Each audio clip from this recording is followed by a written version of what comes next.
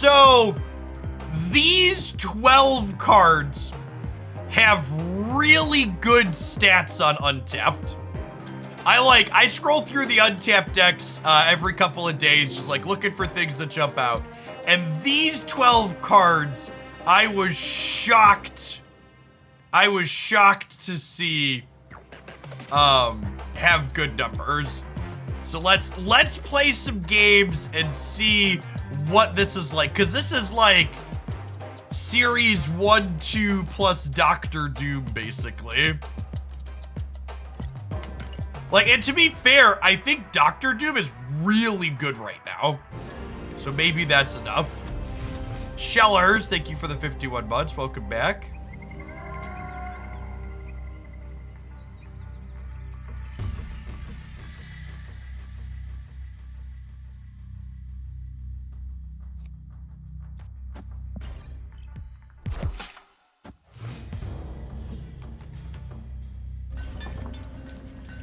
Charge yourself. Thank you for the almost 4 years.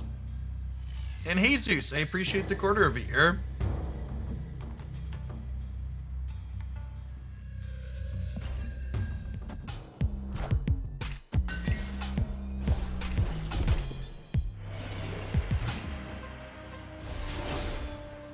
Okay, Thanos, but they can't get into my stormed location anymore. My deck is not particularly good at filling up Nidavellir. I'm gonna go ahead and storm it, I think.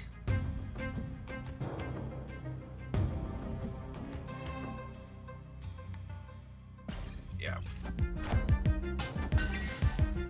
Wind, aid my hand.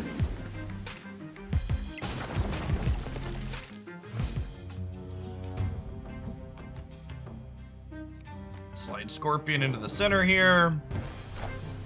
Wow, they just didn't fight us at all. That's kind of surprising.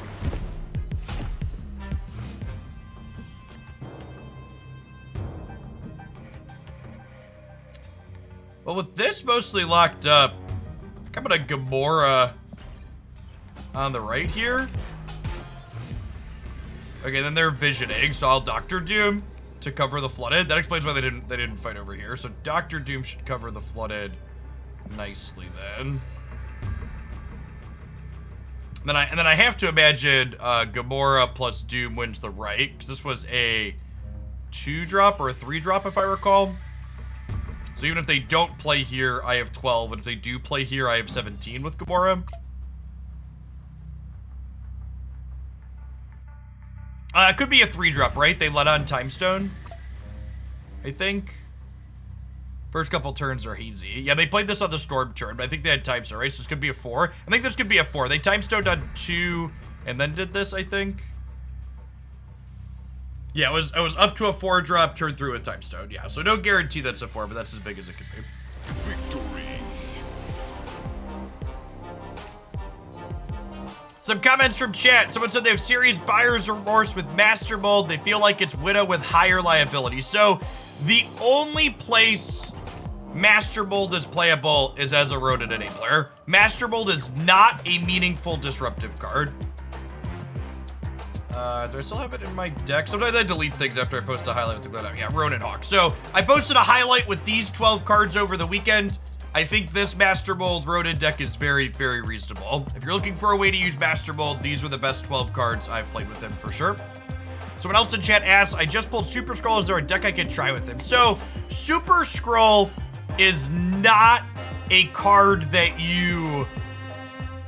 Super Scroll is not a card that you build. Super Scroll is not a card that you build a deck around. Super Scroll is like Shang-Chi or Enchantress in that you look at the metagame and go, I think Super Scroll is good against this metagame, I'm gonna put it into my deck. And I don't think the metagame is currently at a spot where I would say that that's true. Thanos has been a bit on the decline, which was a deck that was playing ongoings. It's not good into Shuri.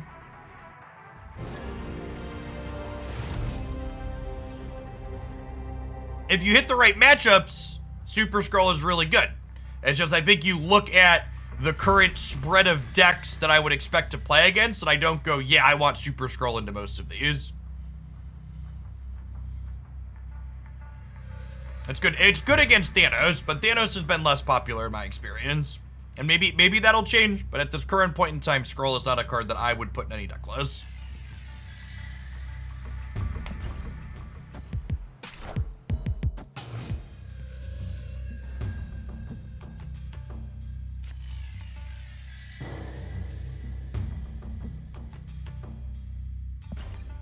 If you're missing Doctor Doom for this deck, you should really just make him a priority to get as your free Series 3 card for the month. He's a very, very good card and format staple. You should just prioritize picking him up.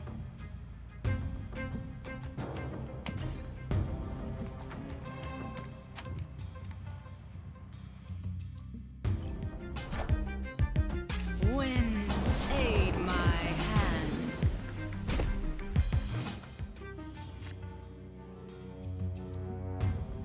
Hold on 1 second, chat. Thank you. Love you.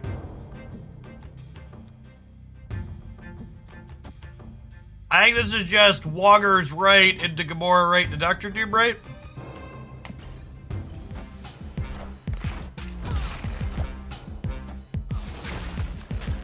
Alright, Gamora dodged.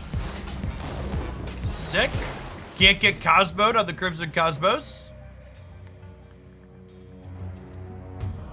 I think Gamora is better than White Tiger here. So if I had Odin teed up already, we would White Tiger, but I'm guaranteed to draw Chavez, right? I think we Gamora here.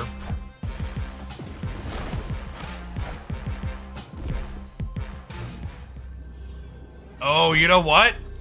We lose to their Doctor Doom now, right?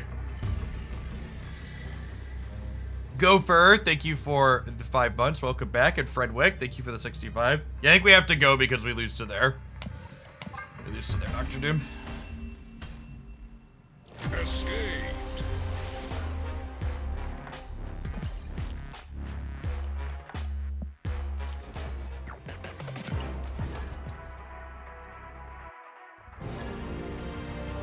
Magneto could also get us, yeah. It feels really weird, chat. I've acquired so many collector's tokens that I'm done buying gold daily and I'm done rolling missions daily. And they've definitely conditioned me to feel like I should be giving them money. I keep like instinctually going to click the mission refresh button. Just like, no, I don't have to do that anymore. Hey, what's going on, Waffle Lord? Thanks for the 5 months.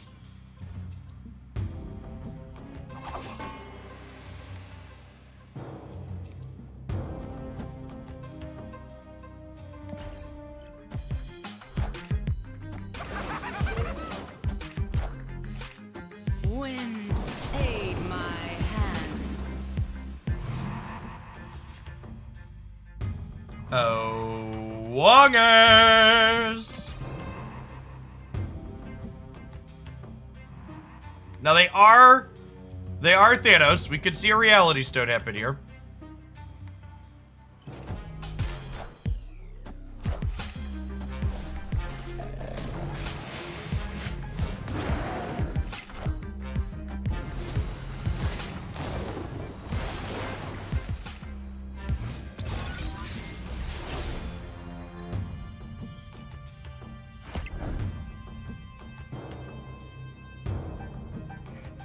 Do we Wolfsbane to win the right, or do we Ironheart to try and spread out a little bit?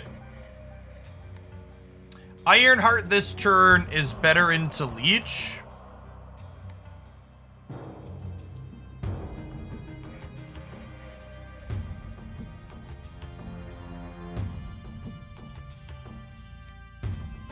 Playing around Shang's a good shout too. Although I suppose if I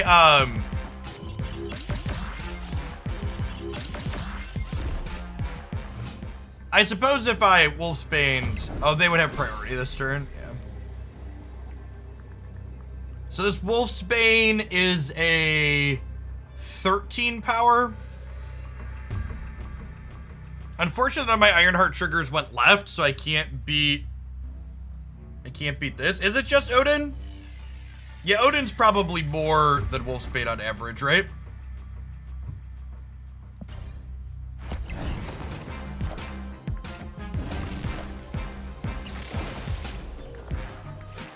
Alright, Ironheart.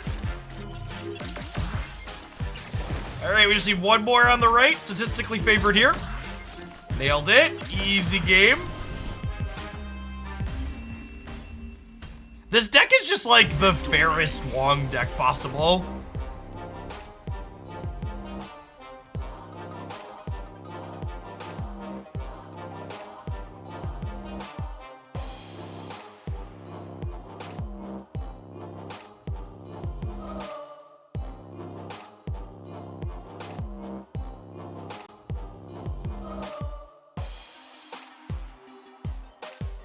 Are Thanos decks still performing well? They are worse than... I think Thanos is no longer number 1, but is probably top 5 still. You asked me to make up some arbitrary number.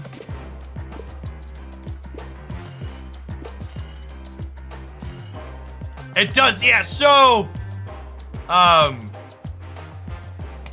this year, I was mentioning I troll Untapped a few times. So there's some interesting stuff here. So this deck... Let's talk about some of these filters here on Untapped, which is one of the things that Untapped does really well. So, this deck, if I filter for people that are collection level 486 plus, has 1,100 games, a 60% win rate, and a 0.73 average cube rate. But watch what the stats do as I filter for higher collection levels. So we cut it to 1,000. The average cubes drop by 0.13 and the win rate goes down by over 1%. I filter to 2,000. Was it actually better at 2,000? That's interesting. I missed that one. So the stats actually get better as the sample size is smaller, 2,000. But at 3,000 plus, I believe it disappeared. Yeah, so if I get rid of the game or shrink the game volume.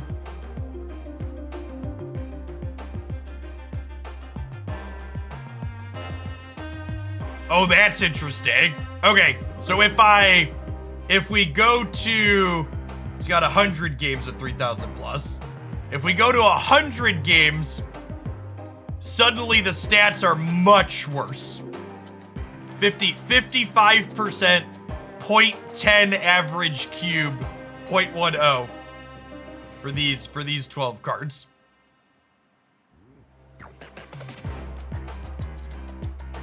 I always like to disclose when we're looking at Untapped. This is technically Untapped's premium. You need to have access to these filters and stats in here. They give this to me for free because I occasionally pull it up on stream and show off the data. If you want to support my stuff by checking out Untapped, you go to their tracker app, grab it, my URL there. So you can click on their site and click around at deck list, but to get all these filters and fancy numbers to play with, it's like $4 a month, I believe. What's going on, Tickled? Thanks for the 19 months. Waffle Lord, thank you for the 5 months.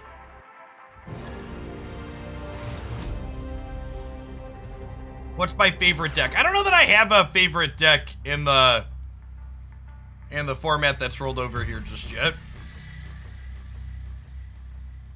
Also, I appreciate the fact that, like, anything under a 200 sample size, it posts low game volume. Because it's extra valid, because there's always just, like, the random shitters are like, well, I have a lot of data. And it's like, they have, like, a 30-game sample size. They think it's a lot of data. It's like, no, your sample size is bad, and you should feel bad for telling me about it.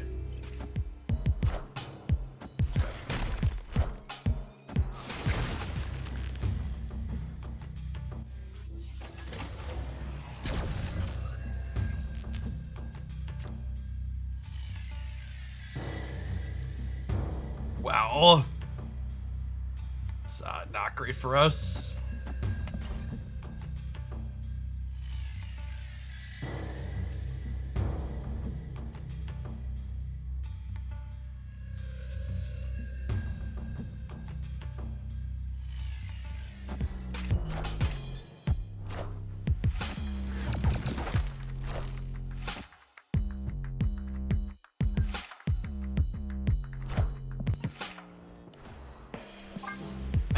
because of the Gamma Lab here.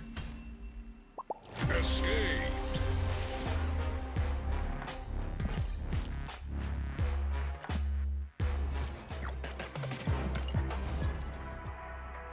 What a weird first chat message to come into someone's stream and say. I feel like you and me are on the same skill level in this game.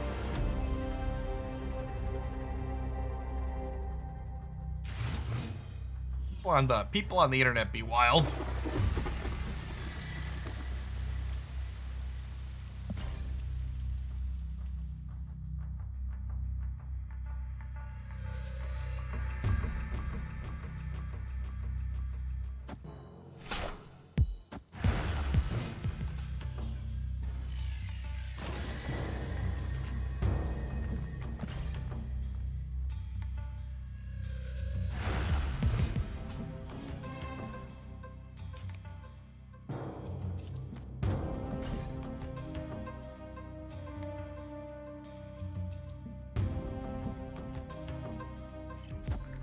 Face the might of Asgard. Mjolnir.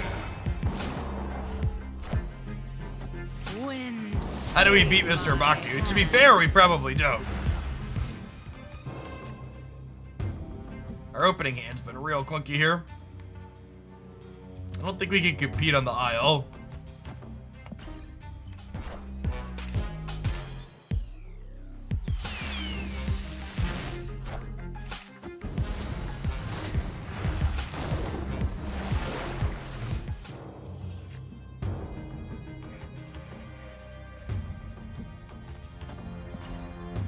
The Storm Wong Gamora Doom curve seems real solid. We've had this for a few games now.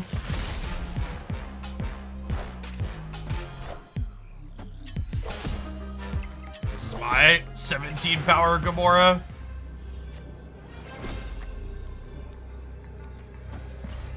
If they don't doom us back, I think we beat most things here. I guess Shang and their own Doom beat us here. Shang's not super likely in their archetype. Dr. Doom is definitely in their output range of cards, though.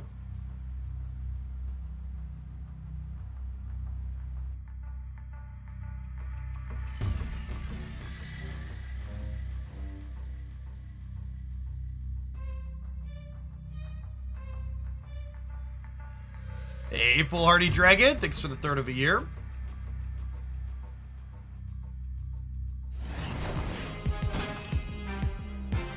Mjolnir. To me. Rats.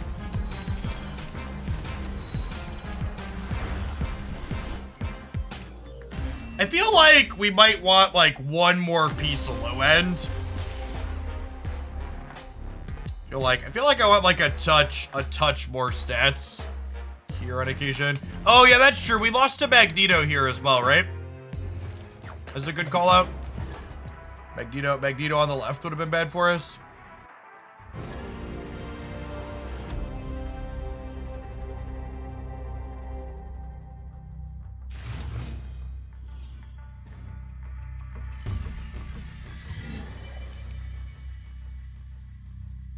Alright, this is just like a fair, I would call it a warning message, but I've already banned people for it. My Twitch chat is not Reddit. If you are unhappy with a bundle that exists in Marvel Snap, rather than coming into my chat and complaining about it and ridiculing people that chose to buy it, feel free to pass that information directly onto Second Dinner via one of their forms of social media instead of spewing your negativity in my spaces. I'm just gonna ban people that do it. It's really obnoxious, it's lame, it's lazy. This is not a place you come to give Second Dinner feedback. They have a lot of great official social media sources. Like, we're not here to pat you on the back and say, yeah, fuck the people that like something different than you. You wanna do that, go somewhere else. It's so weird.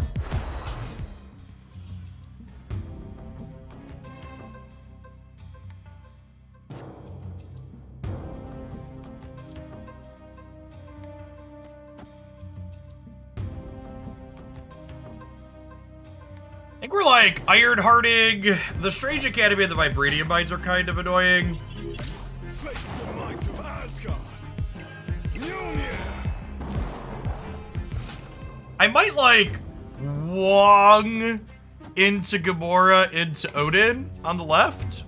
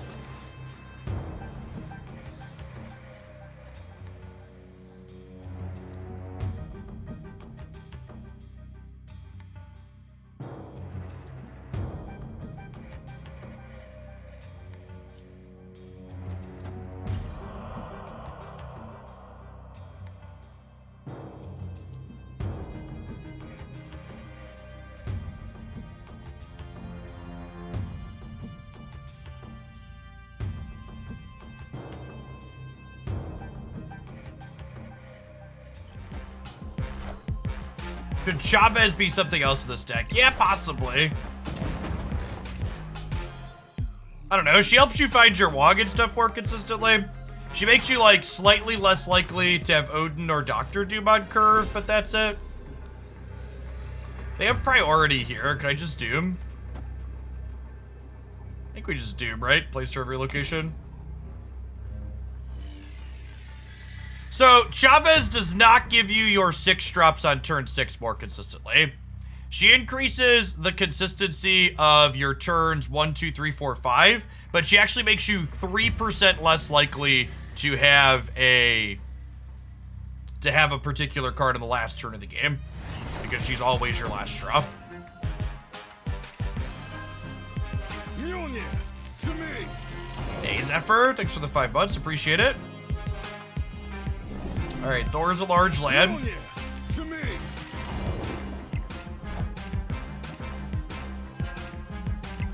I feel like this was an ambitious stay on their part. This is damn Dr. Doom on the brain. Victory.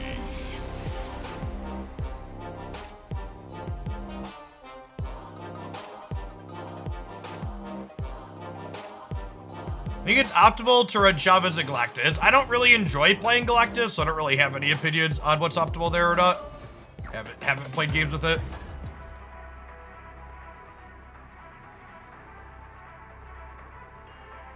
You think Thor Lockjaw is good in the current meta game? It's probably fine.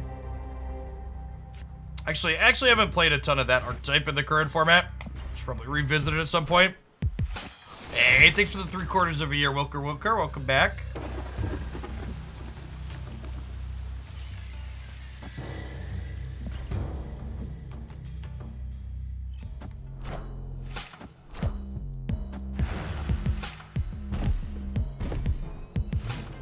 We're storming the Space Throne here.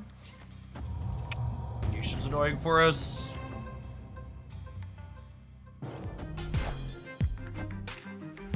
Wind, aid my hand.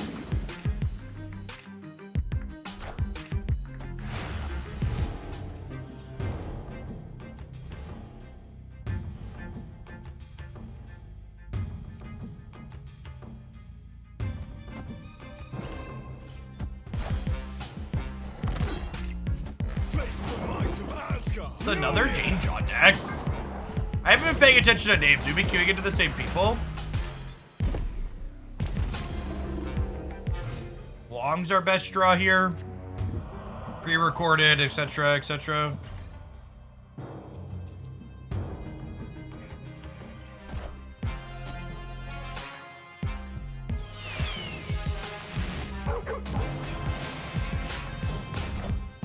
Ooh, Captain Marvel is concerning.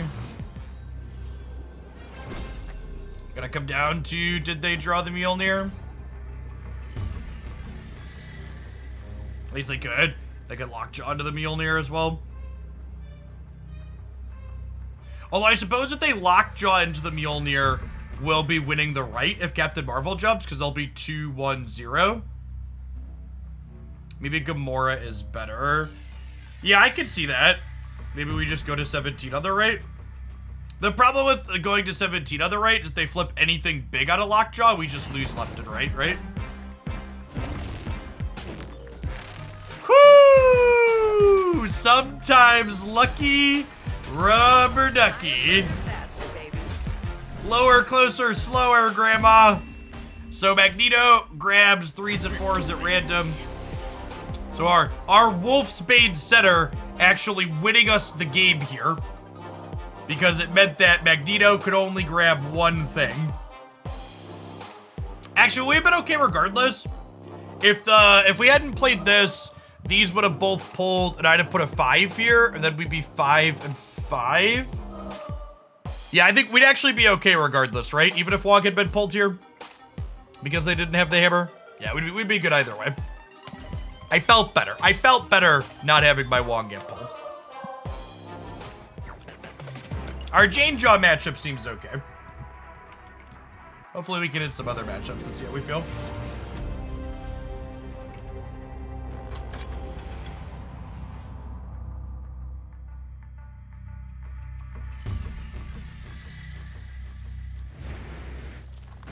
It's a very good Ironheart split, yeah.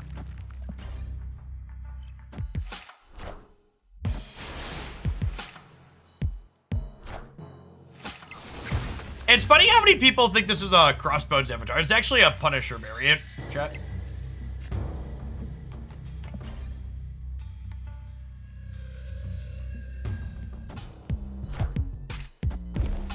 Ooh, S tier Sunspot split. Parker! Turn off the Citadel here. Wind, aid my hand.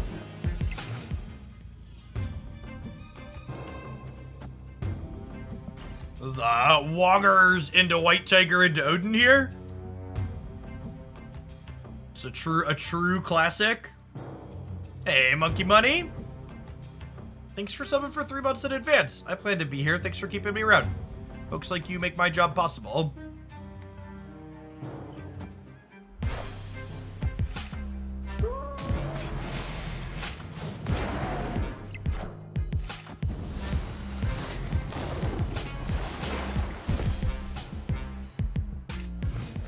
Could Wong and the Citadel have been better? I think with the Odin teed up already, I just don't need Wong on the Citadel.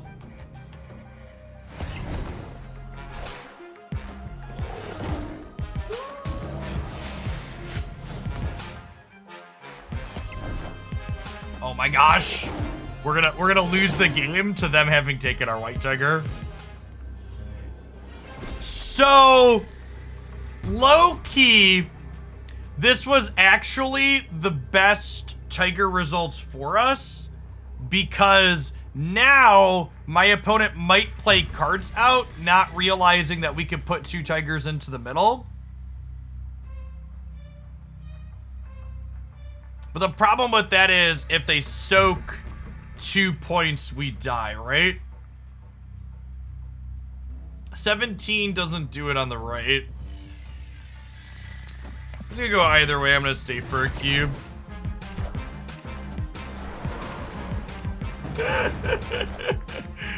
Oh, poor Woggers. Poor Woggers.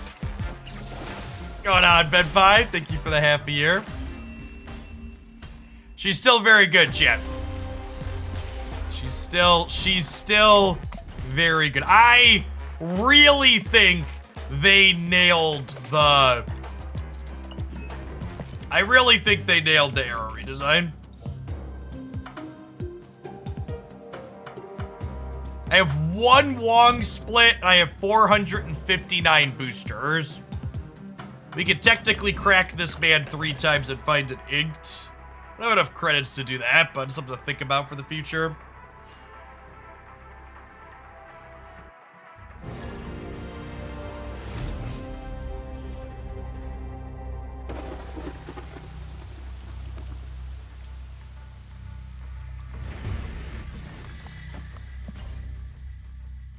I am not a big fan of Dan Hipp's art style. I can appreciate that other people appreciate it, but it is just not really my personal cup of tea. It's a case by case basis for me. There's some Dan Hipp pieces that I'm like, yeah, that's a good piece of art that I enjoy. But there are definitely others where I'm like, I could do without. They snap the hood to the Space Throne. They could be the bounce deck. Victory. You try to control deck with Thanos and Teenage Warhead. We played Thanos and Warhead to the Surfer deck last week. We'll have a highlight up with sometime soon. Win match. Okay, I need to snap at least 1 more time here. I don't really snap a lot when we get to Infinite. I should get at least 1 more win with a snap in.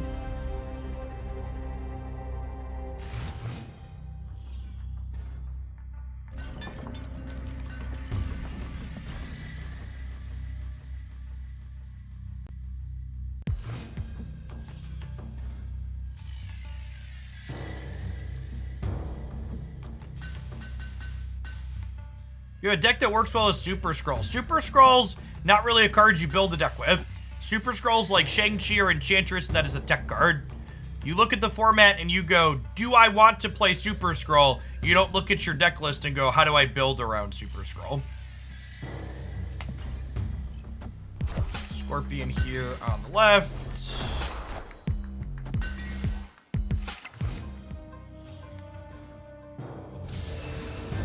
Same.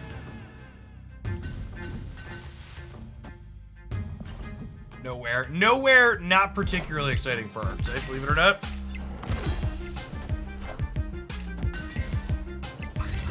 Rude. That's a good one to Scorpion, but it's also good to Nidavellir.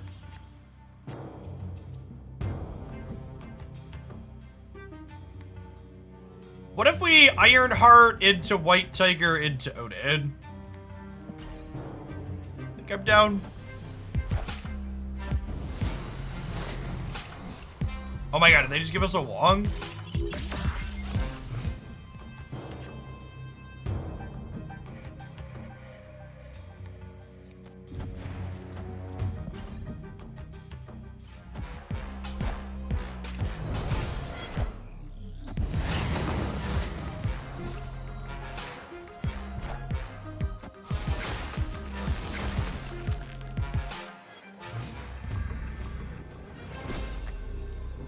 Okay, so if they Surfer, they gain 12 on the left, up to 37. This doesn't work for us, right? Oh, wait, Doom's still beating that, right? I'm going to 39. I have 10 apiece. That's true. We did give them an Ironheart. All right, YOLO.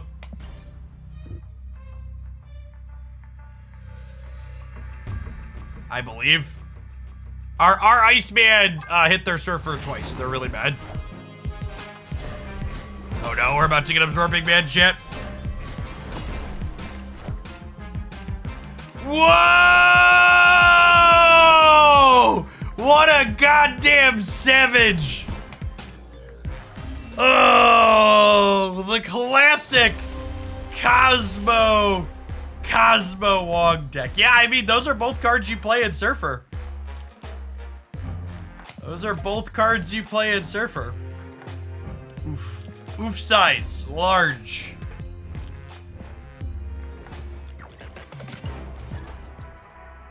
Usually people buy me dinner before they do that to me. That was a little rough.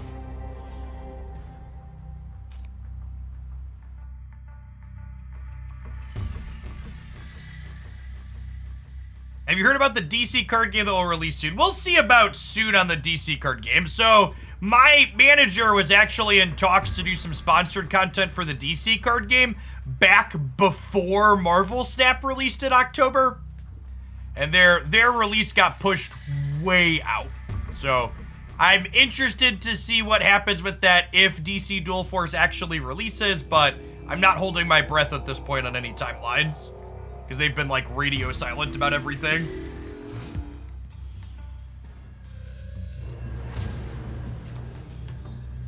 Adeline actually makes her a scorpion worse, which is sad. Oh, I could just storm it though, right? Yeah, we'll do that.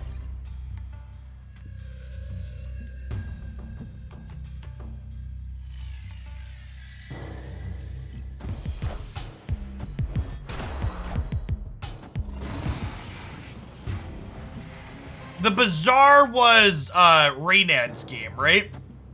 I also haven't heard anything about that one. But you're right, this other one just like, we heard stuff and then it went radio silent.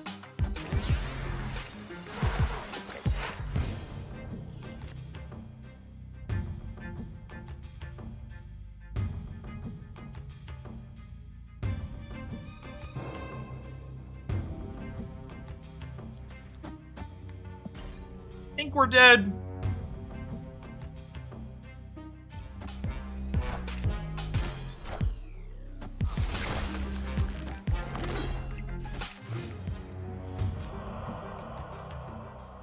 The Bazaar had Ukrainian devs. Oh, that explains a lot on the delays there. Hopefully they're all right. Yeah, we're very dead here. Do you have any decks ready for Kitty Pride? I do not. Escape. I'm gonna maybe try and start doing them again in a month or two, but the videos, when I would post videos talking about deck ideas for new Series 5 cards, they would get, not only would they have bad views, but half of the comments would just be me banning people complaining that I'm posting a video about a card they don't have access to. So rather than deal with that pile of bullshit from people that just want to complain everywhere, I've paused doing them. All right, non-subs, it's about that time. I'll see you in 2 minutes. We're gonna play a little bit more with this when we get back.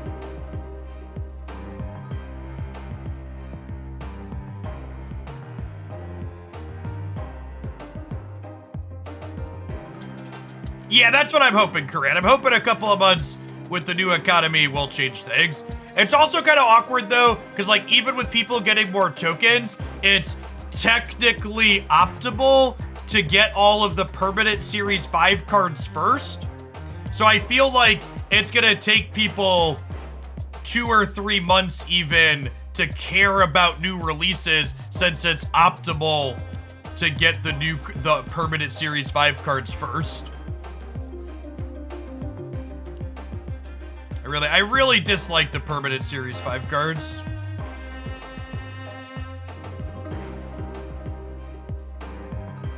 No Spoon, thank you for the 22 months. Welcome back.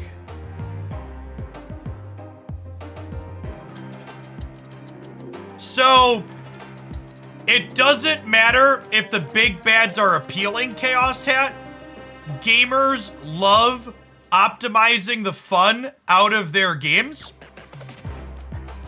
So it doesn't matter if they actually want to play it or not. There's going to be a little thing in the back of players' minds being like, I'm supposed to do this thing because it's optimal, and I can't do the other thing that would be more fun because it's inoptimal to do the other thing. Kuden, thanks for the quarter review. I appreciate that. Welcome back.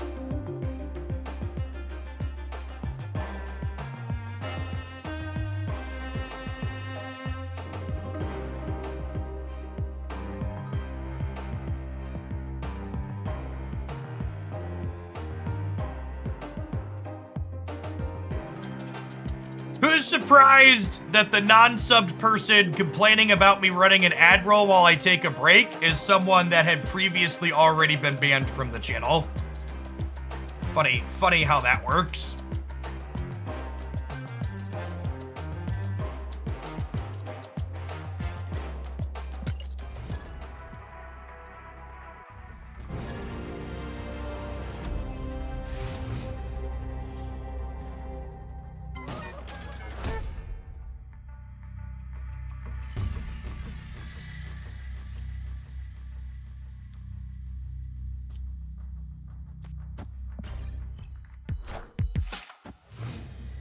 They must be new to Twitch. There's someone that's been following the channel since November. So they're not new to the channel, nor are they new to Twitch. Corrosion, thank you for the 48 months. Easy way to skip the ads, exactly. Thanks for the prime. And Shnuga, thank you for the 2 months. Appreciate it.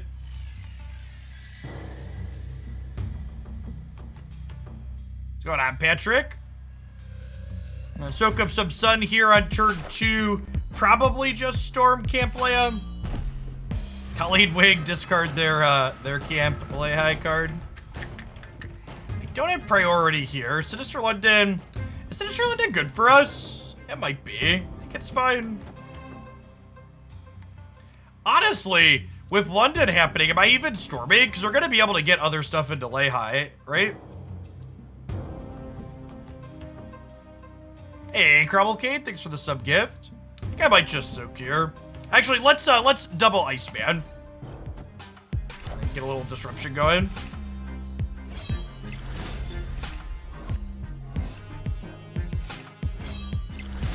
Trying to make the Human Torch play. Well, Human Torch is a rough one. I worked on him in the Beast deck for a long time. Honestly, the toughest part about a lot of the movement decks is simply the fact that you have a lot of location variance. Which it doesn't feel like that would be the case looking at it, but the way that it plays out is brutal.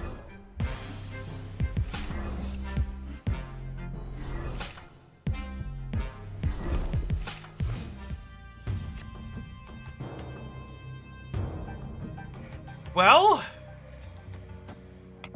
maybe they won't play the Swarms this turn and the Scorpion's gonna go to work.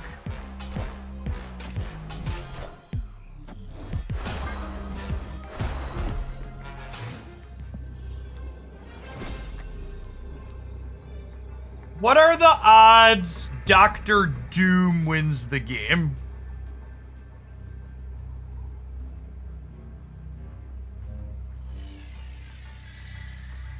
Are you feeling lucky, Punk? None? Someone in chat said none. I think there's a higher chance than none. Oh god, they have a Morbius.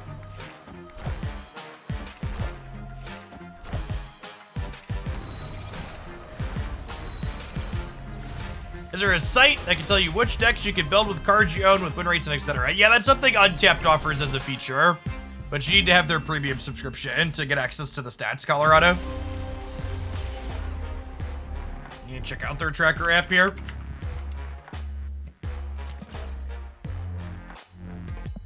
That's a lot of great filters for looking for decks with cards you have, cards you don't have, etc.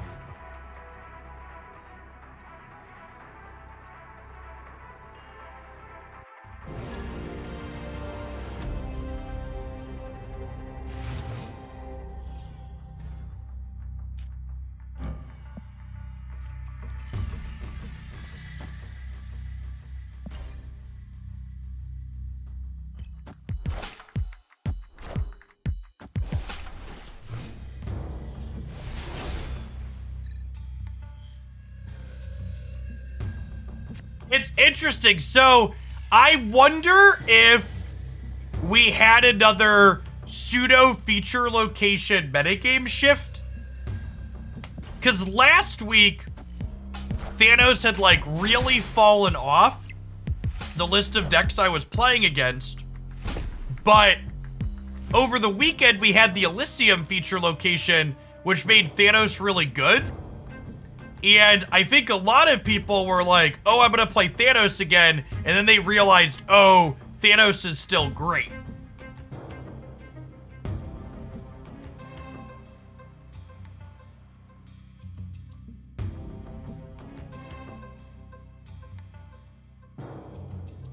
Because the Thanos deck is definitely worse than it was before the changes. But like, it was so good before the changes. There's so much room for it to be worse, but still good, right?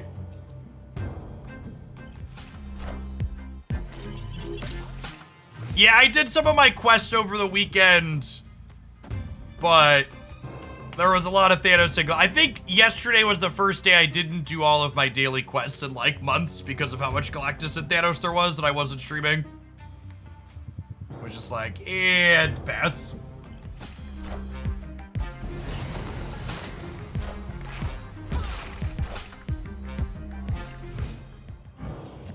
a phenomenal She-Hulk split. The inks look really good with both the black and the white particle effects.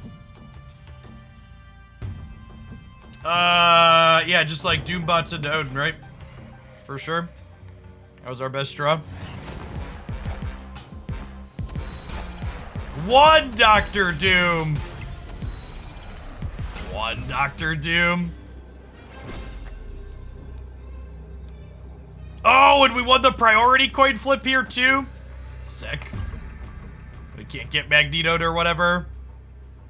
So we're exactly tied on board. They're up 3 and we're up 3, which means priority is determined at random here.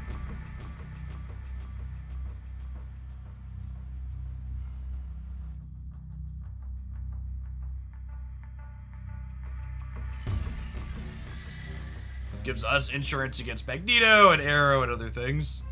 Yeah, put us leaving because we got the Odin teed up.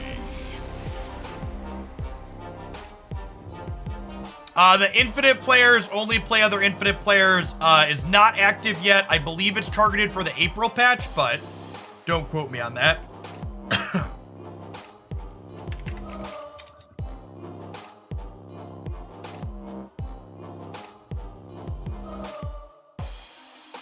Does priority consider the tiebreaker? Yes, whoever is currently winning on board has priority.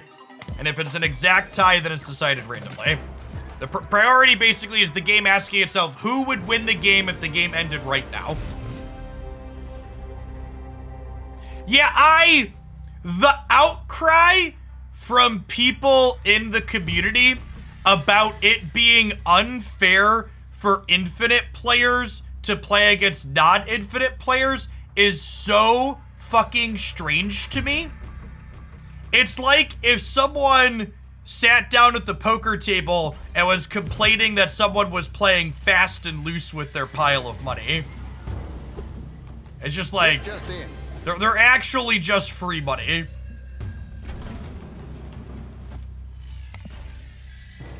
I think there's this perception that it's unfair and harder for you to climb if you're playing against Infinite players as a non-Infinite player.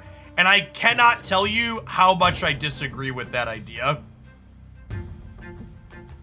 I think when Infinite players can only play other Infinite players, it is going to become markedly harder to climb to Infinite for people later in the season.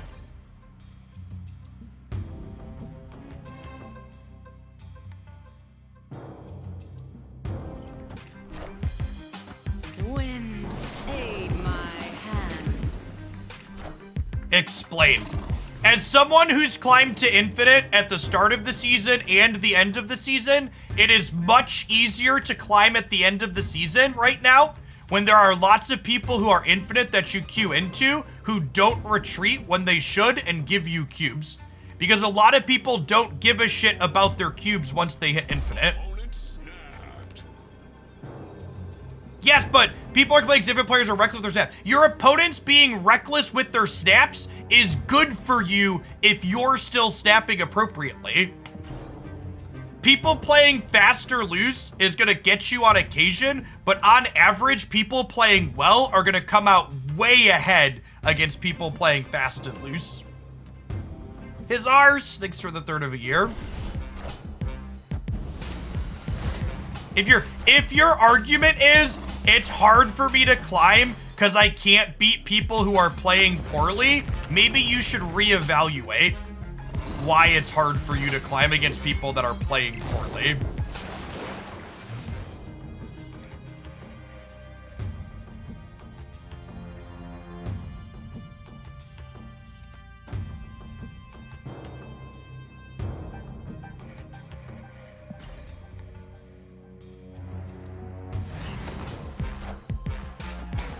No, that's exactly what I'm saying is not the case. Players outside of Infinite will have a harder time getting to Infinite when they can no longer play against people who aren't Infinite. People who aren't Infinite, or people who are Infinite pairing down, are giving away piles of cubes.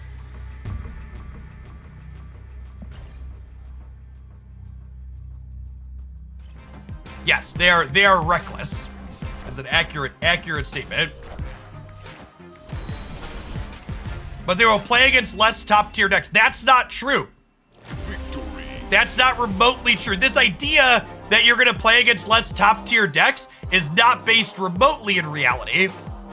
In fact, most of the bad decks I play against are because people are in Infinite and finally feeling like they can break out and play a bad deck. People snap worse and play worse decks in Infinite is my experience. The people that are rubber banding back and forth between 70 and 100, those are the people that are sweating really and trying their hardest.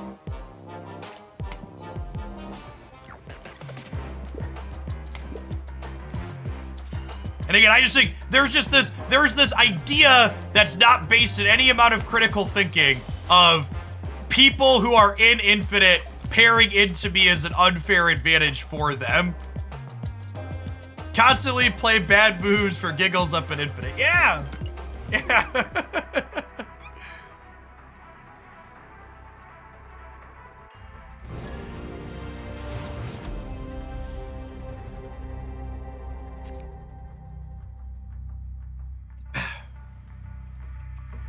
For what it's worth, I think it's fine. I think it's fine to say I want to play against people that have the same stakes in the game that I am currently playing. I think it's fine to say I would enjoy it more if everybody has the same stakes while snapping. That's not what I'm saying. What I am pushing back on is the idea that it is harder to climb to Infinite when you are playing against other Infinite, when you are playing against people who are already Infinite. It is markedly easier to climb to Infinite against people who are already Infinite than it is against people who are sweating climbing as well. That's all I'm saying. And it's perfectly reasonable to be like, I want everybody to be playing for the same stakes, etc. I am simply pointing out what I feel is the reality or truth that climbing will be harder to Infinite when you can't play against people that are reckless and don't care about their cubes.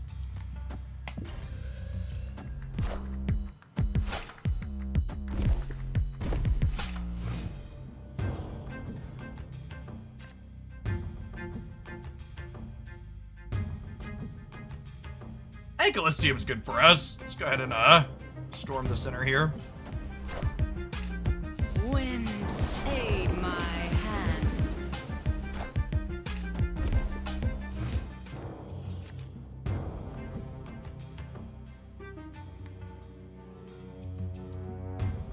Oh, Wongers!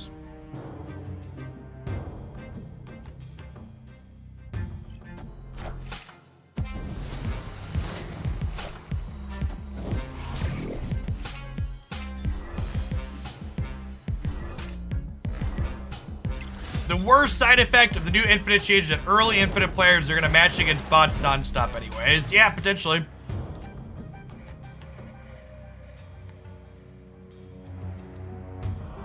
The climb from 85 to 100 this season was way harder than 105 22. Yeah, it's not close. Most people literally just stick around once they hit the top rank. They could not care less. They're just playing for fun and playing fast and loose because they're playing for fun. The Infinite players play loose may change with the addition of leaderboards, though. Maybe. I think a lot of competitive players greatly overestimate the number of people who care about playing a game competitively, if that makes sense.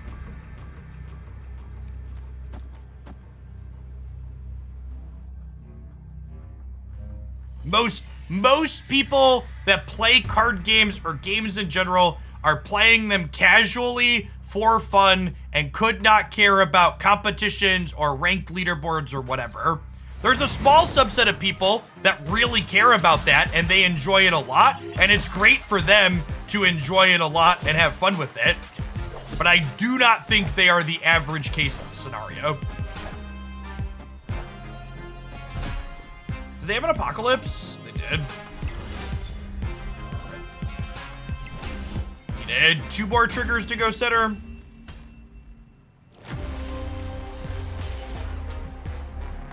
Which was unlikely.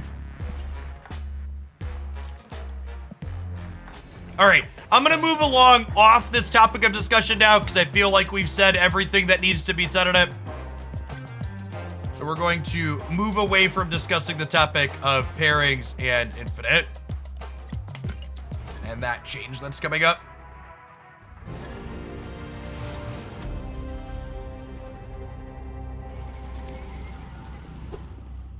Breaking news.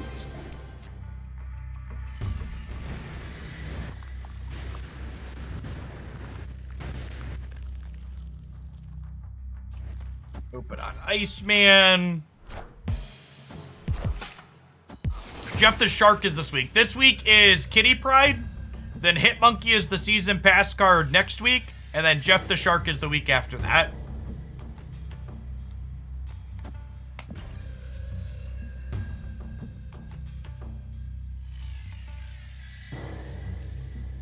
I feel like we're gonna kind of be in Kitty Pride limbo for a week. Because I feel like a lot of the Kitty Pride decks I want to build also want to play Hitmonkey. If that makes sense.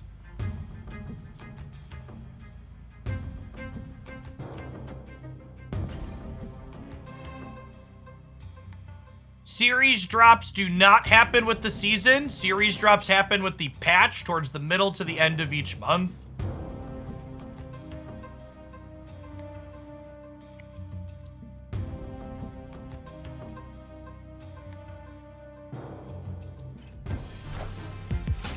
Wind, aid my hand.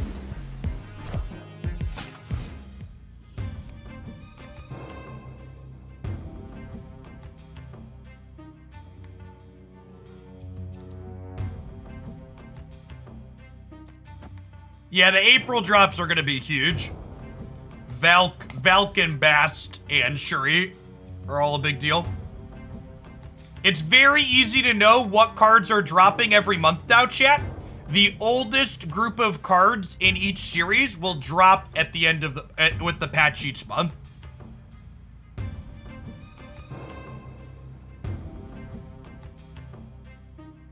We're gonna play some Stature later today. I imported a deck I want to try there.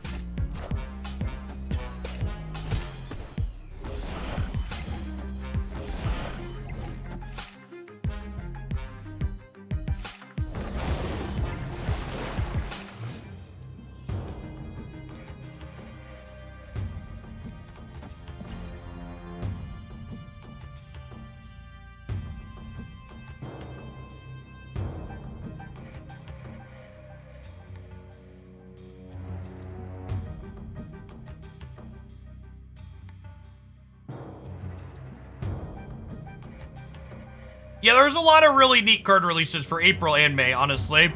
I think which ones are going to end up being playable will largely be decided by, do they decide Shuri is okay or not right now? She's definitely still got a bit of a stranglehold on things.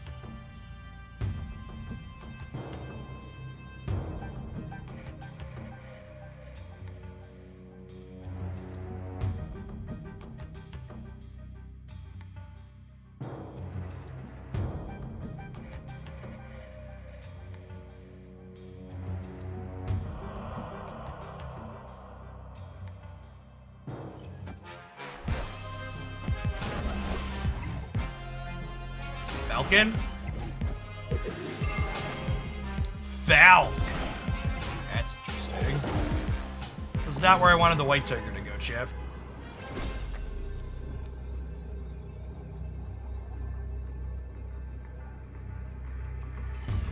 If you want to see my reviews of the upcoming Marvel Snap cards, there's videos for all those up on the YouTube channel.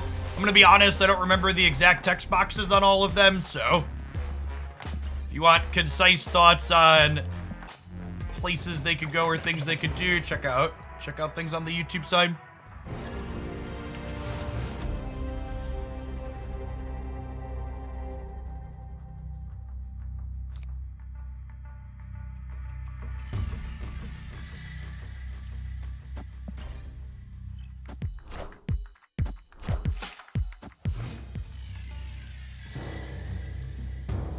Can Kitty Pryde be returned to hand and played the same turn? She can be, yeah, that's been confirmed by a dev.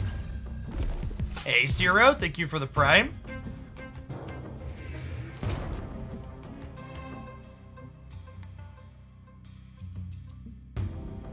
Locations kind of suck. Yeah, I guess we get to go Wong into White Tiger into Odin. Probably fine for us. Wind, aid my hand. Nova in play for the opponent does mean that our Sunspot's in danger here is noteworthy.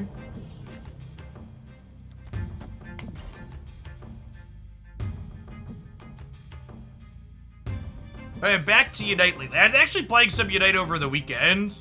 I don't think that's a game I'm going to play on stream at any time in the foreseeable future, just because like metrics aren't great for it, similar to Genshin, but I've been playing a little bit off here and there. I'm playing Decidueye. I like Shooty Bird. Our Darkhawk deck, maybe a Sarah variation.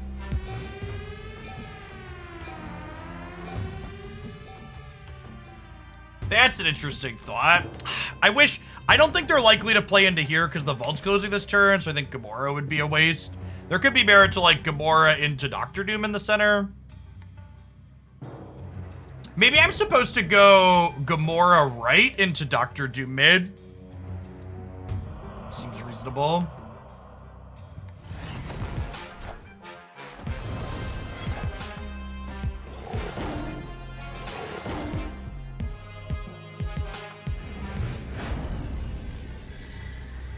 Okay, we even have priority here.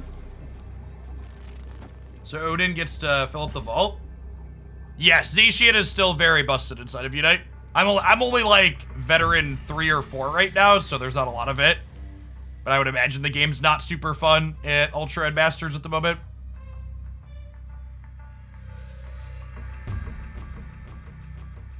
I feel like we're good to go here, right? They like Killmonger and blow up the Nova. They only have 6 on the left. We're way more than that. We're putting 28 into the right. Zacian is good at every game where it exists. Yep. Do I play Pokemon TCG? I play casually with my kids. My kids do a Pokemon TCG club thing at the local game store every week, and we play some at home. I played competitively for a cycle, but as far as like content goes, like if you look at the Pokemon TCG sections on Twitch, they're just like deader than dead. So there's not really any market for content there.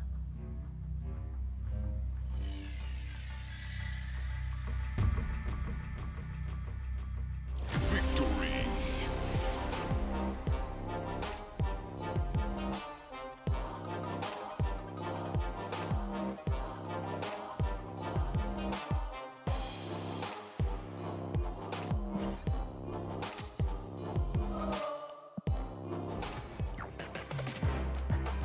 The Game Boy Pokemon TCG game was great. I played the crap out of that cartridge. Wore it out.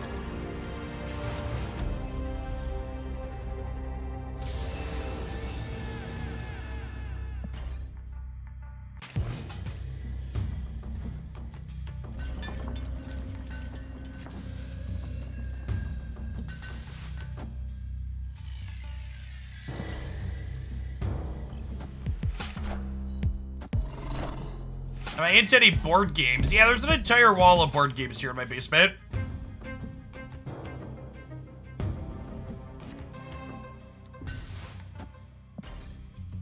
There's some favorites up on my Twitter.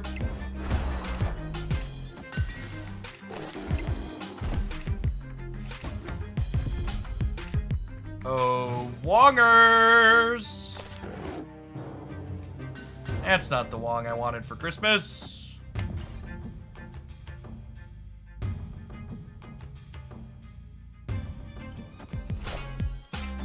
Wind, aid my hand. How are you feeling today? Feeling good mentally. I'm doing well today, but I would like to point out that coming into a stream and asking that type of question is not a good thing that you should be doing overall. Because the upside is that, like, someone like myself says, yeah, I'm doing all right. And the downside is, like, maybe the person whose stream you're coming into isn't doing well mentally. And now you're, like, needling them and reminding them of that fact. Escaped. and in general, questions like that, I know they probably come from a place of well-meaning, but the impact that they have is low upside and potentially big downside. Yeah, I understand that they're trying to be nice. I literally just said that, but I'm explaining that just because you're trying to be nice doesn't mean that you have the impact that you think you're having. A statement that is one that I think is important to take to heart is that the intention of your actions isn't what matters. The impact of your actions is what matters. So, like, just because you intend something in a positive way, that doesn't mean that the impact it's going to have is going to be positive. You shouldn't be streaming if you're in a bad mental state. You're right, chat. Anybody who's in a bad mental state, they should decide not to go to work that day. Fuck whatever bills and other responsibilities that they have. But that's also why, like, the comment that you shouldn't come into someone's chat and ask them that is meaningful, because, like, you're right. As someone who's, like, felt forced to produce content through times where I, like, wasn't in a good spot, like, it's ideal if you're plucky and happy and, like, in your best mood, but a lot of the times people are going to feel forced to be doing content when they're not that. Because you gotta remember, chat, this is a job. Like, I like my job most days. And I enjoy a lot of the games that I play on stream. But just like anybody working any kind of job, there are definitely days where I go, you know what? I'd rather not click go live today. We all have those days regardless of what job it is that we work.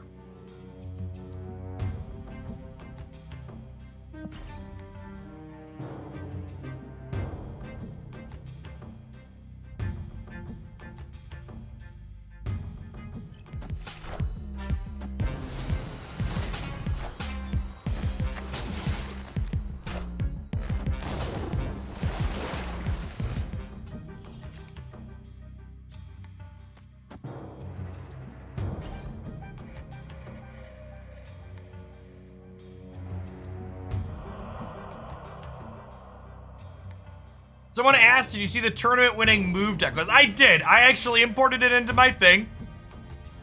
And what was it? We were talking about it earlier. Both of the decks from that community tournament that was won by the move deck, where the player was playing Leech in their off-meta decks. And one of the comments from someone in the subs Discord server really rang true to me, which is, waiting for the format to get figured out in Marvel Snap often equates to figuring out what the optimal Leech deck looks like.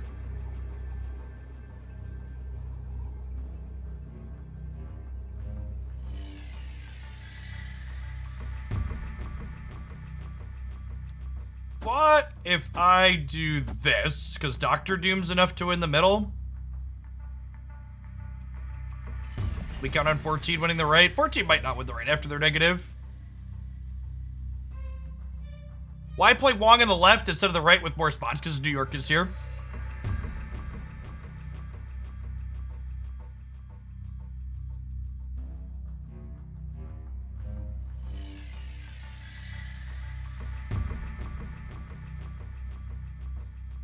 I assume we're dead here and should likely retreat.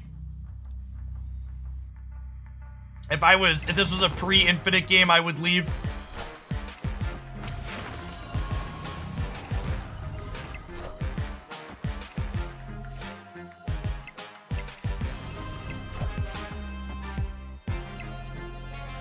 Would they have left as a pre-infinite game too?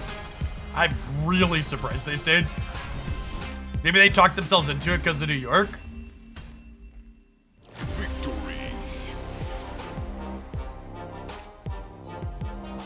Community-run tournaments should ban cards. So, as someone who ran community tournaments in other games, banning cards tends to result in less people being interested in playing and watching the tournament. People that are upset enough to want a card removed tend to be a vocal minority. And people would rather play a format that's reproducible at home. Am I taking deck submissions? Oh! Tentatively. Depends on what you got.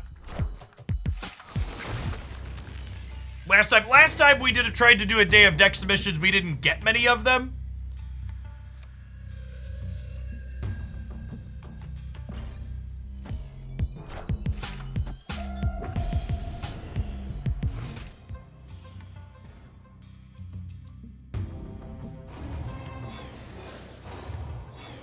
Weren't your Magic tournaments a success when you did some bans? No, they weren't. They were the opposite of successes, actually, Salmonella. That's the experience I'm talking from. There are always a vocal minority of people that were like, yeah, we should run house bans in our custom tournaments, and those tournaments were the worst attended and least viewed compared to the others.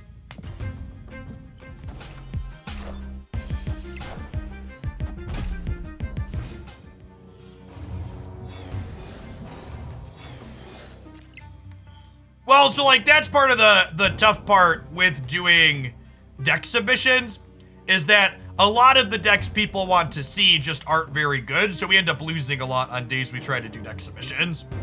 Like, I'd like to see you build a deck around Leader. Leader's not a playable competitive card in its current state. So we could build a deck with it, sure, but it would just be us losing for a good long while.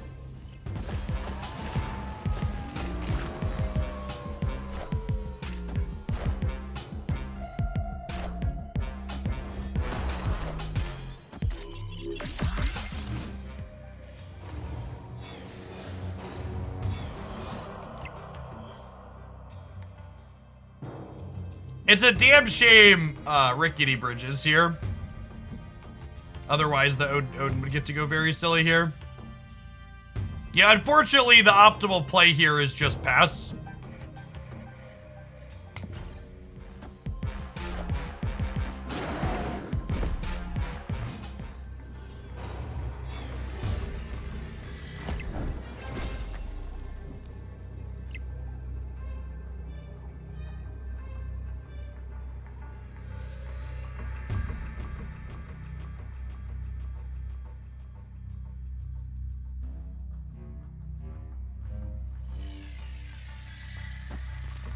This is 25. The problem is it doesn't play anything here, so they could win Rickety Bridge for free.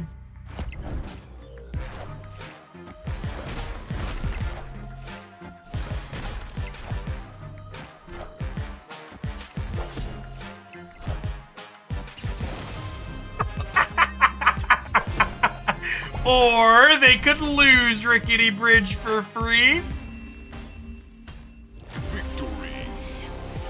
Or they could lose Rickety Bridge for free. We were winning even without this though, right? We tied here and then we were +8. They just assumed we were playing here, but I just couldn't afford to the way our hand lined up.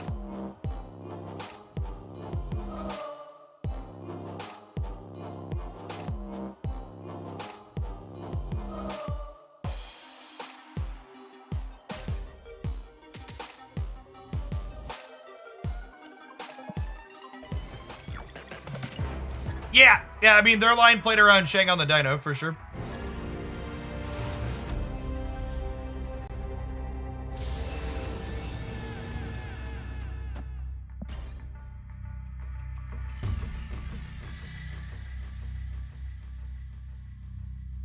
Definitely Raftiff them a little bit. We're gonna play 1 or 2 more games with this. We're gonna take our ad break, and then we're gonna play some of the Leech move deck when we come back, I think.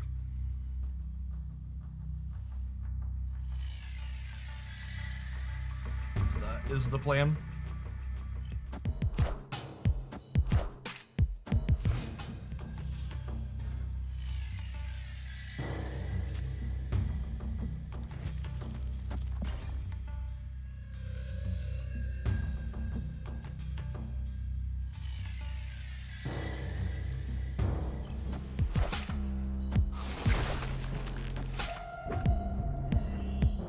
Yeah, our deck is definitely not good at the TVA.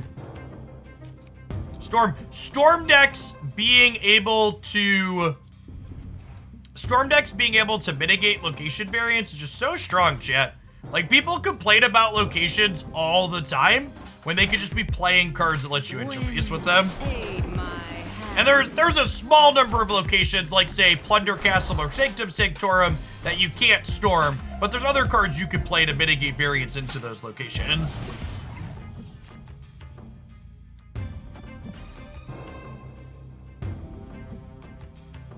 Maybe I'm supposed to Gamora the flooding.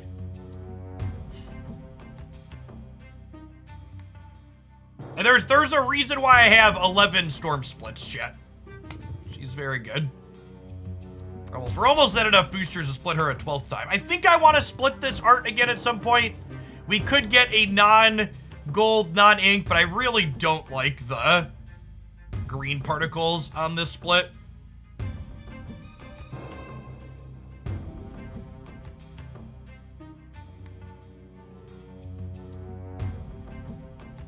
I like this artwork a ton, so I want to get a good split on it. They're a bounce deck, it looks like, and they're punting the middle. What are they doing on the right? Carnage, okay.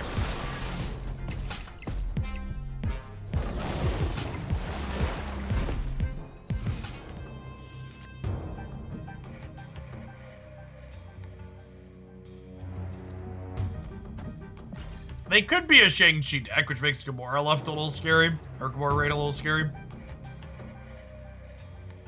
They look like they're the Sarah Bishop deck here. Yeah.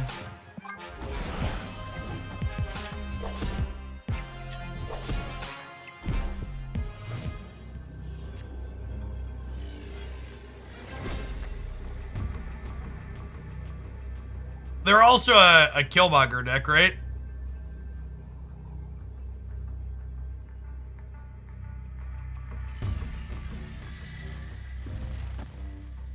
Hey, Chang Me Daddy.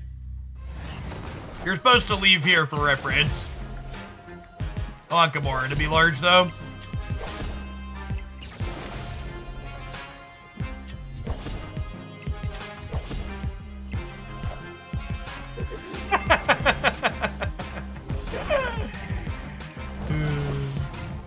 Valk's a good one.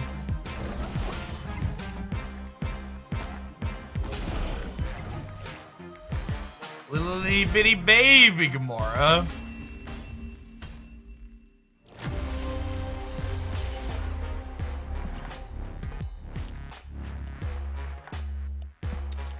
Alright, can we get 6 Gamora boosters in like 2 games here so I can put her to a gold border?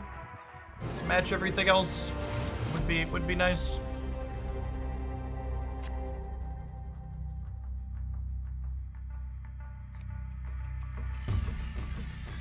Beast is my second favorite card. It's all your fault. What's going on, Thriok? Beast is a fun one.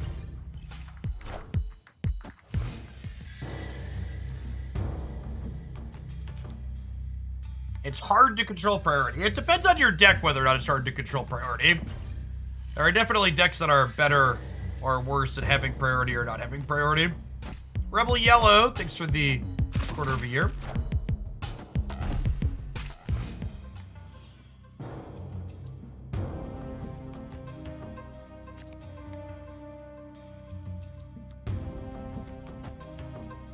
I think I was gonna storm this before they Shuri the bar.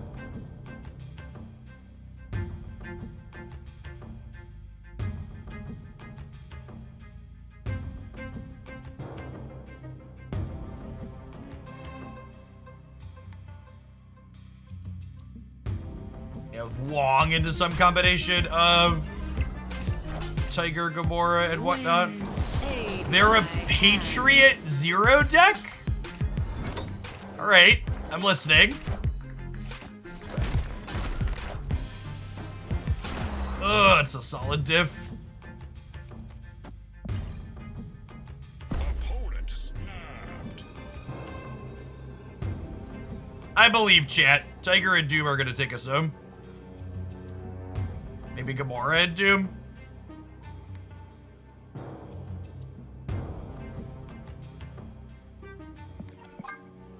Ah, they're gonna get copies of our cards. Escaped. Yeah, I think we gotta go.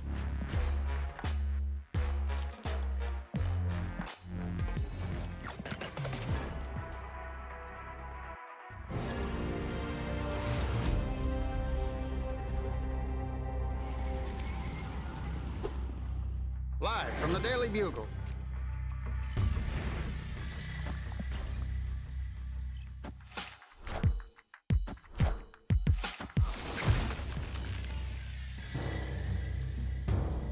For people asking about my opinions on various Marvel Snap bundles, I post a video every single month that covers all of the bundles for the upcoming months. So if you're wondering about the cash-only bundles, those were covered in my bundle breakdown video from last month, where I reviewed all of the bundles coming in March.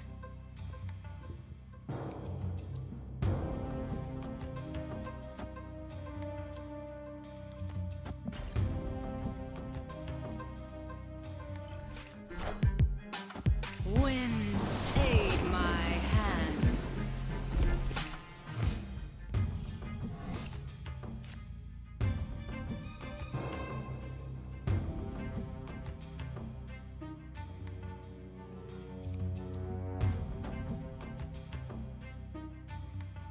Opponent snapped.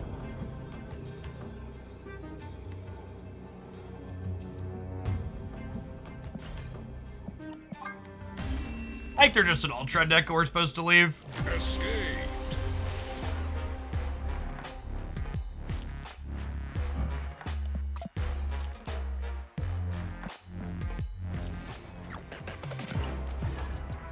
Looking forward to Jeff the Shark in April. He will hopefully make Miles Morales a more playable card. I really like low-cost, high-statted cards like that.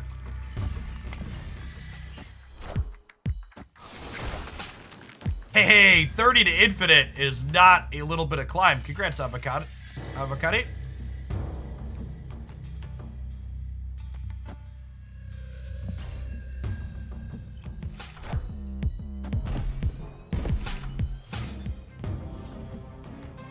We already have an emote for Jeff the Shark.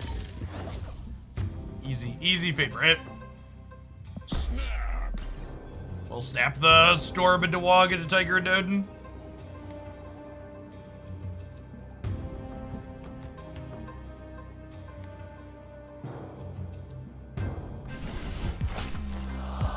Wind, aid my hand.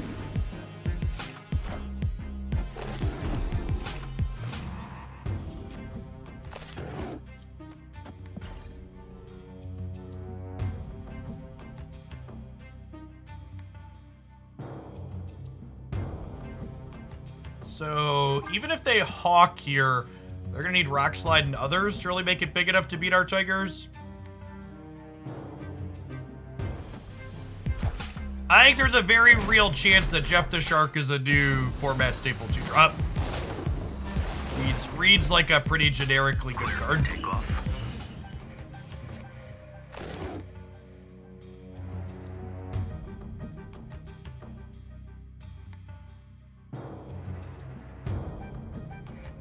Oh, that's tough. So obviously we can Gamora into Odin, but the problem here is they're a Zabu deck, so they're almost assuredly a Shang-Chi deck, right?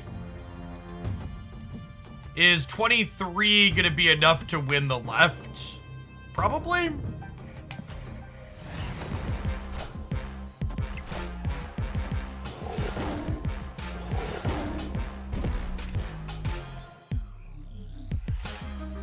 So they need to go to plus 14 here, which seems unlikely.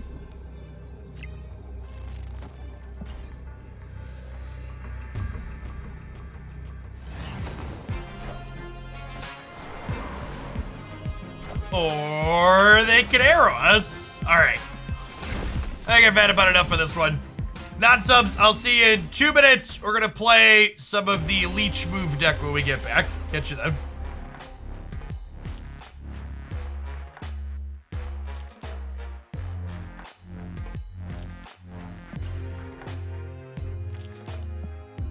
Zero power arrow claims another victim. Yep. This deck won a community tournament. This is a homebrew. No, this deck won a community tournament. Leech move or as I like to call it, Shang-Chi, Leech, and then your 10 favorite other cards you could probably pick at random.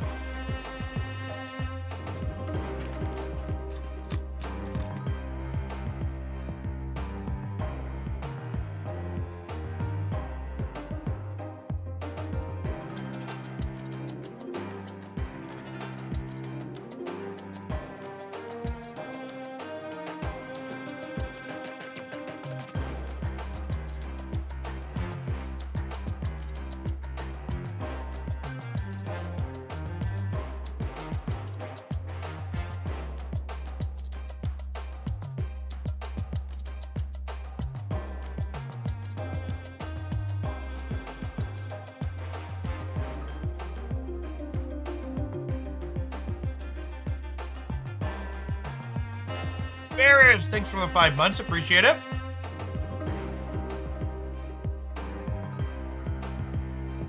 Yeah, this deck gets to play a bunch of gas variants I don't normally get to play.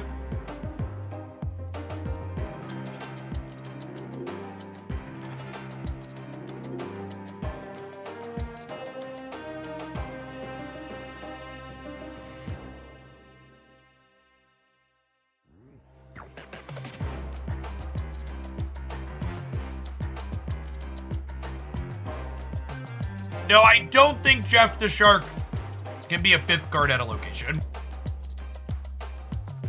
That would surprise me if that was the case. Obviously, need to see how the card actually works, but I would be shocked if that was how it functioned. Okay, so this deck won a community tournament over the weekend or last week or something. I forget exactly when.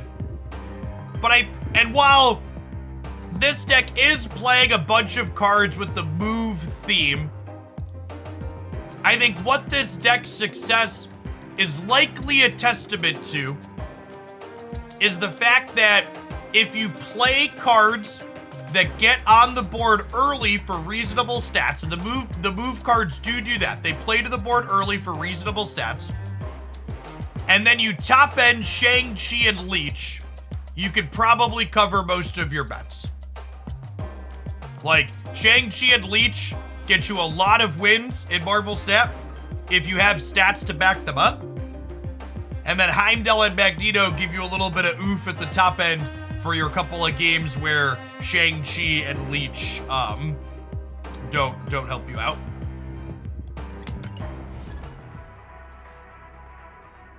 That's my loose theory craft on why is this probably okay. Can I comment on the DC Dual Force game? The DC Dual Force game has been coming soon since October of 2022. I'm loosely interested in playing it, but I am not holding my breath on a particular release date. We'll check it out when they have something that we can download and play.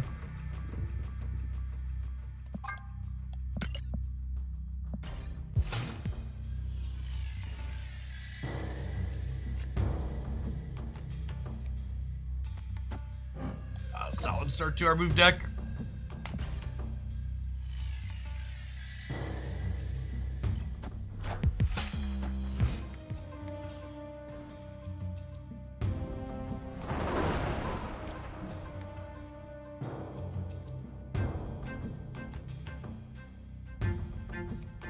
Okay, so I actually want to go multiple man into Iron Fist, because this way I can put Hulkbuster on the multiple man next turn, and it will kick over and we'll get 2 7-power multiple men.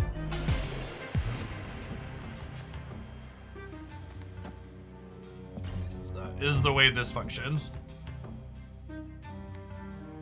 So Hulkbuster joins with a random friendly card.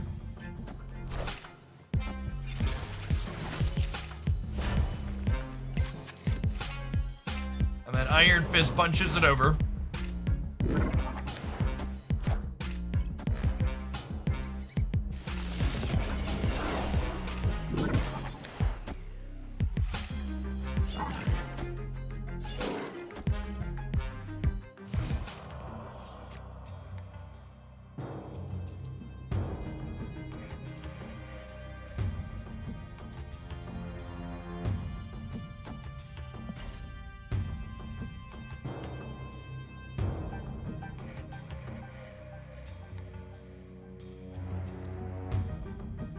Yeah, solid game one here. Some of these could be Patriot here. It's noteworthy on this Leech. This Leech might be wrong.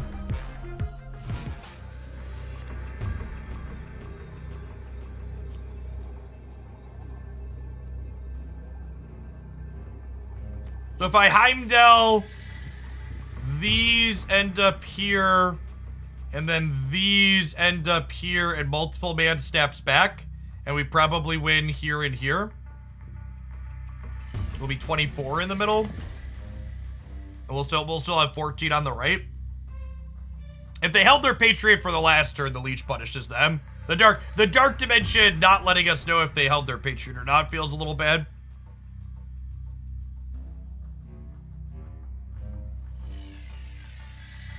Yeah, this was a closed beta Heimdall variant. We had a Thor Love and Thunder season when that movie dropped last summer.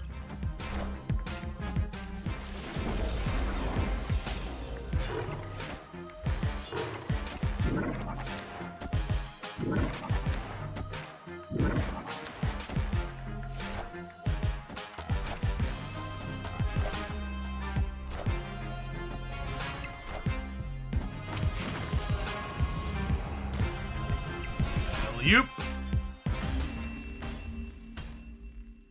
Manly man.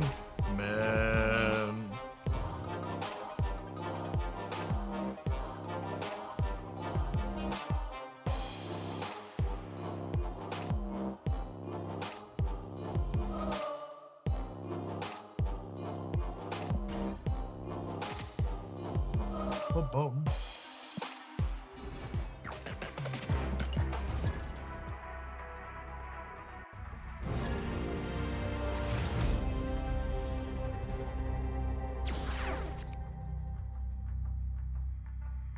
Something that's an amusing anecdote as a content creator is I actually get more questions on can people replace a given card in a deck that has 1 or 2 Series 3 things than I do in decks that have a ton of Series 3 things. Because if people are missing multiple things, they don't try and make replacements. But if people are missing only 1 card, they want to know if they can replace it.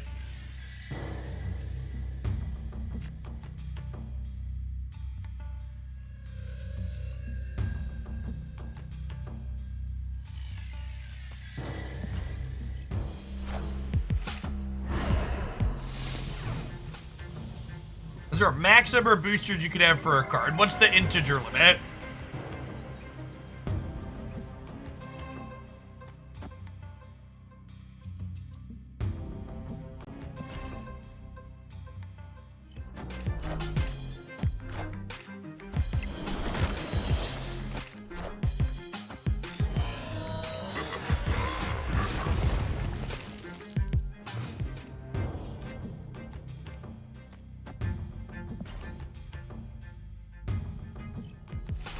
Well, Shang-Chi, some Hulks.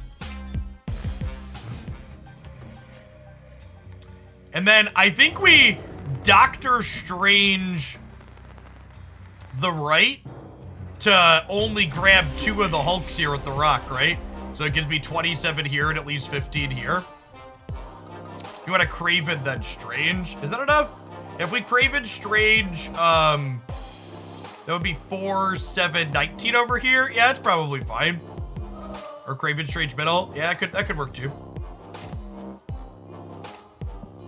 Someone said, I thought you hate move decks. So that's something that a lot of people are unable to do in card games is they're unable to detach their emotional attachment to whatever deck they're playing from its power level. I actually think move decks are a ton of fun and tend to be interesting and give you meaningful decisions to make. I just am also of the opinion that they tend to be fairly underpowered. So I don't enjoy losing a bunch when we play, so playing an underpowered deck often is not something I'm interested in doing. When there's a playable combination of cards that allow you to move, I think they're really neat design space inside of Snap that create interesting games.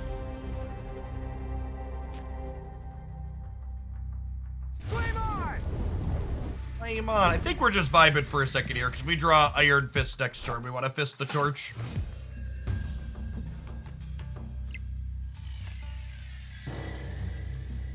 Punished a little bit.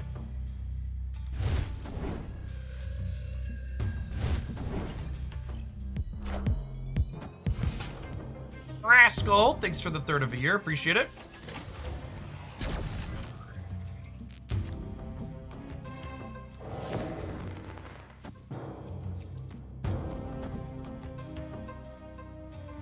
Yeah? Yeah.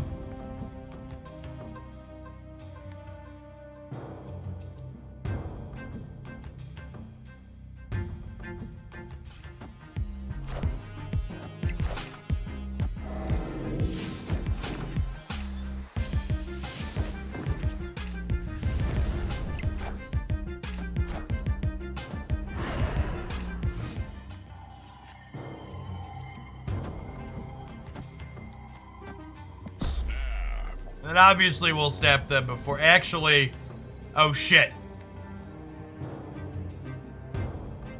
The cloak actually makes this Shang awkward, right? Heh.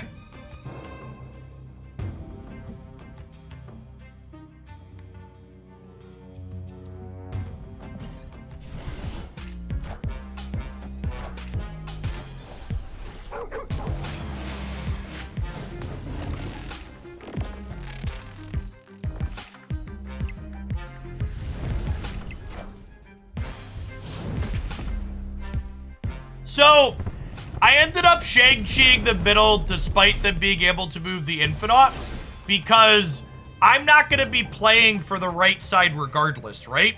So it doesn't really matter to me if they move the Infinite here, because Heimdall's going to slide everything to the left. So we're only competing for the center location.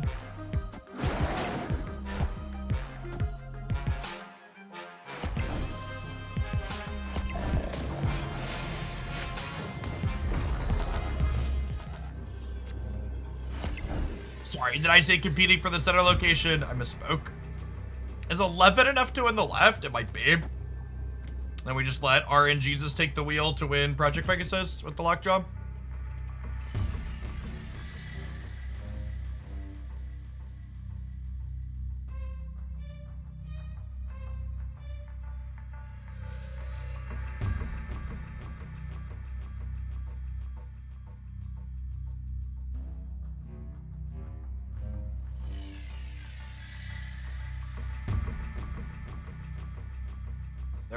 Their Magneto is already out in Project Pegasus hiding under that time stone, so 11 should hopefully be good on the left.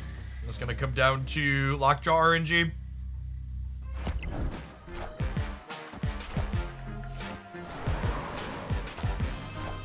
Are they hoping to peel Doctor Doom then?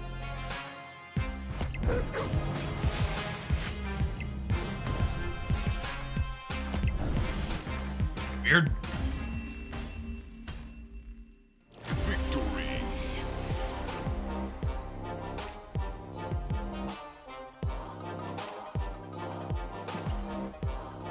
I think this deck is competitive. I think Leech and Shang-Chi are both very good cards. This deck is probably fine.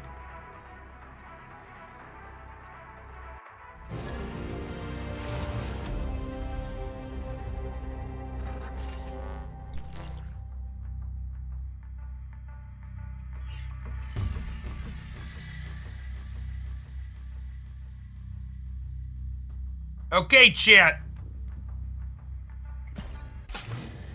There are currently a little over 2,000 people in this chat. I have just posted a new video on the YouTube channel. I would like for it to have 2,000 likes, please. Do me a favor. You can watch it later, but you know it's great. Click the button.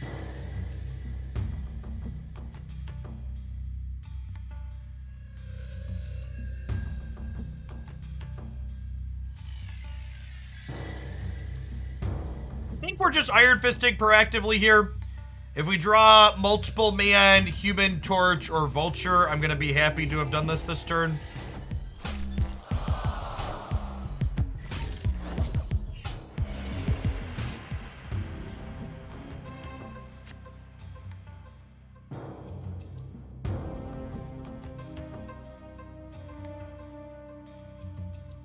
If I sub without Prime, my payment method says it'll pay monthly. Does it auto deduct? Yeah, it auto renews every month on the same day, Claire. So if you want to sub for just a month, you put the sub through and then you go into your settings and turn it off. It's enabled monthly by default. Our hand basically doesn't do anything, right? I think we just leave.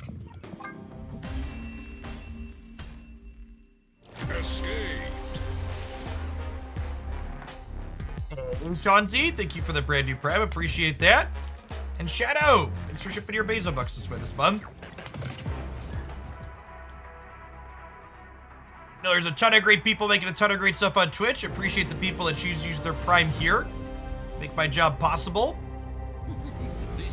Remember, chat, even if you don't use it on this channel, make sure you use your Prime somewhere. Jeff Bezos has enough money. Take $350 from him and give it to someone else. For those of you that are new, we don't play Weird World games on this channel. I don't. Not post-infinite.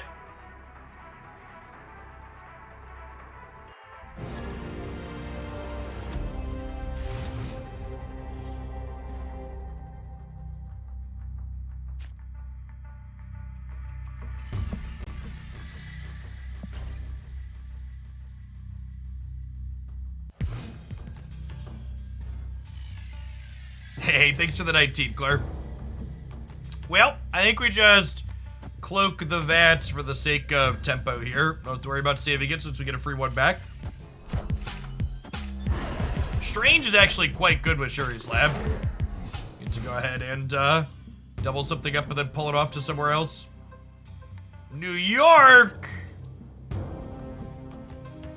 This is kind of the tough part of this archetype, where we saw this game and two ago before the Weird World game, where like we just don't have any of our payoff cards, right? Like I've got Cloak and Strange and Iron Fist out, even Heimdall teed up for later, but I just like I'm all dressed up with nowhere to go.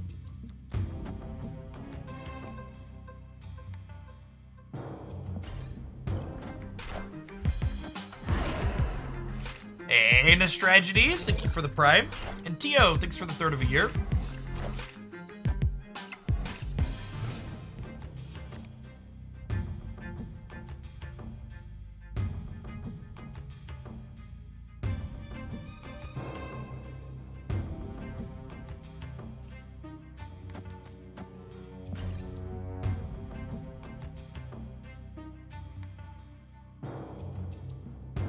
For the people asking, well, should we play other move payoffs? No.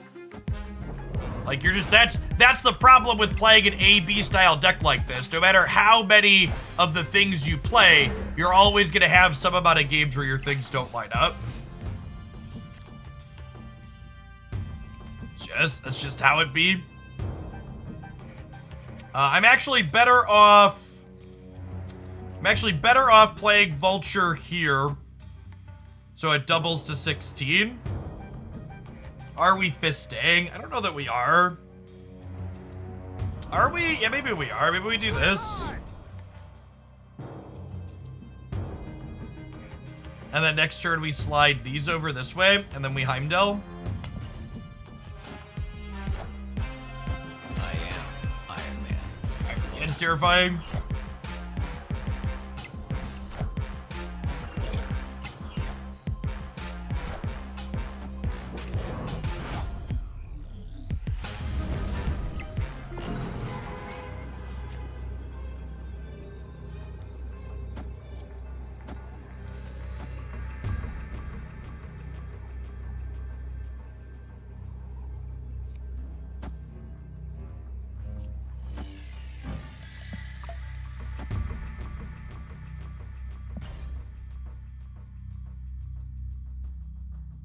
I should move Torch to New York too. I kind of want Torch to end up in Shuri's Lab is the problem. If I move Torch to New York, all of my stuff ends up in cloning vats, and I already have enough stats to win the cloning vats, right? So moving Torch to New York, like, would trigger it twice, but it also ends me up with all of my numbers in the middle, which is what I don't need.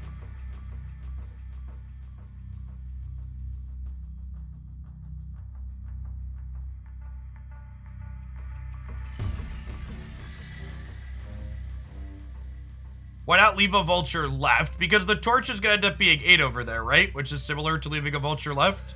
Only this ends me up with more points in the middle. There's a lot of permutations the way this game board can play out. I'm basically trying to end up with the most stats inside of Shuri's lab and the cloning vats, which is scary because they do have an Iron Man on the left. I am Iron Man. Are we getting Valk on the left? Yeah, Valk on the left is good for us, I think. I believe we beat that, right? I'm really surprised they chose to play for New York against my Heimdall deck.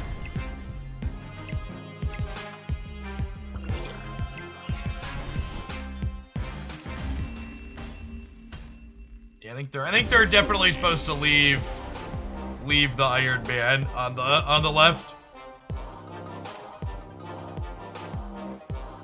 I guess maybe they assumed that I was gonna leave the vultures in New York. They couldn't know that we were gonna Heimdall. Yeah, we were just tourists. They thought we were moving to New York permanently, but we were really just tourists there. Yeah, the fact that they didn't have priority for their Valk was huge too. Yeah, it could be that they didn't expect Heimdall. I mean, it's been a while since people have played against Heimdall.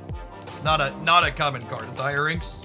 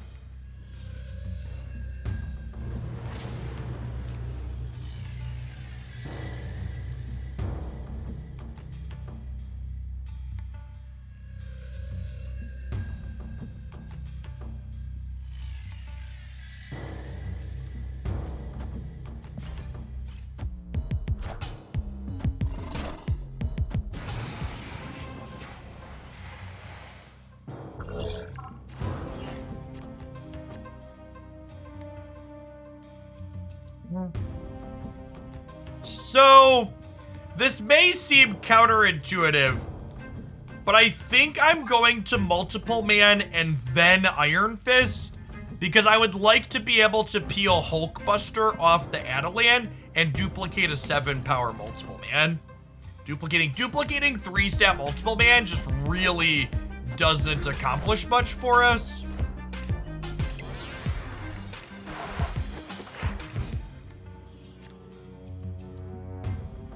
And then, unfortunately, our gamble didn't really pay off here. Not only did we brick on the Hulkbuster, but we also bricked on Vulture and Human Torch. Feels bad, man. Yeah, we had two good draws here.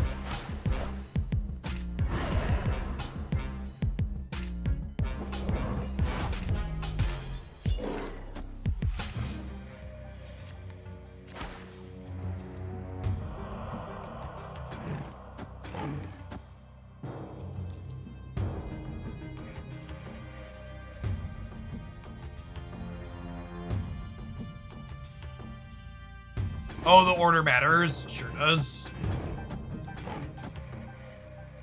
Are we Doc Ocking or Magnetoing?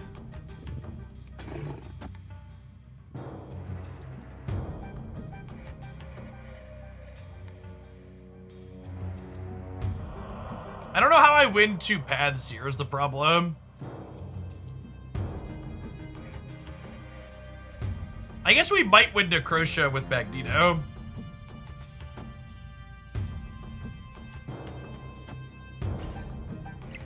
There's like Count on Craven here to win the right.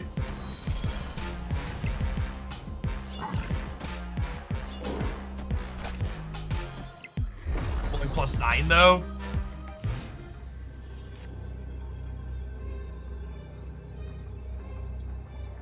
This grabs Wave out of here, meaning we're +12 here. And she'll be +1, and this is +10. World where this wins the game.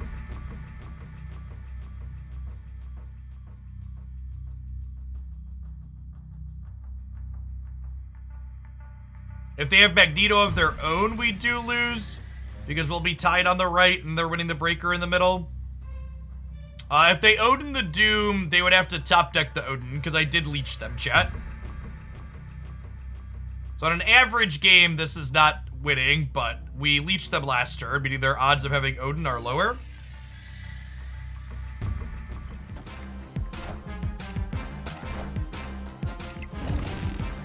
Yeah, they're just counting on us not being able to win the left. Wow, why didn't they... Were they just expecting us to Heimdall? So they played around the Heimdall and then died because of it?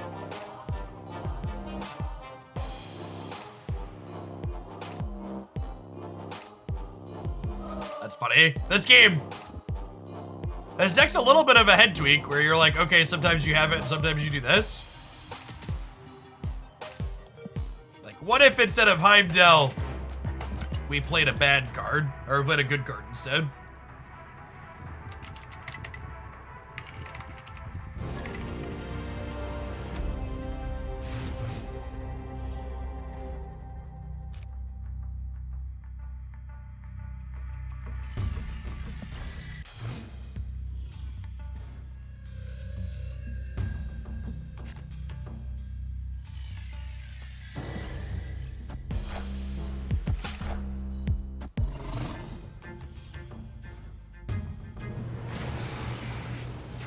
Yeah, the threat of Heimdall can definitely make people outthink themselves. Oh my god, they just Killmongered proactively. I appreciate you, opponent. Huge. Redrawing Doctor Strange, also huge.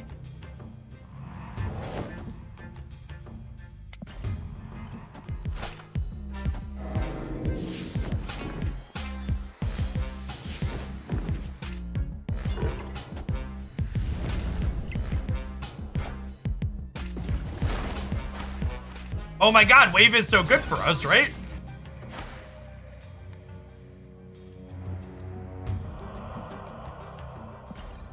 It's Magneto into Heimdall now.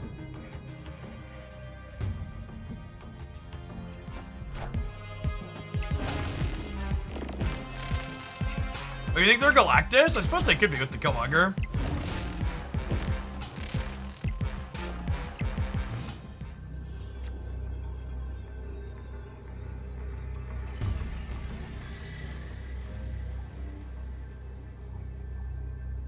That was not the Heimdall I wanted for Christmas, chat. I think we're dead.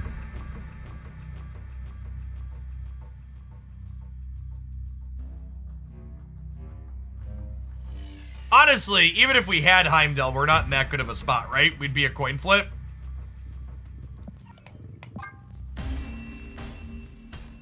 Oh yeah, Shake probably would have also been a game winner, that's true. We could kill their Magneto. Yeah, if you're sweating, you could retreat later, but I like to waste everybody's time with that.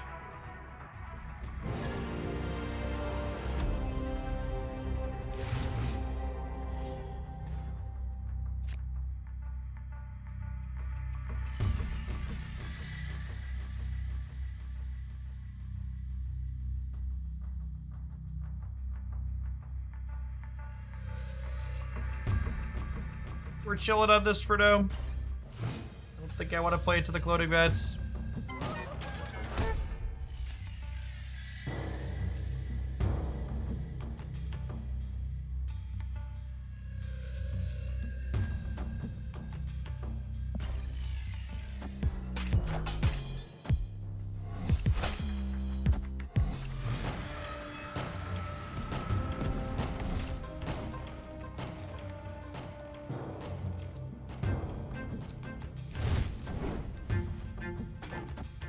So we'll go Torch into Iron Fist.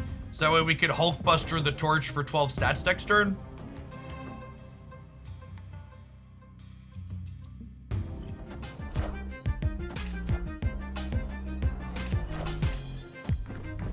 Go mid!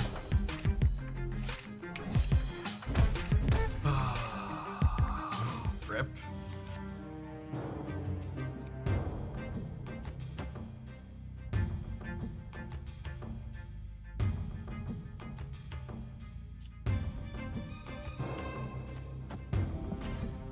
That coin flip here now.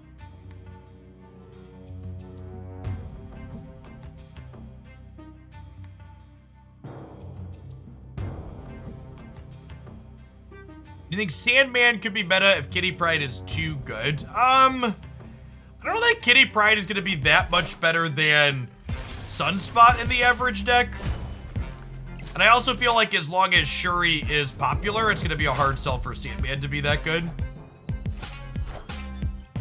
Wind, aid my hand. Well, there's a graphical bug. Okay, we clicked on it and it went to the right spot. Got it?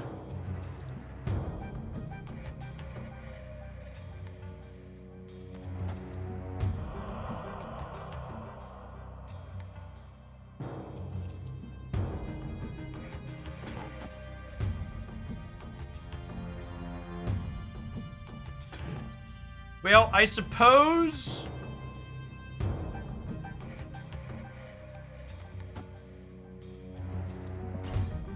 Let's do this. So this kicks over to the mid.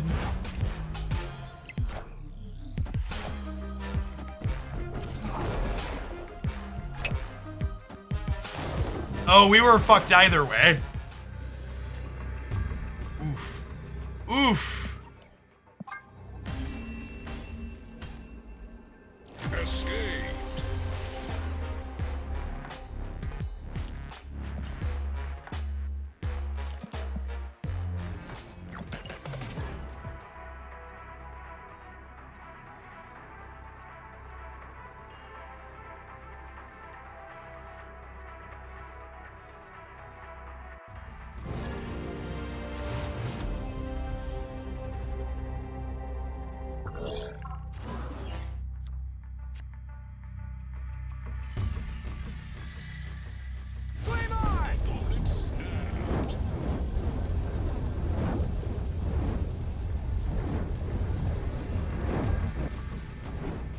Well, I mean, with both Full Man and Torch into Cloak.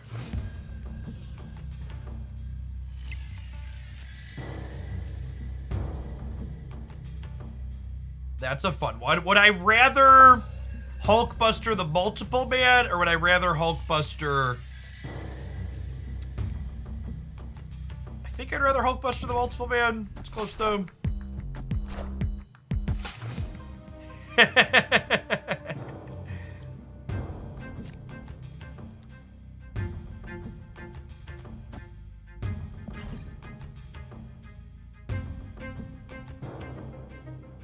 Any prominent Thanos decks post nerf? The nerf literally did not change either of the top decks. The Thanos decks dropped Quinjet is like the extent of what changed.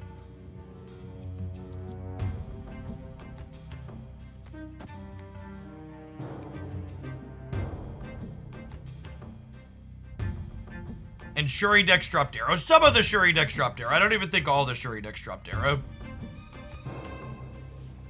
I think Arrow's still fine in that archetype. Arrow actually got better in some instances in the Shuri deck because she got a power back.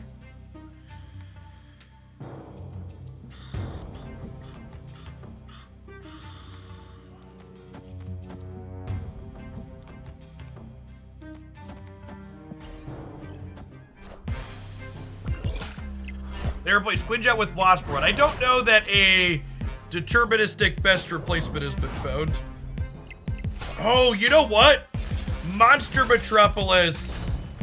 We're just super dead here into them, leveraging Shuri's Lip. And us giving them a cloak. Escaped.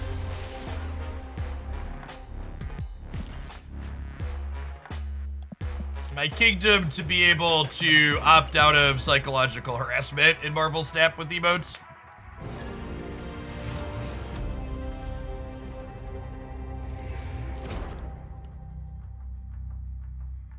The Thanos deck is better with the control bounce version. I don't know if I believe that. Maybe we'll have to revisit that. When Thanos first came out, Beast and Falcon... when Thanos first came out, Beast and Falcon were really popular, let's try and make this work cards. And it quickly became apparent that, like, you were overfilling your hand a lot by bouncing cards that were drawing cards.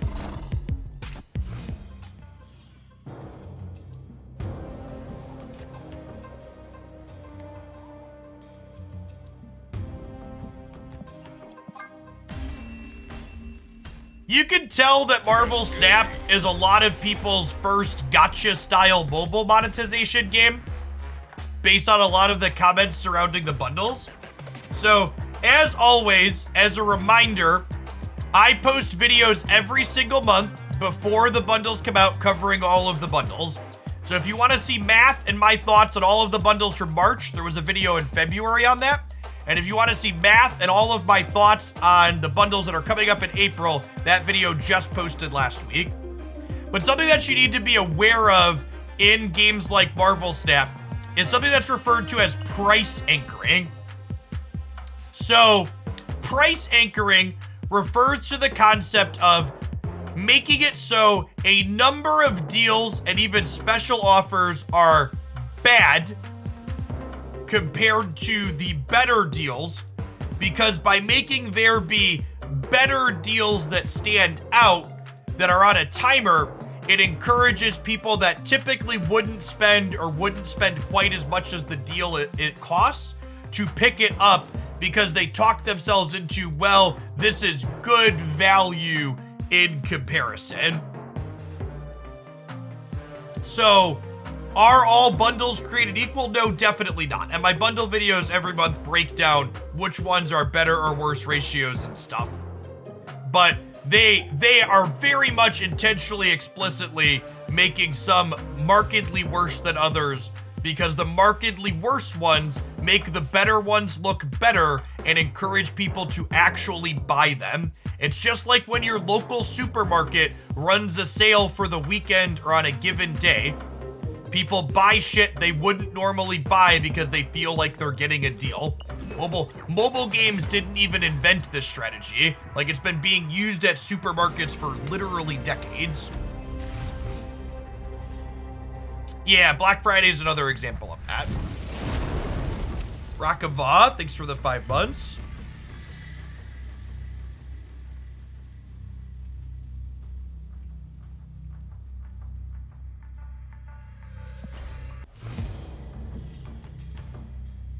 Echo Praxia, thanks for the quarter of a year. Appreciate that. Welcome back.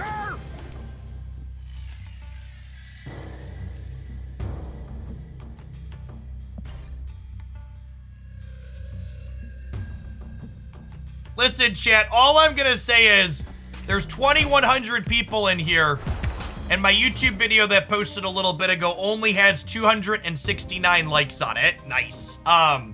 I didn't believe her when she said it to me earlier, but I'm starting to believe some of your mothers that you're disappointments. You can't even find the like button on my video. I defended you. Don't make your mother right. Find the button. Click it.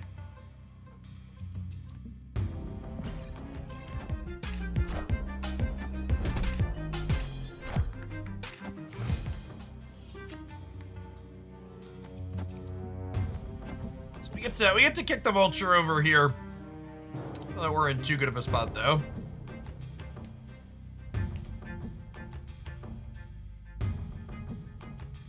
Echo, thanks for the quarter of a year. Welcome back.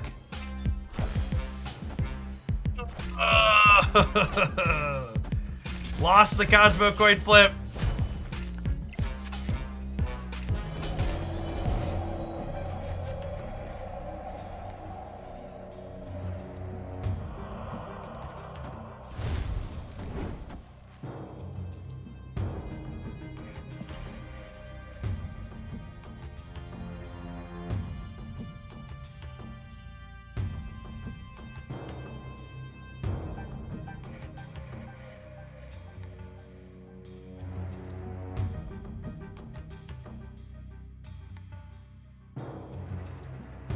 Iron Fist have moved the Vulture because the Hulk bust. That is correct, Blue Kiro.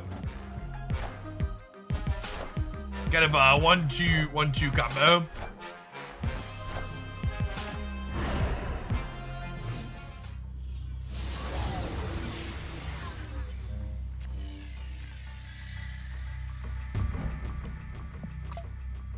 I was like, wait, they also had Leech. It was a Daily Bugle. I don't know that I want to move Human Torch here.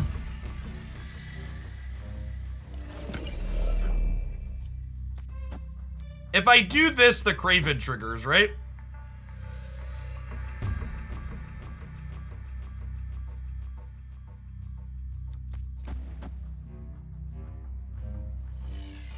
I think I'm fine killing the Torch.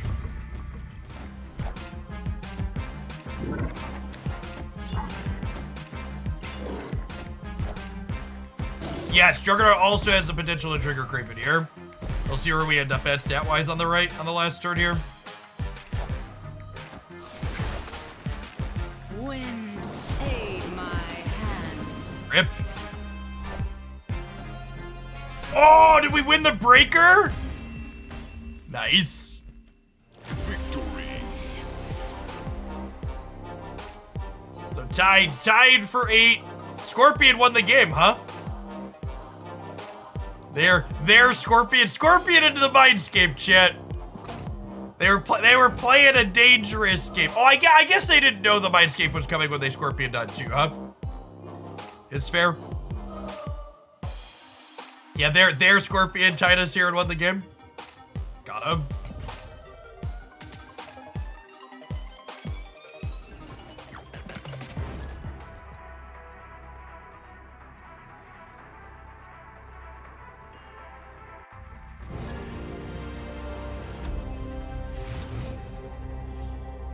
All right, I don't want to get anybody too excited now, but I will say this is easily the best movement deck I've played in a long time.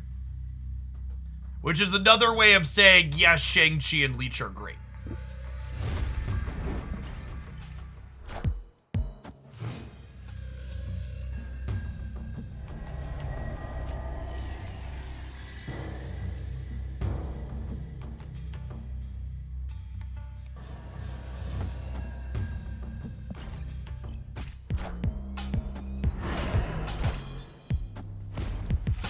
Enough said, bub.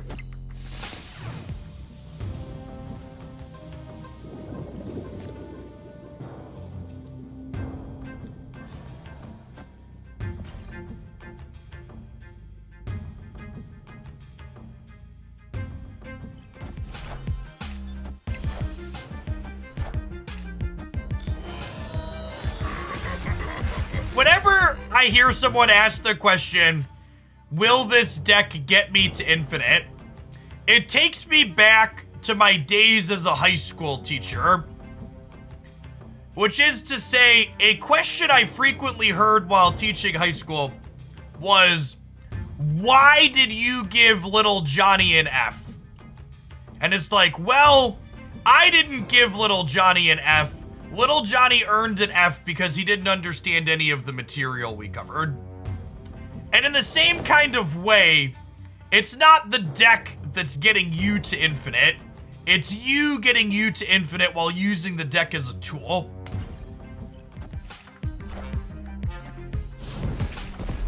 I love Oreo. Thank you for the 50 months. Welcome back. There's an update on mobile. Really? Do we have patch notes or anything anywhere?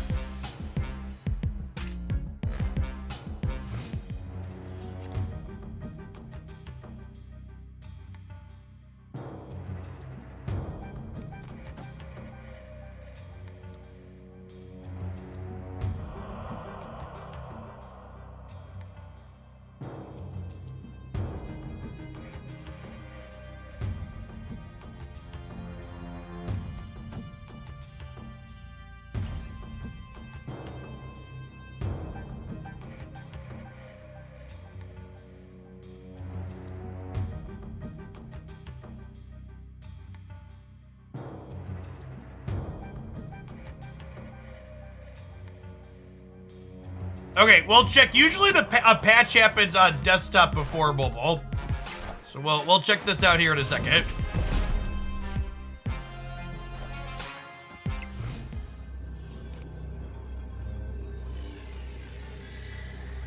The updates notes on iOS say balance tuning. What? Another balance patch? Is it like fucking Christmas in here?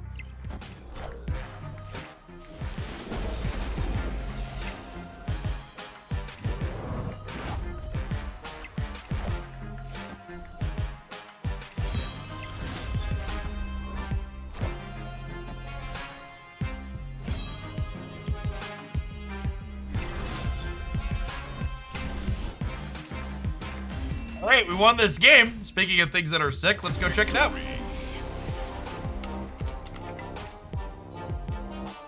right, this is your fair warning that my face is about to get large. Non-subs, I'm gonna hit an ad roll while we check for the update here because it's about that time.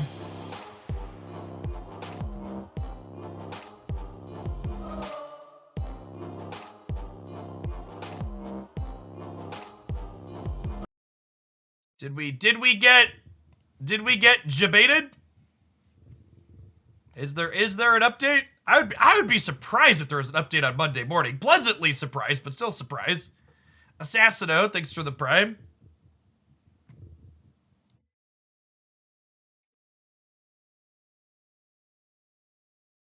There's an update on mobile. All right, hold on. I'm whipping out my cell phone.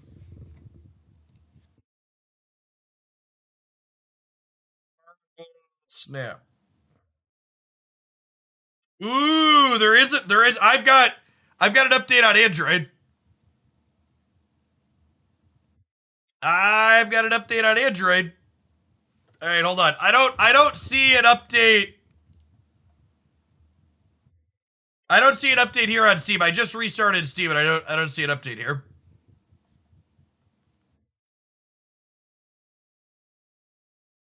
The what's new text is from the previous update. All right, hold on. I'm just double checking. It was a real quick download. I wonder if it's just something funky with the stores.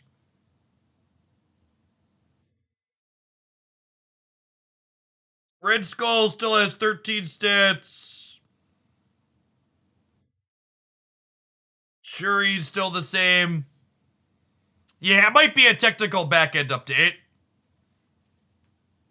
Yeah, that might be. I don't think that there's. So people are saying the patch notes are the same from the previous patch.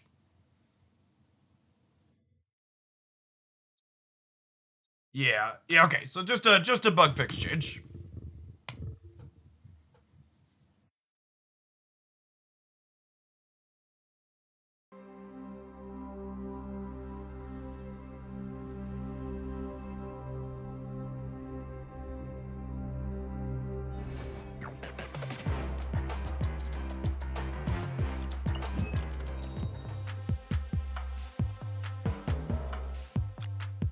And the debaters. All right, I want to play. We're gonna play the move deck for a little bit more.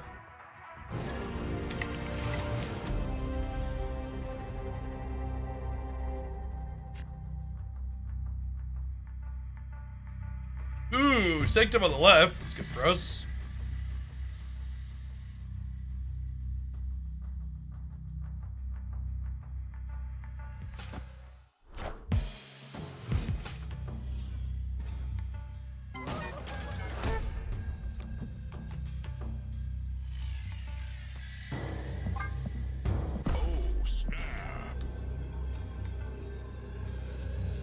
I like to shmove it. We like to shmove it.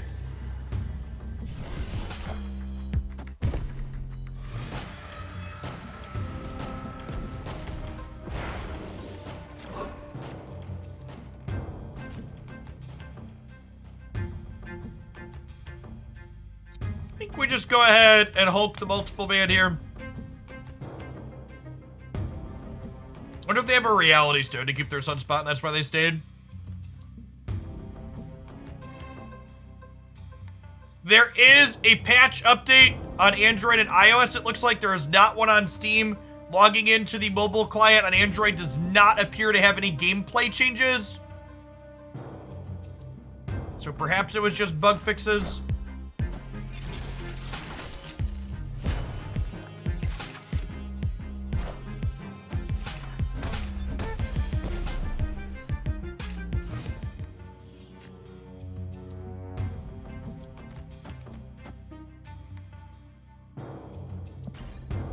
do this, and then we'll go Leech into Heimdall.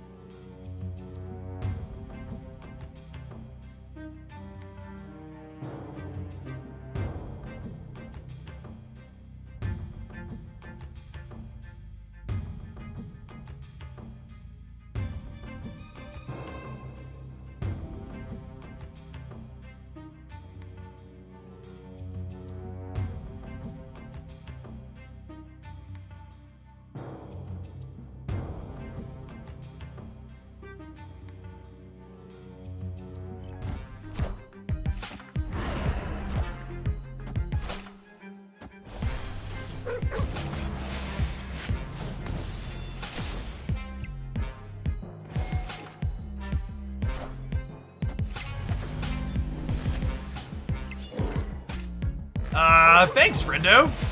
Polaris and oh, they are really cooking. Polaris and Stature.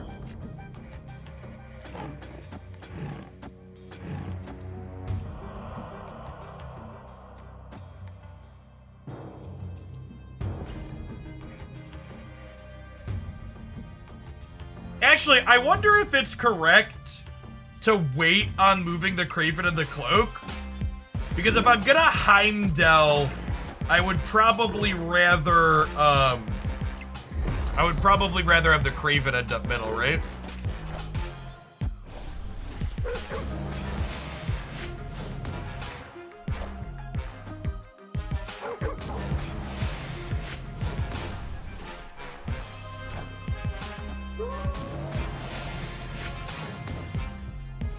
Do we Heimdall this game? Yeah, with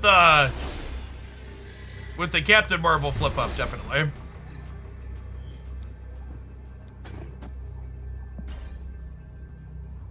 The opponent's just like, is their deck more than 18 cards? Just like Shuri, Stature, Lockjaw, Thanos. Yeah, I think Heimdall mid is good here. It gives us 8, 7, 7, and 3. So that's what, 15, 23, 26 mid.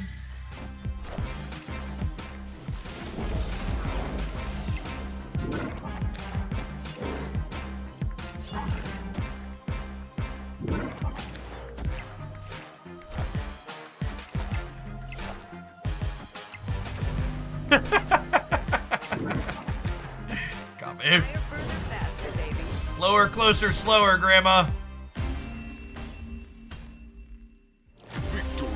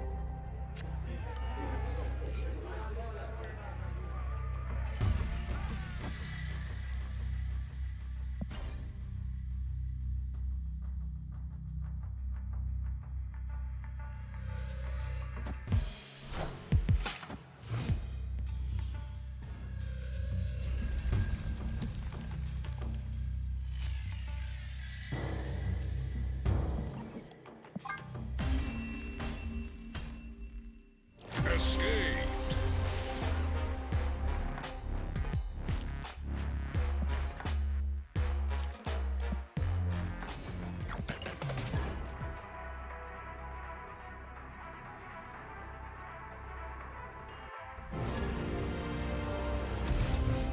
It's a mulligan for 1 cube.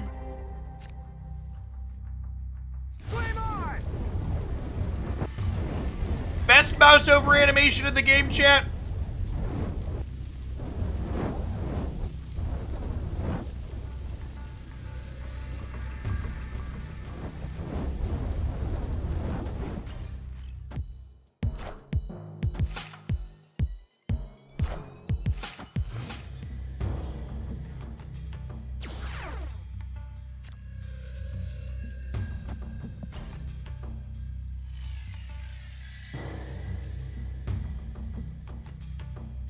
Now you know when Conquest Mode is coming out. That was targeted for June according to the dev update.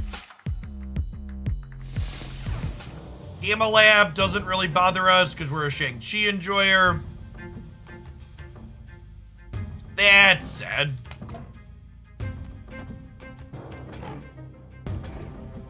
this archetype just has so much location variance. What's Conquest Mode? Conquest Mode is going to be like battle mode, but there's going to be a queue with in-client tournaments for it, where you like play through like a league style setup.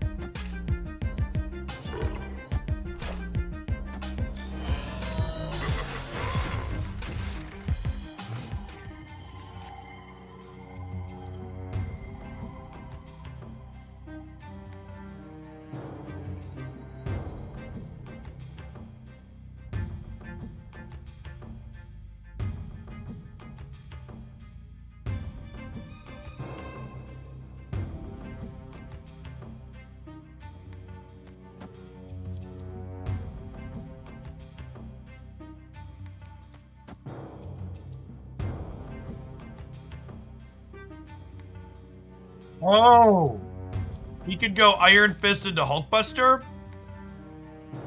Can I get a flavor judge ruling on attaching a Hulkbuster to a Hulk?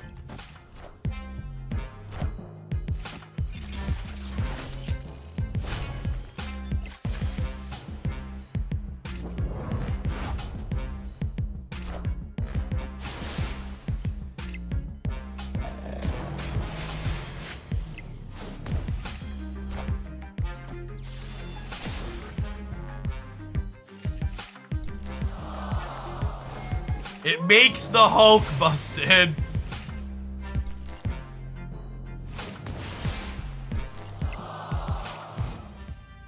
Stupid Reality Stone ruining our fun. Oh. Alright, so we'll leech here, then we'll draw Shang-Chi and win the game.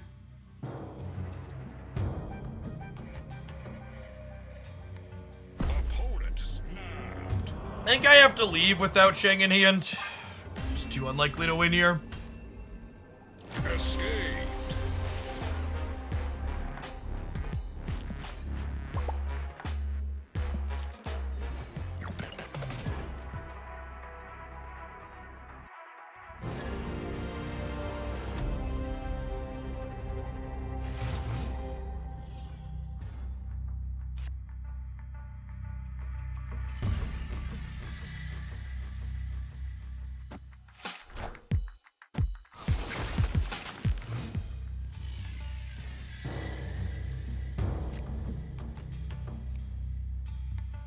That's sad. Man, talk about a set of locations, huh? Hey, Doggett, thank you for the 2 years. Welcome back.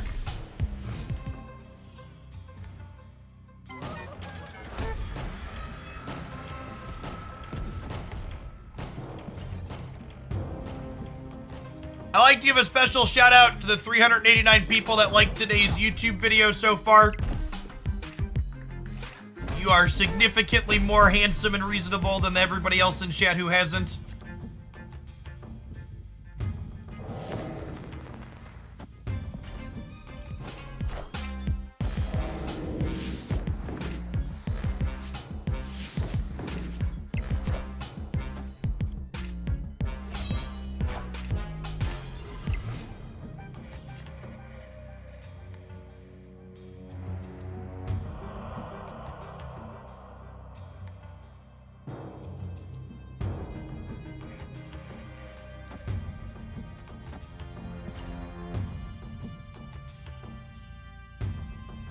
Man into the Hulkbuster here.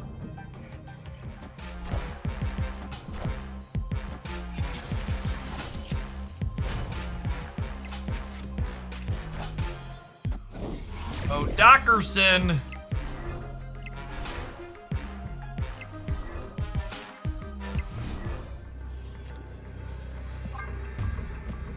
So they have 4 Swarms and a Chavez. I think we're dead.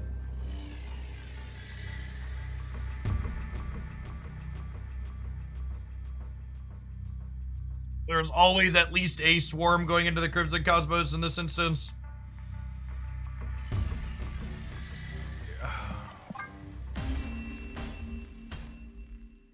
Escaped.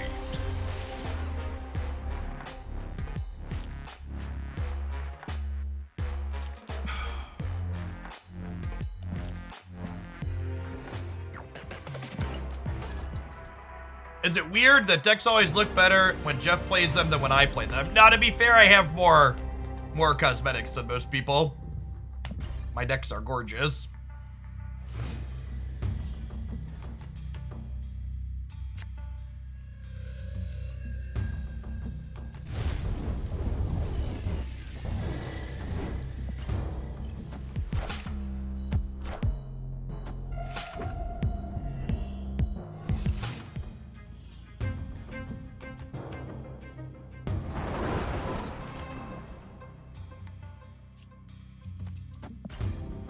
Drop the Vulture.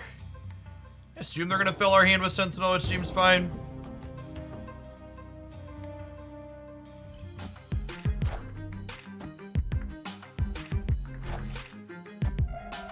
Sentinel Thanos. Yeah, it really feels like the feature location over the weekend unlocked people's realization that Thanos is still cracked. Just so much more Thanos today, anecdotally, than what we played against last week.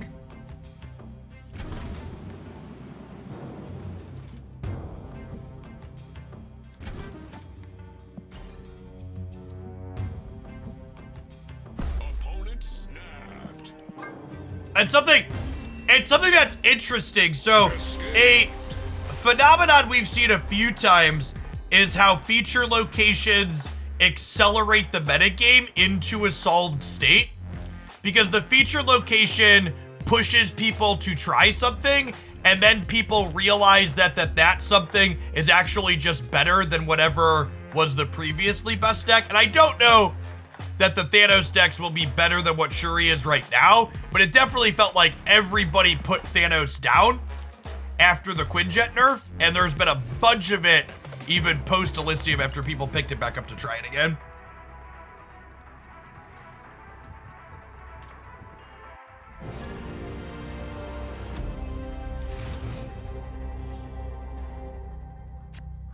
Yes, the Lamentis feature location was the one that brought about the Leech Leader metagame.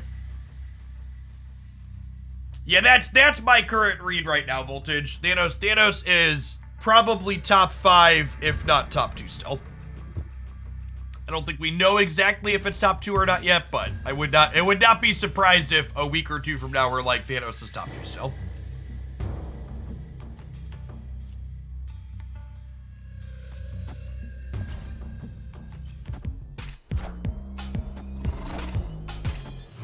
Maybe I'm just supposed to multiple man the Hulkbuster and not worry about Kraven. The Mindscape gives us kind of a timer. I'd rather Hulkbuster Torch or Multiple Man. I think I'd rather Hulkbuster Multiple Man. Because, what's what I'm searching for? Because they're probably a Killmonger deck with Lizard. Lizard tends to be a good stuff card that's often associated with Killmonger in my mind.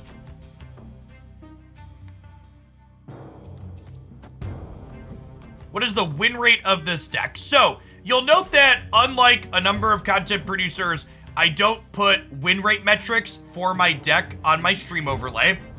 And the reason for that is really simple. Despite what she told you during undergrad, size matters. And putting a small sample size that is not statistically significant on my stream actually hurts people in their understanding of how good or bad a deck is. A very common misconception among people that aren't familiar with statistics is that a small number of bad stats is better than having no stats, and that really couldn't be further from the truth. whether it's a small sample size that makes a deck look really good or a small sample size that makes a deck look really bad, either way, unless the sample size is in the hundreds, it's really not good enough. In fact, one of the things I really like about Untapped, so Untapped has deck tracker stats up here. They put low game volume tags at the top of deck lists that don't have a 200 game sample size to 200 games, I believe is their threshold for not showing that. Yeah, decks below 200 game minimum. And that's a really good thing. Like that, when people often have the focus of like, okay, well, what's a good sample size? Hundreds, if not thousands, is ideal. I think you could even argue that 200's on the small side for making strong conclusions from.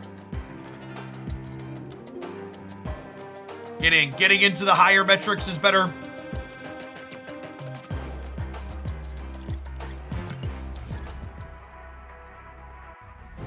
Will I play Thanos today? Maybe. I don't know. The fact that we've been playing against a lot of Thanos makes me less likely to want to play it because I don't really enjoy playing mirror matches.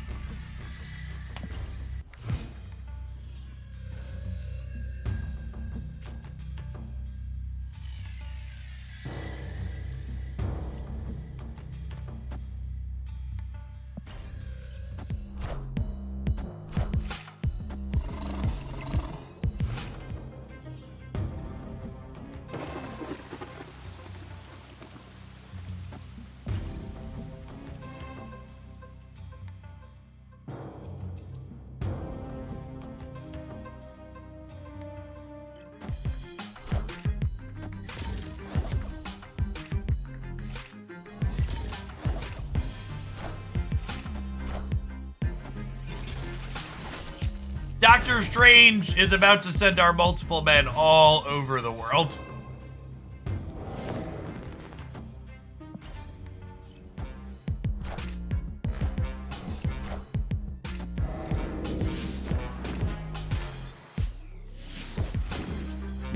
And then we're dead to Shuri. Always have been .meme.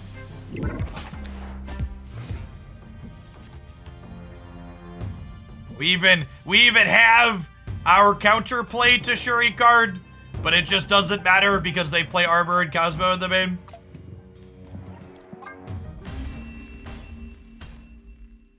Escape.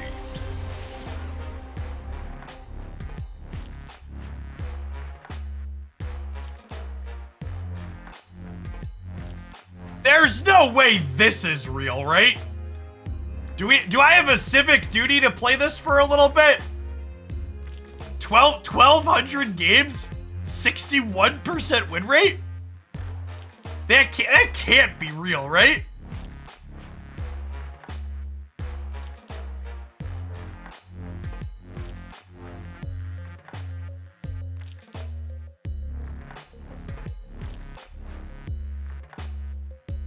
There's more than one cube positive Agatha deck? Maybe they're in the bot MMR. Yeah, maybe.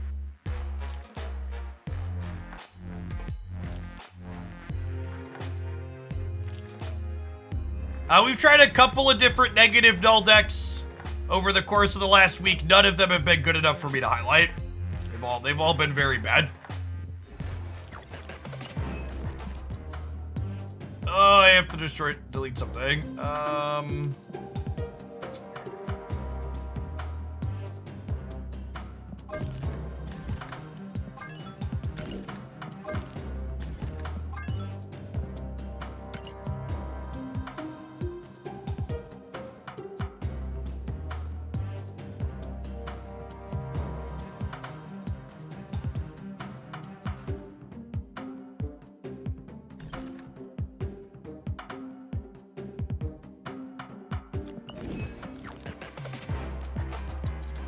Oh, I forgot to put a card back on here. Hold on.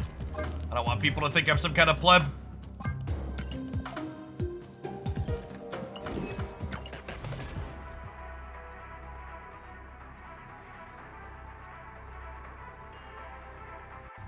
Thanks for the quarter of a year, Zenwall, by the way. Appreciate it.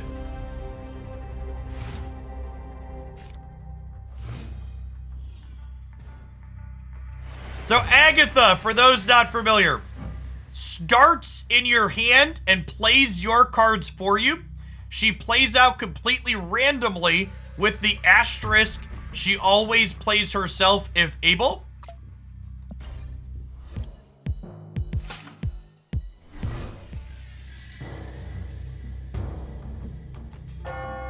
It's also noteworthy that Agatha is an additional card in your opening hand. Doesn't replace an opening card like something like Quicksilver does.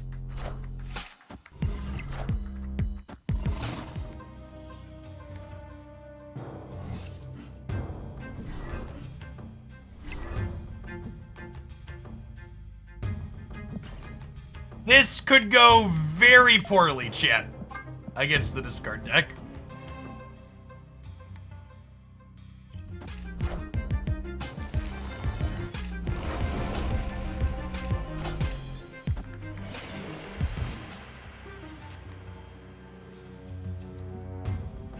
She's a genius, chat!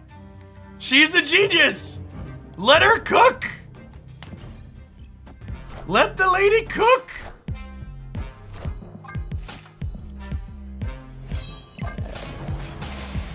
Oh my god! And the Max in the middle drew them their entire deck. So after they draw this turn, they don't have cards to Lockjaw into. That's funny. Damn it, Agatha! There was a perfectly good Spider-Woman right there.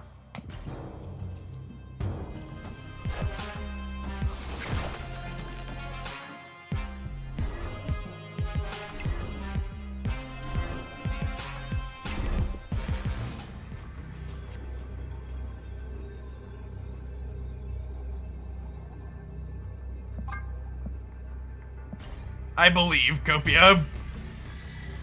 60% win rate Agatha would never let us down, chat. This Sunspot is good on the right. Agatha dodged this double Moon Knight like she's in the fucking Matrix. She deserves to play this game out. Whew! Agatha's taking us to the moon, guys, gals, and non-binary pals. To the moon.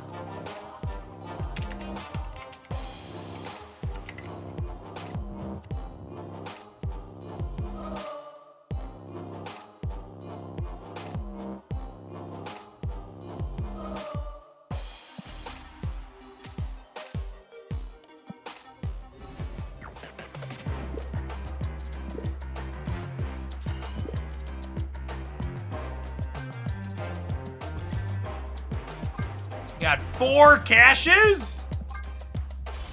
Credits. Credits. Credits. Oh, baby. We are running hot this morning.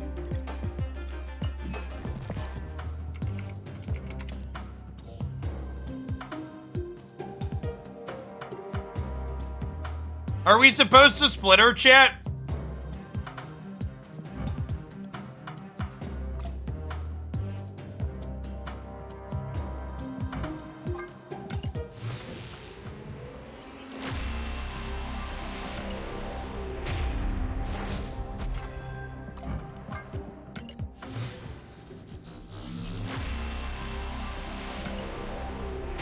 Easy, easy, yes, sir.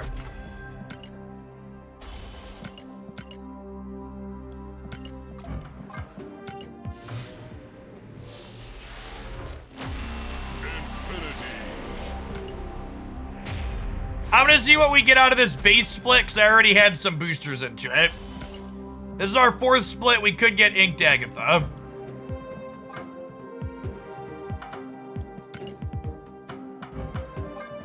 Okay, do we split the variant now?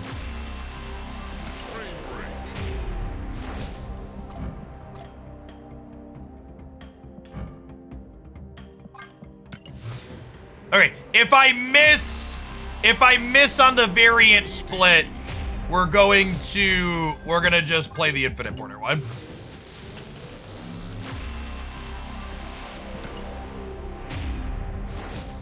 We're gonna split this one and see what we get. This has chances for inked and chances for gold.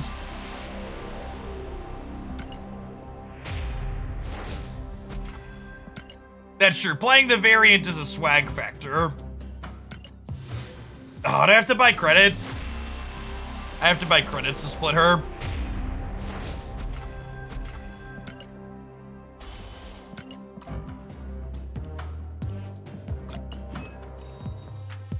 Fine. Things I do for chat.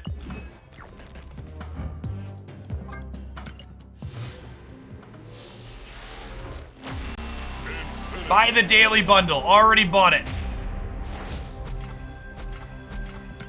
Daily bundle is a great whale purchase.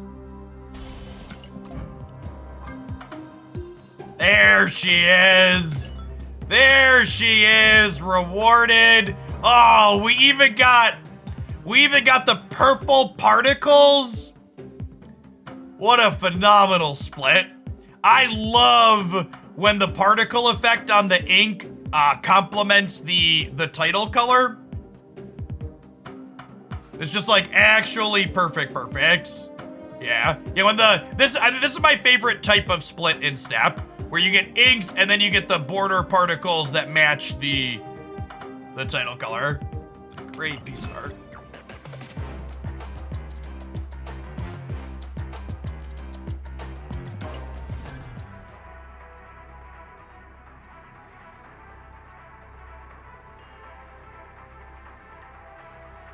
That split there, by the way, is a good example of how split chances work with different variants. So this was the first time I split this particular Agatha. However, it was my 4th total Agatha split. So the first time I split this variant, or sorry, 5th total Agatha split. So the first time I split this variant, we got inked even though we hadn't split the variant before. So your chances of which split you get count all the different copies of that particular card that you've split.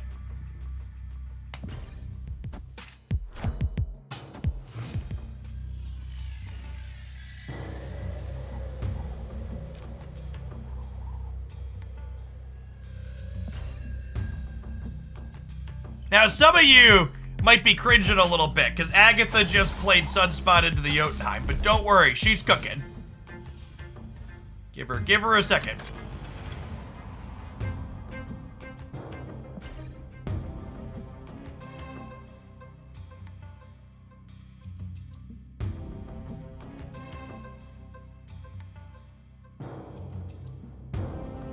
Can 2 different variants have the same effects? Yes, that is the one thing. You can technically reproduce the exact same split.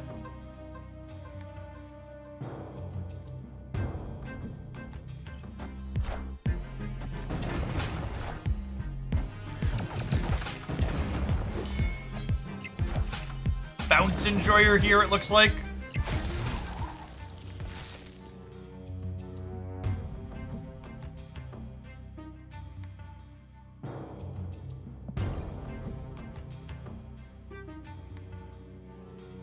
What's good about an ink split? It's just a cosmetic. It's a unique status thing that lets someone know that you've played a bunch with a particular card. I think it's time to go here. Escape.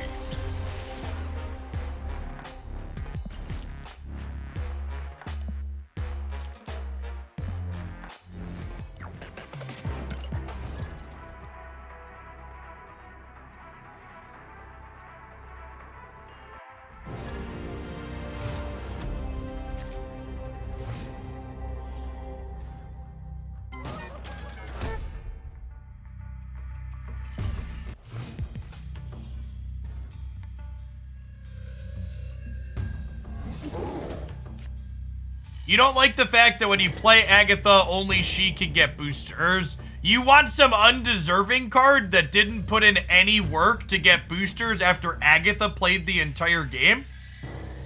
What an unreasonable request.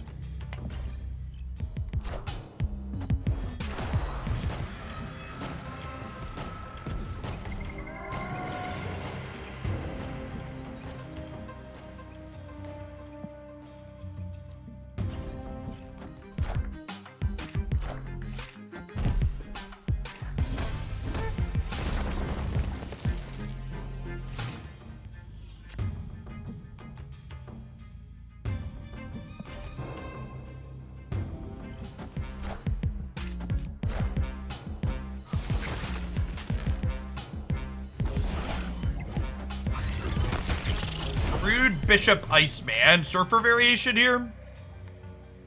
Nice. Nice.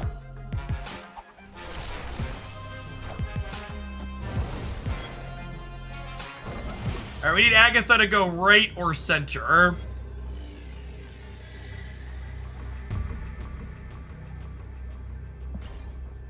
I believe. Center would have been better. I guess they could be a Shang-Chi deck, in which case going to the right is better.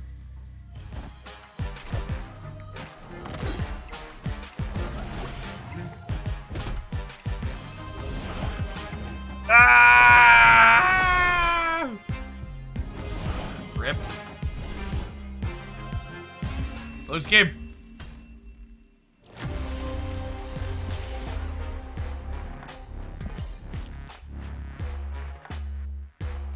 Nothing like boosters after a hard game's work, chat. See, she knows what she's entitled to.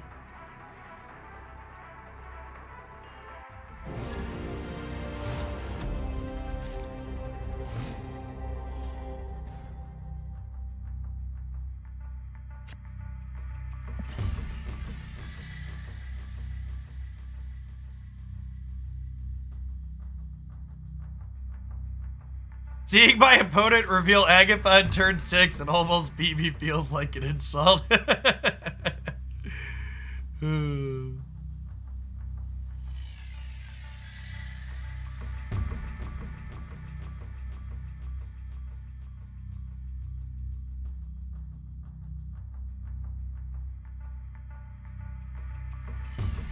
This deck dominates Ego games. So... Ego actually beats Agatha, and she's not guaranteed to play out on the last turn, which is sad.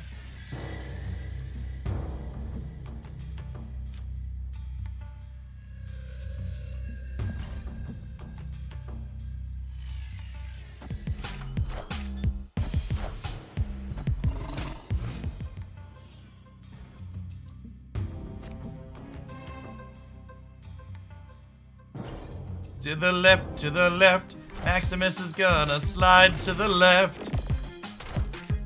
Asteroid M now. Do do do.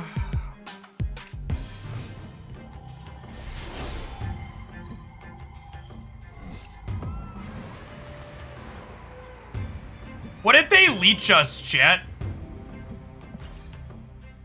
How good would that be? Face the might of Asgard. Mjolnir.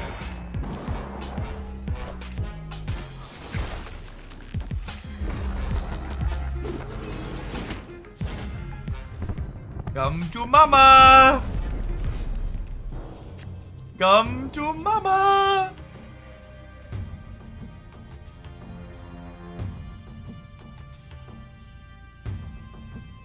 I think we just spread out and play for all three, right?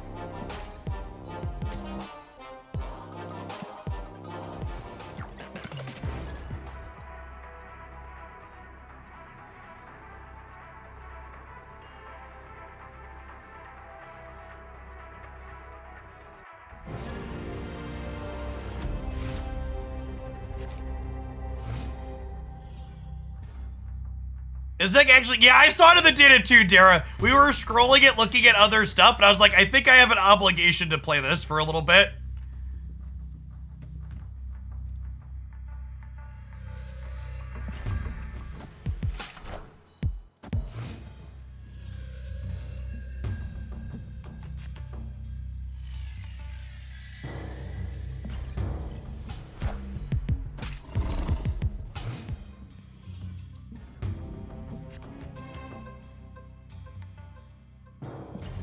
Agatha is just like the most aggro Maximus player ever.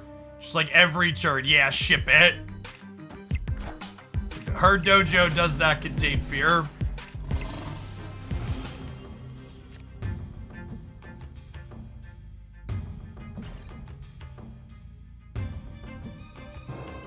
Face the might of Asgard! Mjolnir!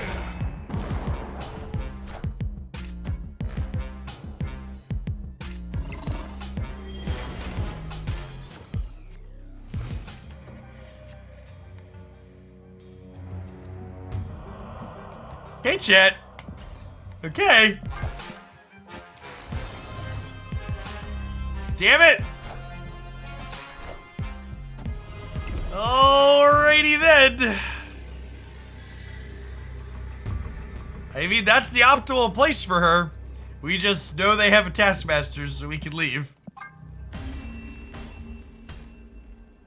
Escape.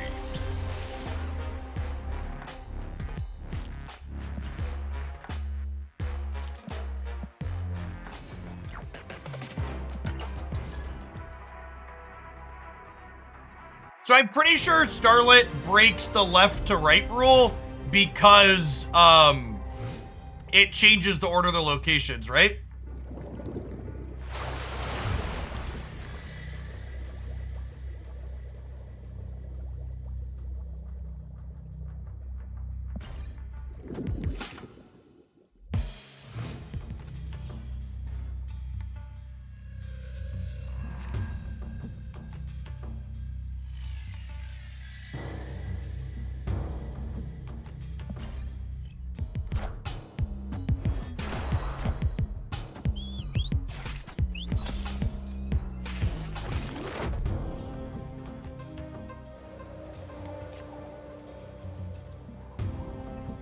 Like, she's like a moth to the flame, chat.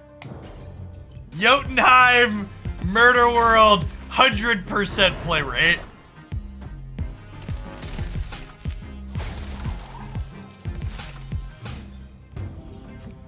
To the person in chat, if we could stick to English for languages, please, I'd appreciate it. We don't have non-English moderators. It's important to me that the chat space be moderated.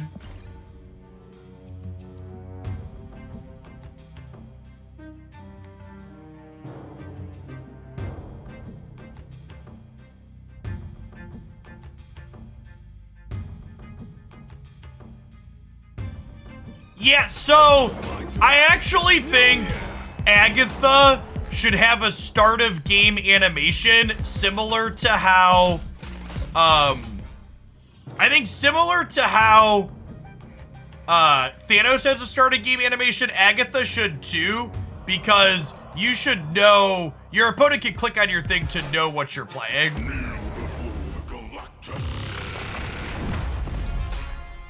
So I think the fact that they could click, it should just let them know, instead of like expecting them to check the hand size every game.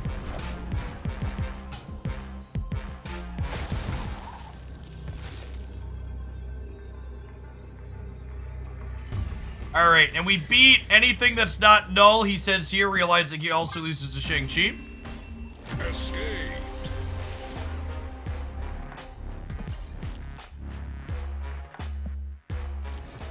Shang-Chi plus death also puts us in the ground there.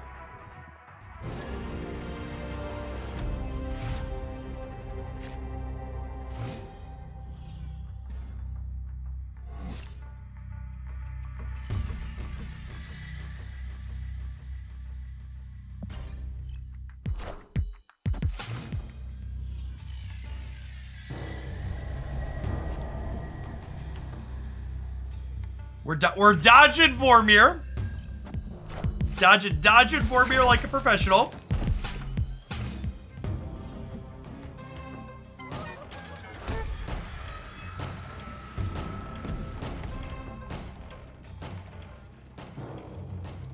I don't understand how this deck has a 60% win rate.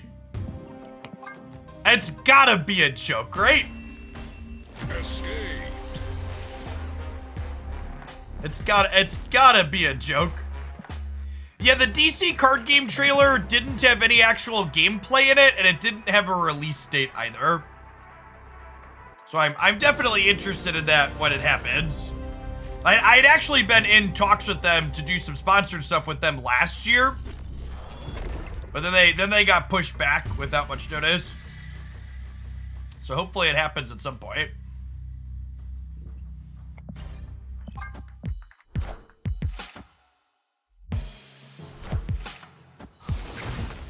Our curve here is solid. And we got into the sanctum? Oh no! She's gonna cloak herself out of the sanctum, chat. Oh no! No, Agatha, don't!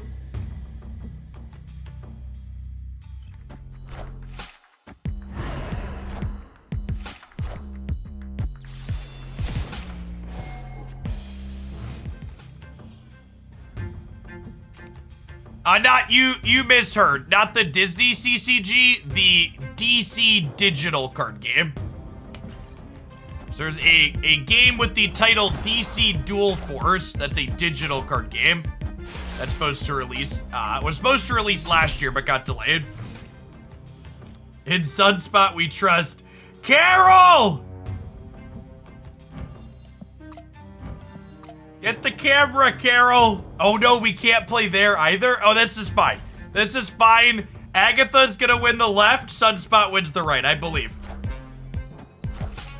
Agatha wins the left. Sunspot wins the right. Copium. Copium. Oh no.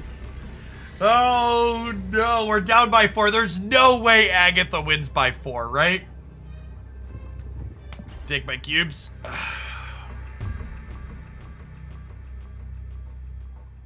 We beat Ahsoka. If they don't have Thanos, we win. Damn. So close. We lost by 1, chat. By 1. Oh, we lost by 1 point.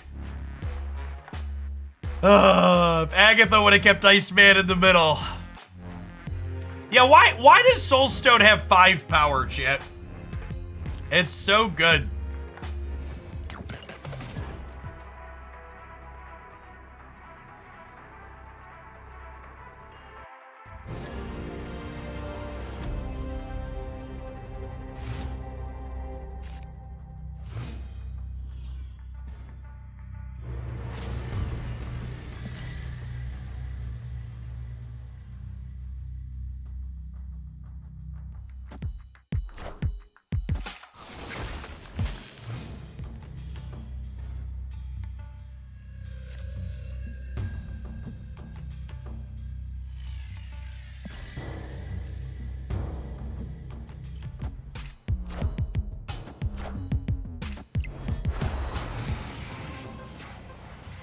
Oh no! Annalyn takes our Agatha away.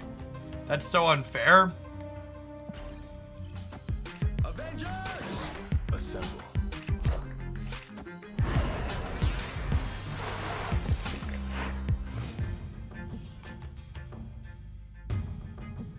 I'm not qualified to play this deck, chat. We gotta go. Escaped. It's not. I'm not quite on Agatha's level. I can't make these choices. There's too many. There's too many of them. I'm cracking under the pressure.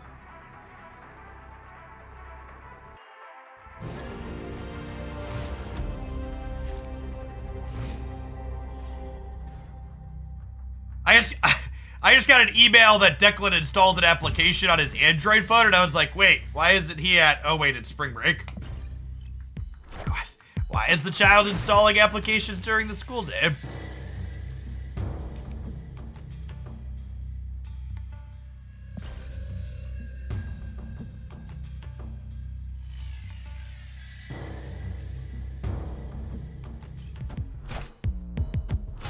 Does he get more than 1 game a day during spring break? No, still only 1.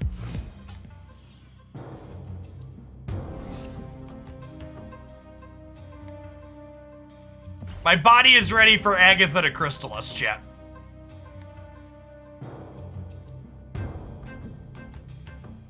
Feels like it's late in the year for spring break. I mean, it's actually in spring, right? Like, it hasn't been spring for that long. A number of schools are doing spring breaks before spring actually started.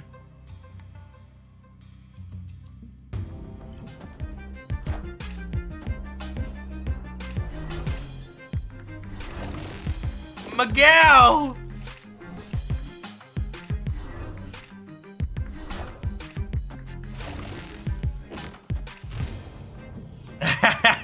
Thanks for the mini scoots. Hey, glad you're having fun with the Genshin card game. Hode? I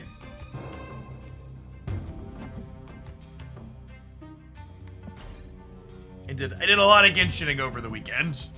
I'm currently building Shenhyu and Seiyu. All the S's. Tried Dice Throne at the vendor booth at PAX East this past week. Thanks for the suggestion. It was a lot of fun. Yeah, Dice Throne is S-tier gaming. Very, very good. Mjolnir.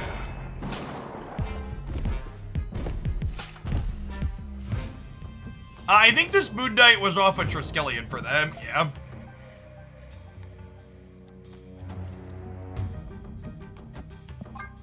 I ain't a coward, so I'm gonna play the Morph. Opponent snap. You triple crown Drew say. You've been playing for a while. Chow is my only character with 2 crowns. Oh, I'm gonna morph.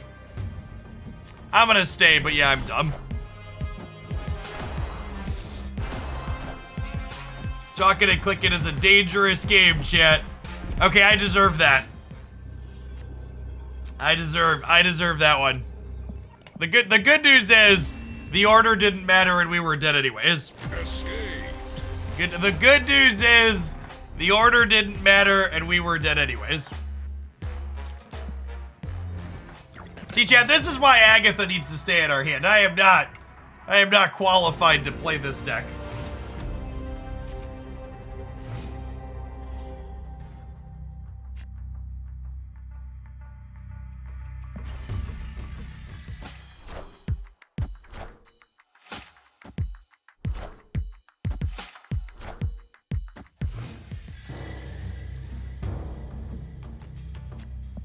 Snap.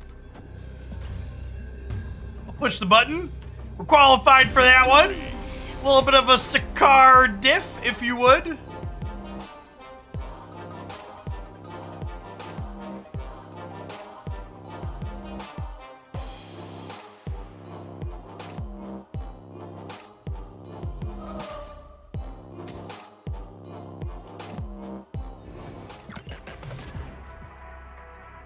For those of you just joining us, these 12 cards had a 60% win rate on Untapped with a sample size of over 1,000 games. So we're playing with it a little bit to see what the heck is up with that.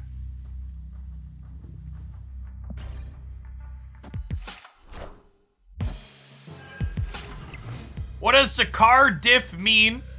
And where does that saying come from? So a diff is to say there was a difference between the experience that happened on each side, and Sakar was the name of the location.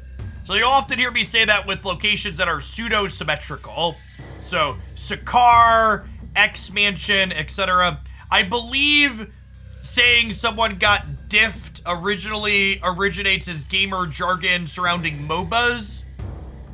Like you got mid-diffed is jungle diffed or whatever they call it is a very common complaint. Yeah, it's a MOBA jargon thing.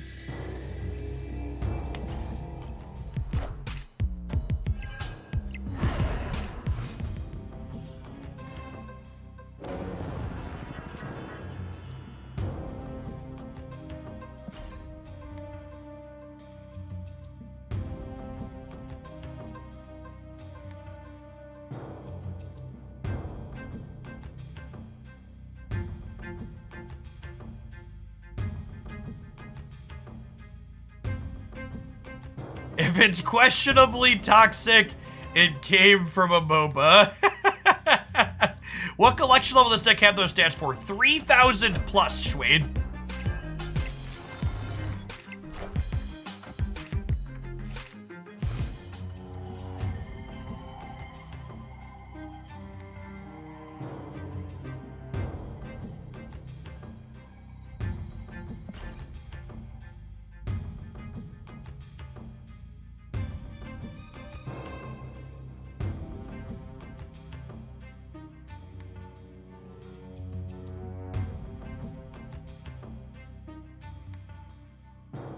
We are doing our part to bring those stats down, yep.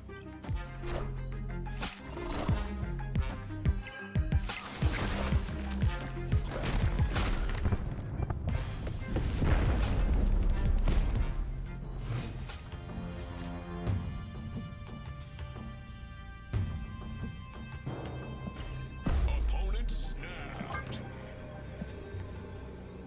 I believe Agatha is going to win right, and I am going to stay in this game.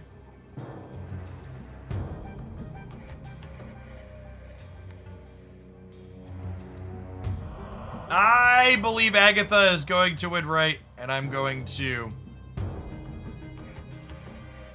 stay in this game.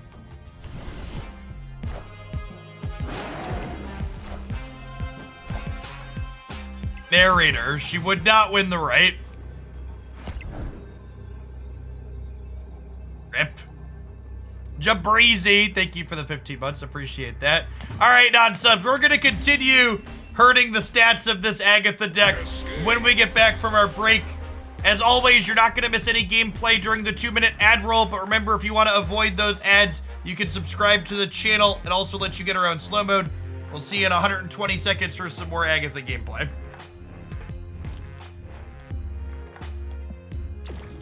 Can they be inflated by Elysium? Yeah, it's potential that they include feature location days. I think they do by default. Let me send a message to my Untapped contact and find out if there's a way to get around that.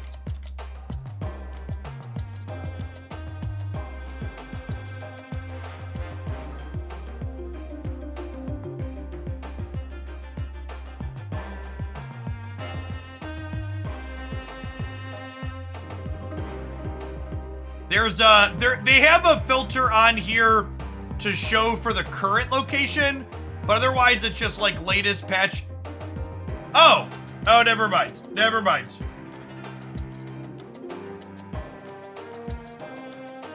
Fucking tooltips, chat. Gosh, they're brilliant. Gosh, they're brilliant. Excludes featured at hot location days. Literacy is busted. Literacy is busted.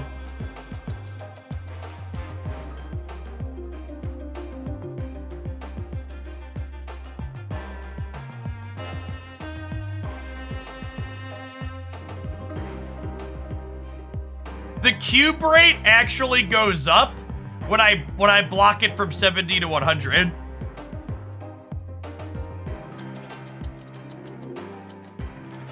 How is this website usable if you can't read?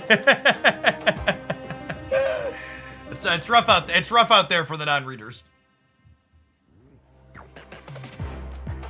It's a low collection level deck. Is it? Do you mean it isn't a low collection level deck? Like I said, we filtered and they say the same. Again, it goes up again. When I change from 486 to 3000 plus, the stats actually get better again, only looking at gamers 3000 plus.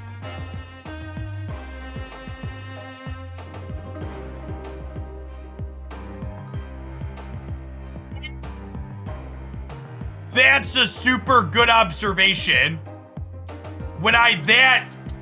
That's actually, okay.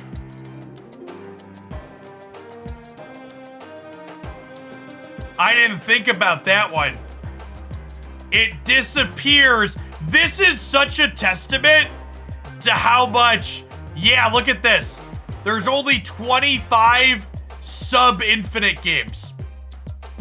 And they have a shit, like obviously this is small, but that's, all of these 1,200 games are inside of Infinite.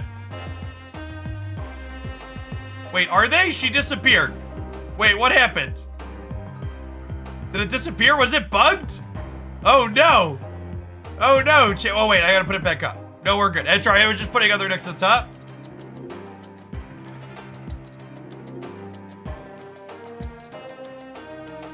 Yeah, it's there. Okay, so, yeah, I wonder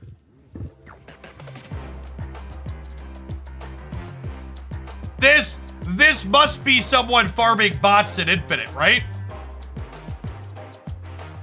That's gotta be it. That's gotta be it.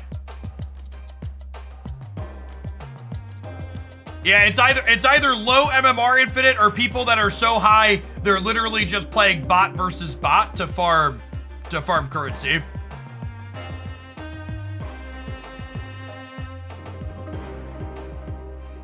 That makes a ton of sense. And honestly, that's a good reminder of what data is, right? So data doesn't lie, but liars love data. And the context around stuff like this is key. That was, yeah, I looked lower. Cutting the Infinite games out is really a huge... Yeah, they're farming season pass experience with it. So that way they get free in-game stuff. They're just like endlessly farming season pass experience with it.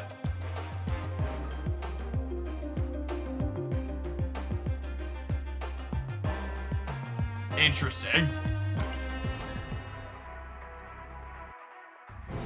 Data doesn't lie, but it's easy to misrepresent and misunderstand. Yes, exactly that.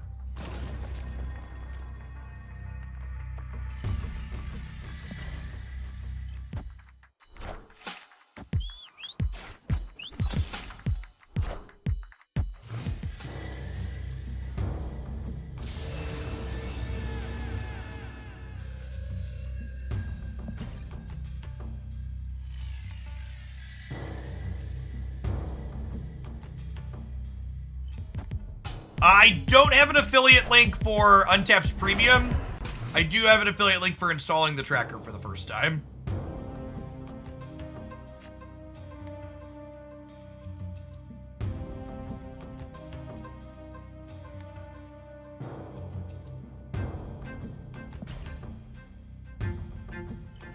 Face the might of Asgard. Mjolnir. Hey, Mr. Kagami, thank you for the quarter of a year. Welcome back.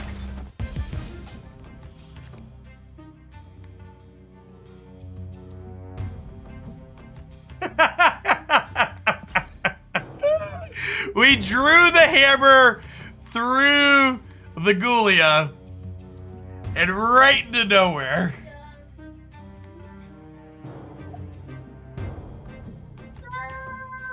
Thank you for the bag of food, my child. I would lower it down to sip, but my back's hurting today, so I'm standing up. Love you.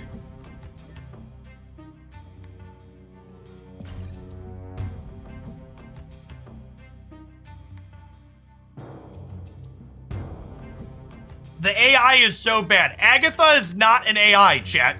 She is programmed to play completely randomly. And AI makes choices with its decisions. Agatha does not make choices. It's purely random. Infinite with a Teenage Warhead Darkhawk list. Nice. Yeah, Teenage Warhead's been sweet.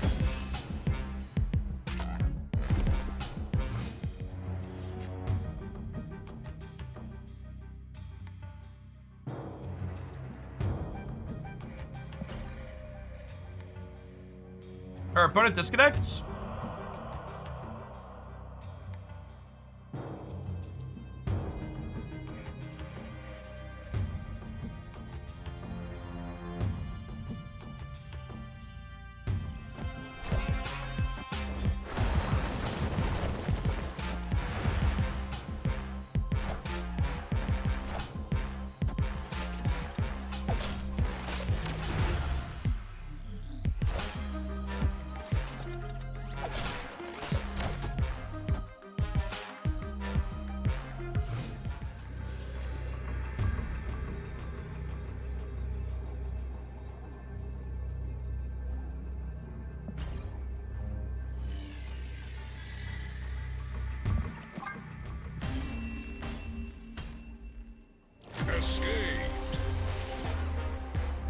What's for lunch? My wife snagged Potbellies on her lunch break and dropped some off for me.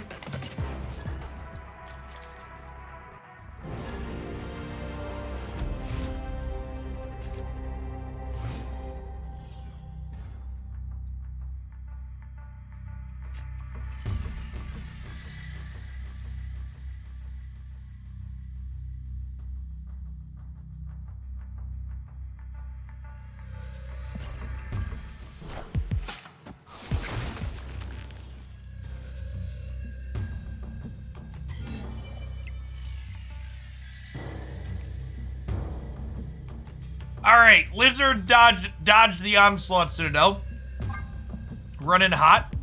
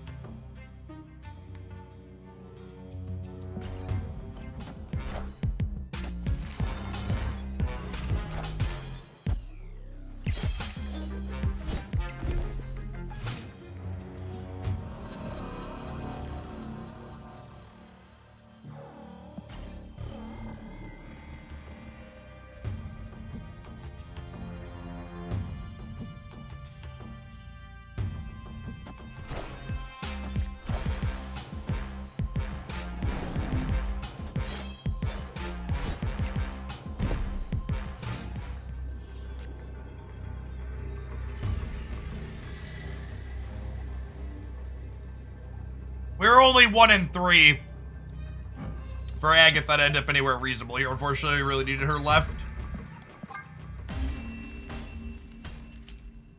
Escaped. All right, we're gonna play a few more games with this while I finish my lunch, but people farming bots and infinite with it makes a lot of sense. We're gonna move on to a real deck here in a few minutes.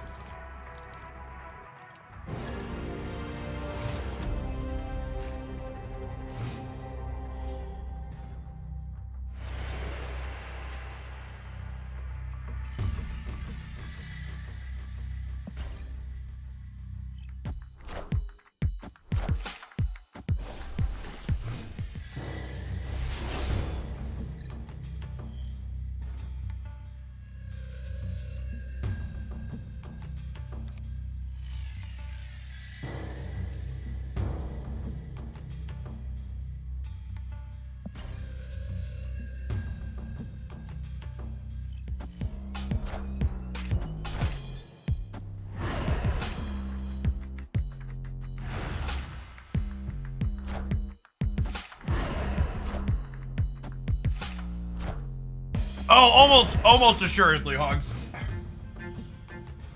Is this list been optimized a bit? It's just not optimized for win rate. Opponent. Hey, congrats on Infinite, Neo.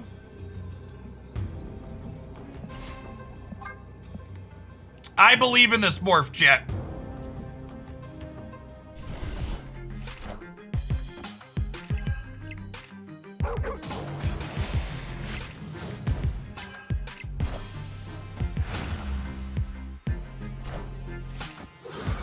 You have a 4-power Carnage.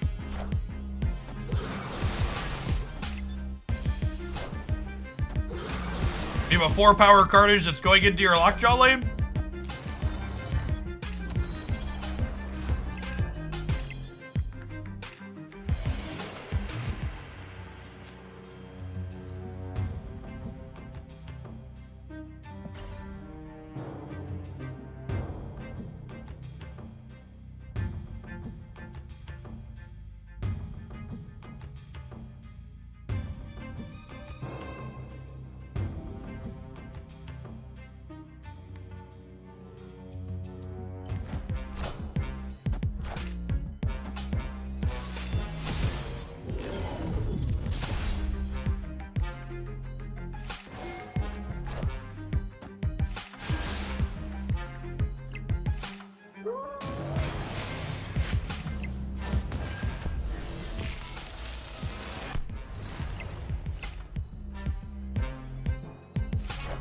All right, Agatha.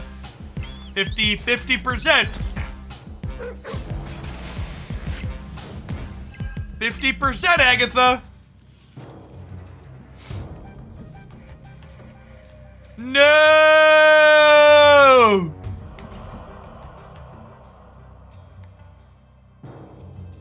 Yeah. We could draw the hammer, right? Or 1 in 3 to draw the hammer. And we can hammer plus Agatha next turn. I believe. Copium.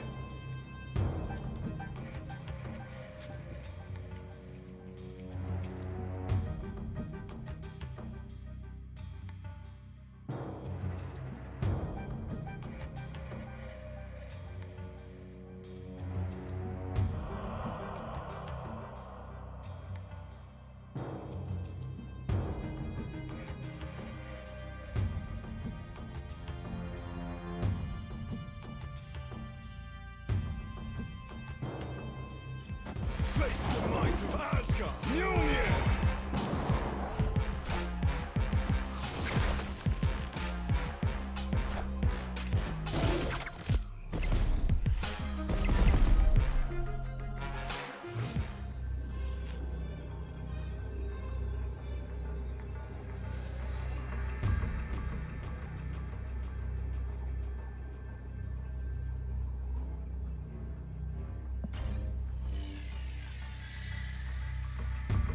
We're doing it live, chat. We're doing it live. I believe. Winnable. Winnable.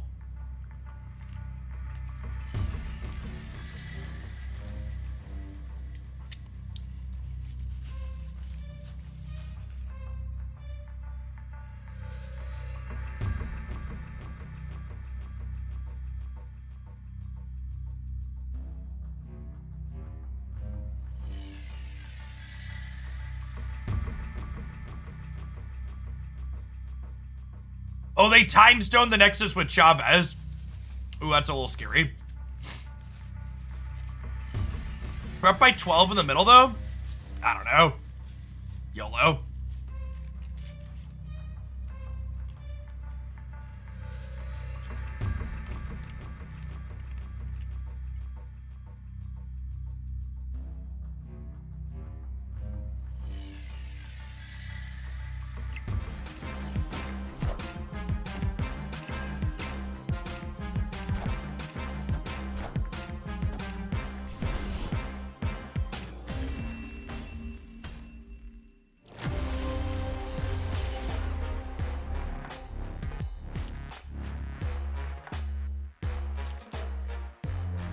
Man. They lost to literal anything there, huh? Just Hammer beat them. Any six power thing left beat them.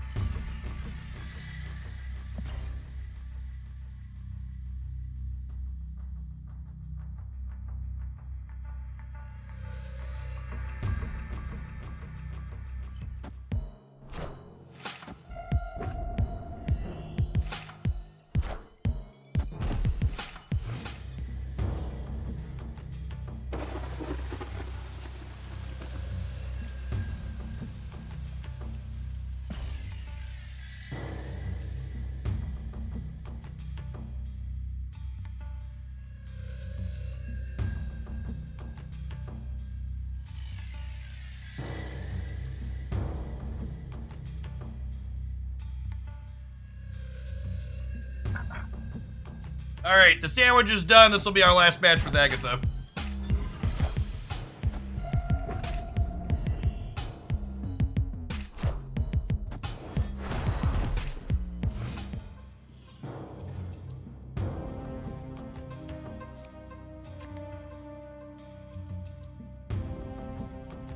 Ah, yes, Lizard into the raft.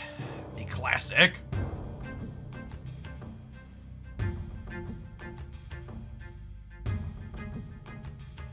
Opponent snapped.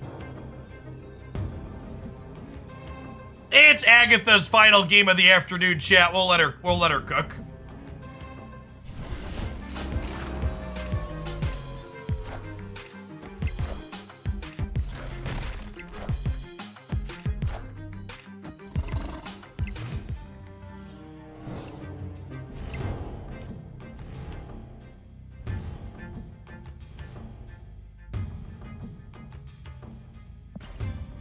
I thought we were gonna get to Agatha on 5 too.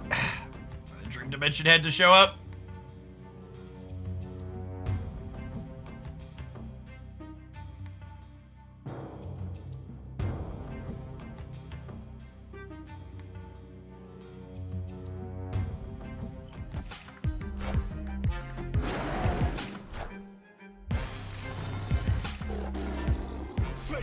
might of Asgard. Mjolnir!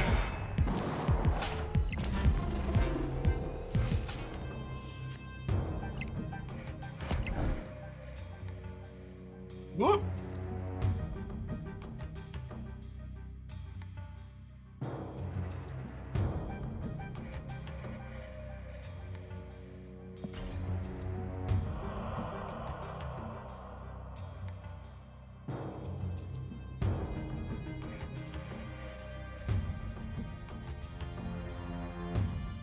I think we've died.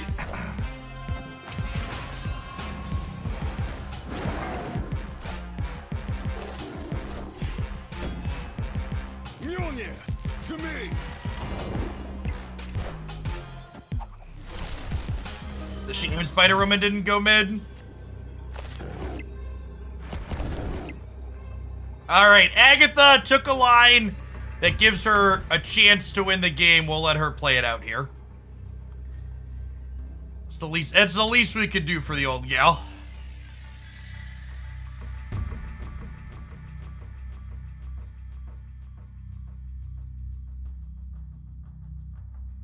They are a Zabu deck that's likely playing Shang-Chi, that is true. Well, they have a Raft card as well. Also true.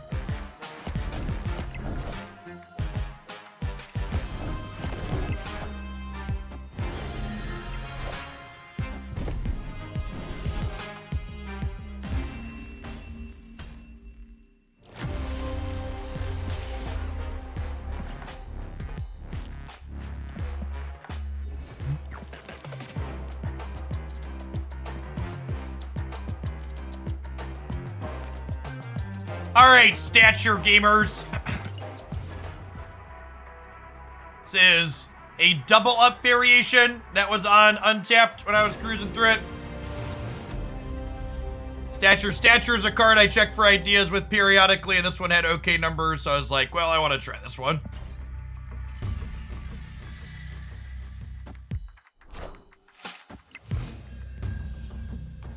Alright, I have to make game decisions again.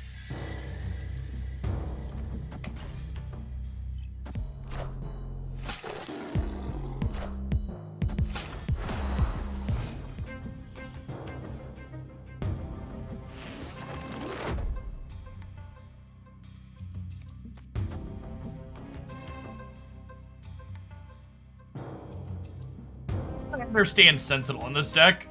Feels a little strange.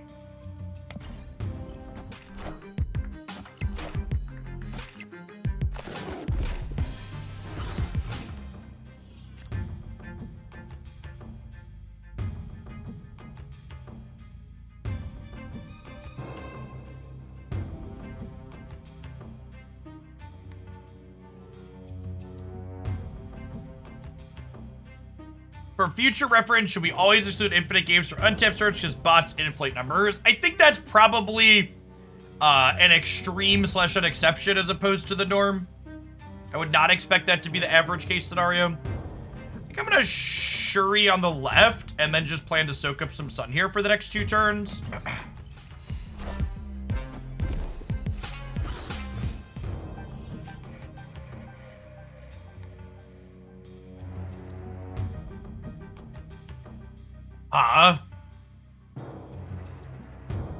Now this lets us kind of play for all 3, right?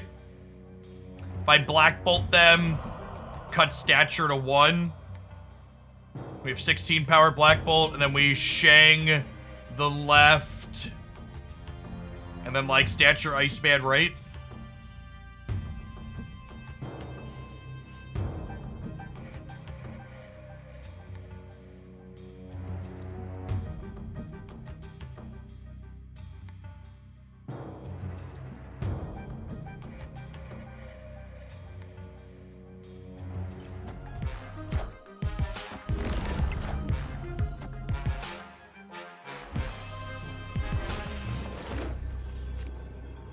Okay, so we're done here then, right?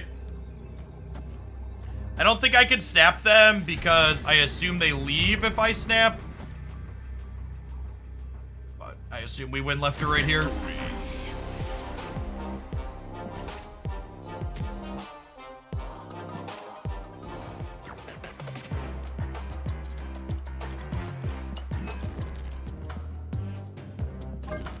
Yeah, I don't think Sentinel makes sense with Moon Girl in this deck. What's a different 2-drop I want to play? Is it just Goose? It's probably just Goose, right?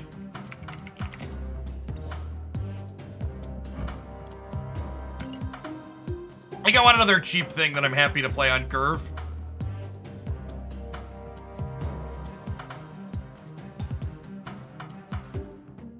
I also don't know that I love Max. Like, Max is good on turn 6, but it's kind of awkward. It's kind of awkward to Polaris. Or, it's kind of awkward on Curve, which is, I've liked Polaris in the past.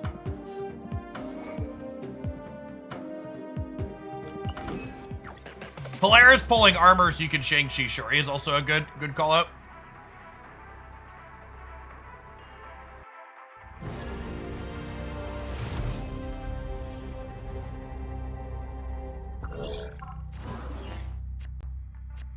Hub's annoying when we're trying to copy things with Moon Girl. Hoping to draw one of our 1s or 2s here to play on Curve. When I ideally like play a card, play Moon Girl. The Sunspot would have actually been the best draw in our deck. Alright, well, we're not Moon Girling this game. We'll Goose, center, and then Polaris can yank Yondu right potentially to play around a Galactus if we need to.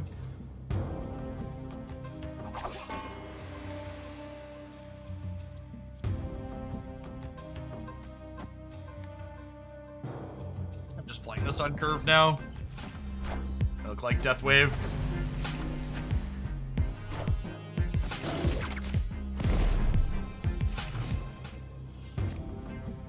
Do you have any full sets of variants? I gotta be close to having a full set of pixel variants at this point.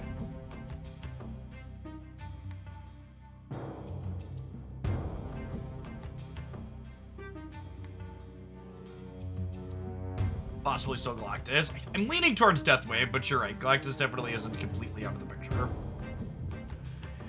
Our hand kind of sucks here, though, right? Just super clunky.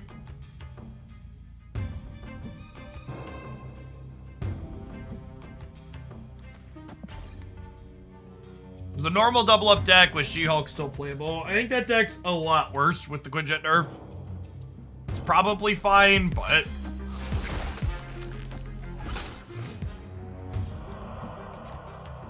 Quinjet nerf hurt it a lot.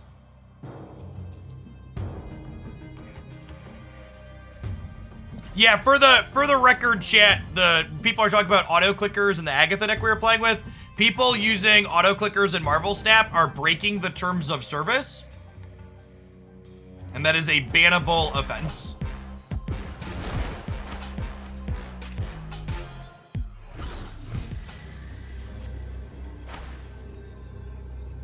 It is against the terms of service to use things that interact with the client directly, like that.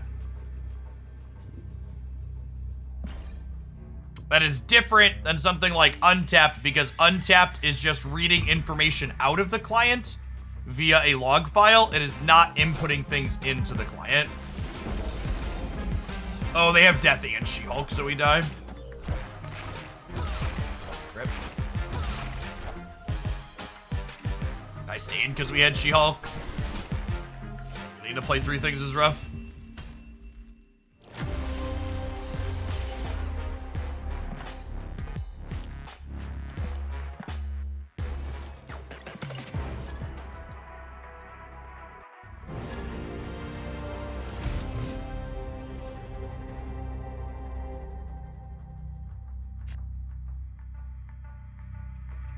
I think Untapped's Premium Tracker offers better data or functionality than free sites like Snap.fan. Yeah, the Snap.fan filters and stuff really aren't great compared to Untapped in my experience. Just like as someone who's played with the filters on both, Untappeds are a lot more robust.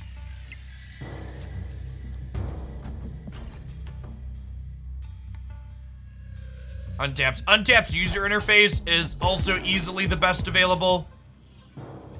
The Untapped team's been making trackers and stuff for literally years for lots of different games, and the other sites are doing the best that they can, but they're all just like smaller community projects that are fan-driven, right? So they don't quite have the level of polish that Untapped's interface has, because Untapped has like actual UI designers.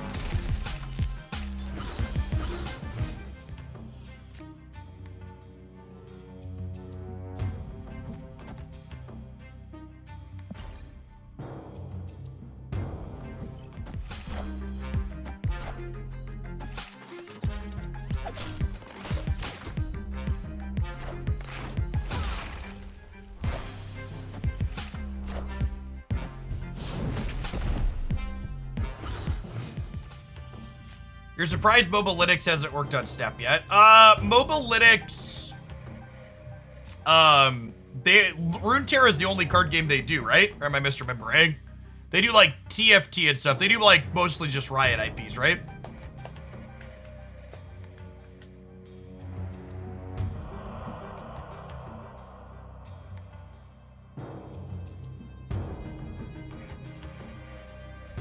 You can send Titania across somewhere.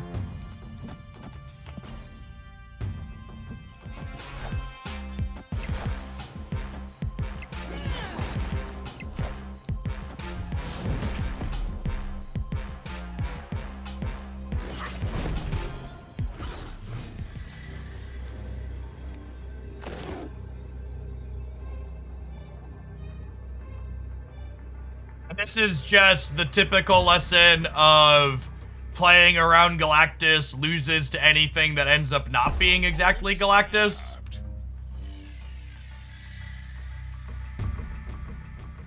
I'm just not gonna stay here and gamble cubes and reward them. Escaped. And like, regardless of the outcome of the game, it's impossible to have a satisfying game against Galactus 3, personally.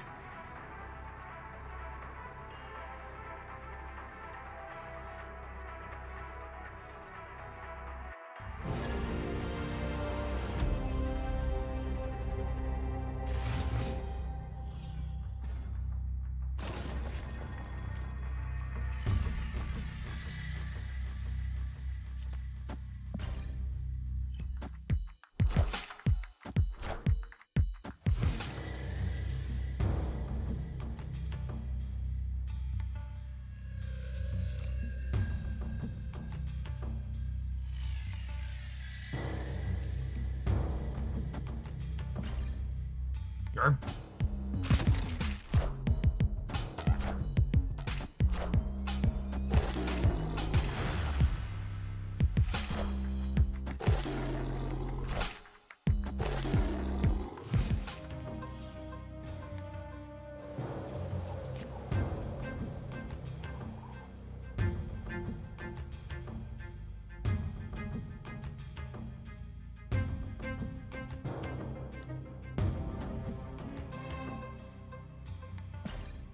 I think we Moon Girl into Double Goose, huh?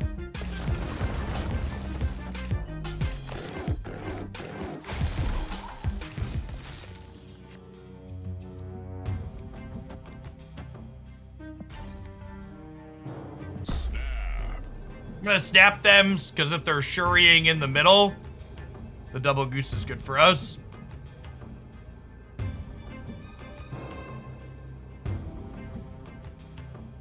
I think Cosmo, like most of the interactive and Hoser cards in Marvel Snap, is probably overstated. Cosmo, Armor, Shang-Chi, Killmonger, I think they could all probably lose a point of power or two.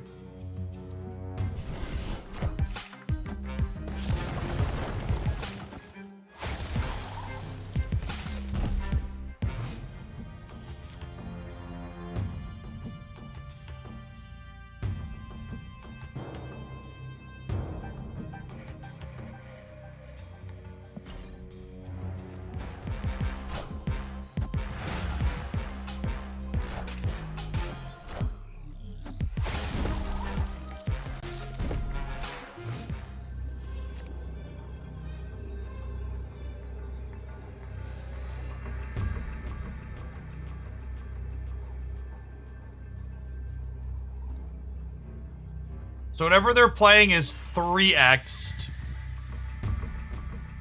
But it has to be small.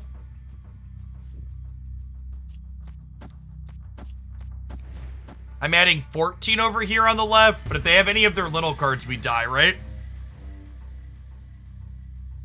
Yeah, Max Lizard Polaris all beat us. We're supposed to leave here.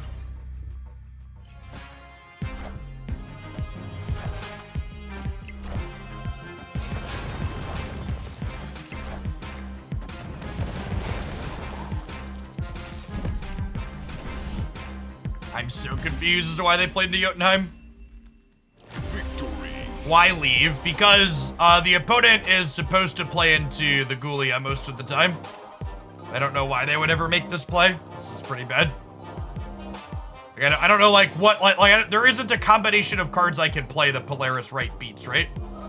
They just need to assume that these two are beating whatever I do here.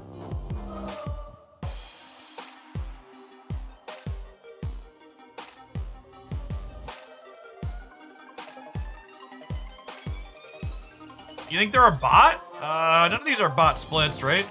I guess this is a background with no border, but those are possible. I don't think none of these are bot splits. The bots don't usually have this many green cards either. You mean I could have won right instead? But they don't have any points here is the problem. The thing is, the Cosmo never wins left, and they're never winning center, and Sunspot and Titania sometimes win right. So if they're staying in this game, the only way they win is if Polaris goes left and these two win the right. There's no combination of cards I can play that Polaris on the right wins the game here.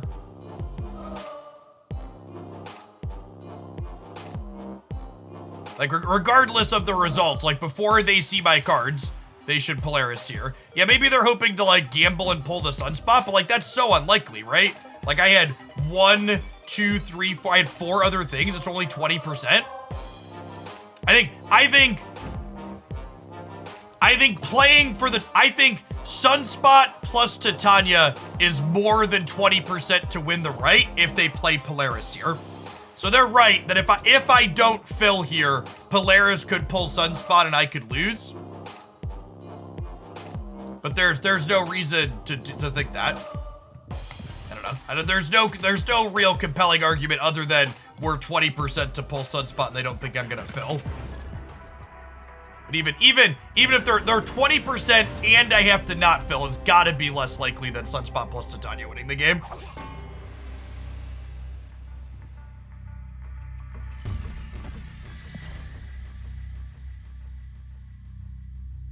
Untapped is a monthly fee.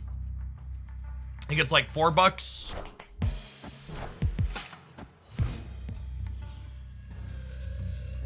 How do you escape 95 to 100? You get lucky or you try not being unlucky. Play a good deck, play it well, snap appropriately, retreat appropriately.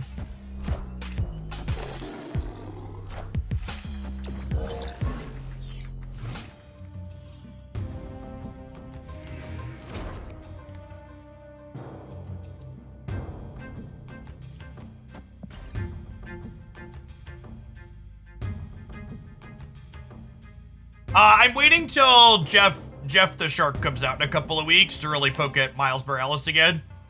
That card's gonna make Miles Morales infinitely more consistent. I'm looking forward to it.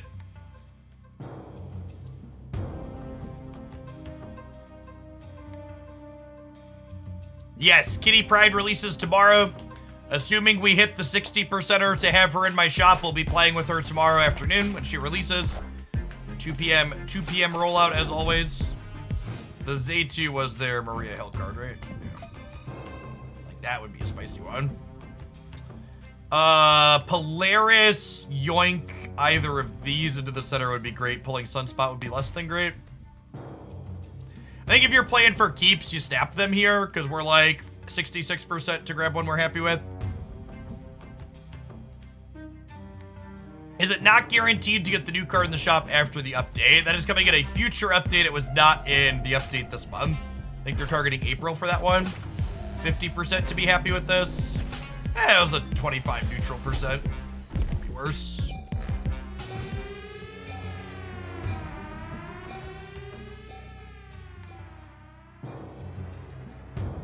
What do we think of Goose the Baxter building? Soak 3.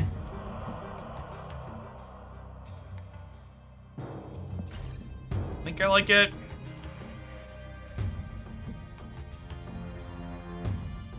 So there is a new banner on the card when the new card shows up in your shop. However, it is not guaranteed to be in your shop. Again, chat, I understand what I'm talking about here. It's my job to keep up on this stuff. If I am uncertain of something, I will tell you I am uncertain. I am not uncertain of this. When the guaranteed card in your shop happens starting next month, it will come, when the guaranteed card in your shop starts next month, it will be in its own section, is what's been communicated. So they have 6 cards in hand. They play a dino, it's 13 up to 21 in the middle. So if I go Shuri into Titania, that puts me to 20, and this puts me to 22. And I want to play Shuri to the left, so we're winning the left in case they don't play here. This gives us a solid shot. Wadakiss, thank you for the 52 months. Appreciate the support. Mr. Akagami, thank you for the quarter of a year, by the way. Well, that one was a little bit ago.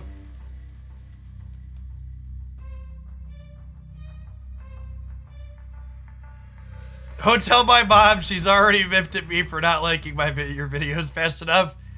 Listen, chat, you gotta keep the mothers happy. They like Hoaglandia. You gotta tap that like button. Engagement for the engagement gods.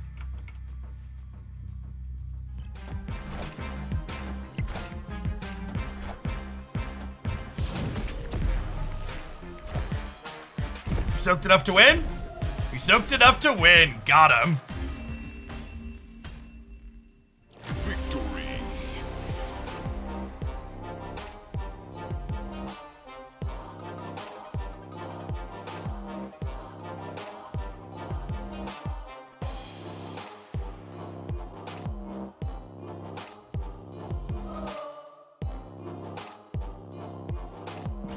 Speaking of today's YouTube video, chat, you like my stuff and you want an easy way to help my stuff reach more people, just make sure you tap the like button on the YouTube side. The algorithm over there sucks and it really helps it out. There's 592 thumbs up on there right now, and there's 2,361 people in chat, which means I'm only disappointed in about 1,700 of you.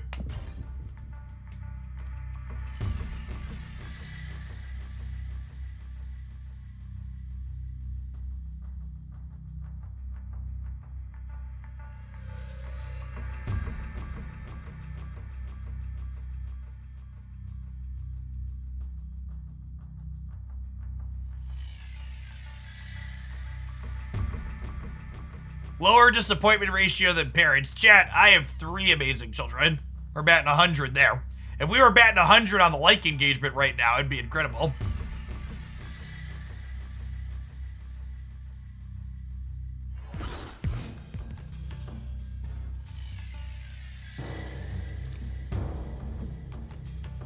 Okay. Now, one thing that I'm interested to see how it feels after we play this deck for a bit is Black Bolt with Stature has some tension with She-Hulk, right? Like, we can't... what's it called? We can't She-Hulk for 1 and games where we Black Bolt. Is noteworthy. Oh, it's also a little awkward... It's also a little awkward that the Hellfire Club will keep Stature out here. So I think I need to play into kill here.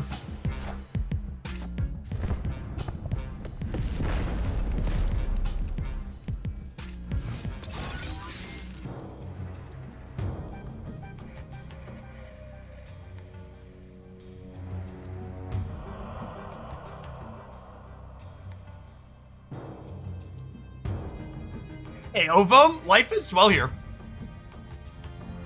I've had, literally my best metrics I've ever had on the channel lifetime with Snap. I like any game, it's had its ups and downs through its various meta shifts, but overall, I am enjoying it more than not, I would say. Scorpion, yep.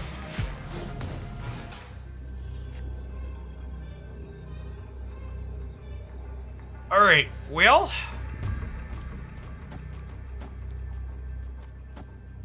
We have priority here, so I don't want a Titania mid. I don't know that 8 is capable of winning left. We'll see.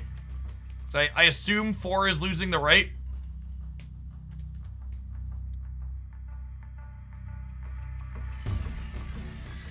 But triples, thanks for the 11 months. Alright. RNGesus take the wheel. I assume all of their hits win the game here. Yeah, not the greatest set of locations for us.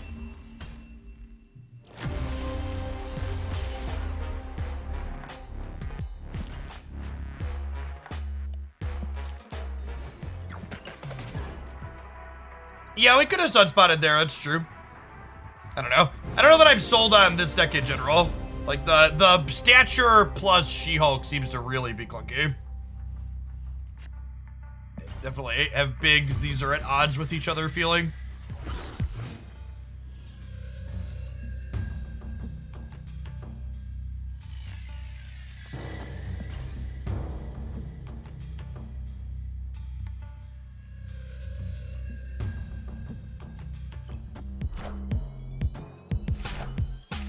Yeah, the small animations they've added patch after patch have been consistently very good. There's Polaris, their Daredevil, over to the left here. Gonna give them less options.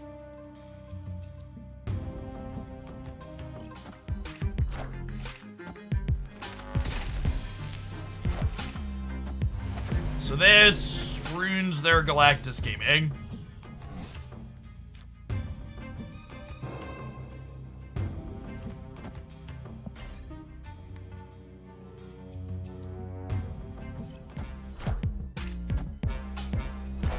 What would you say is your favorite part about Snap, or the biggest pro that puts it over other card games in my opinion? So, one thing that I've always felt I was really good at in other card games that really gets appropriately rewarded in Marvel Snap is my ability to read my position in a current game, and the snapping mechanic, being able to wager ladder points over the course of your ladder journey, really rewards players who understand their position in the current game in which they are playing.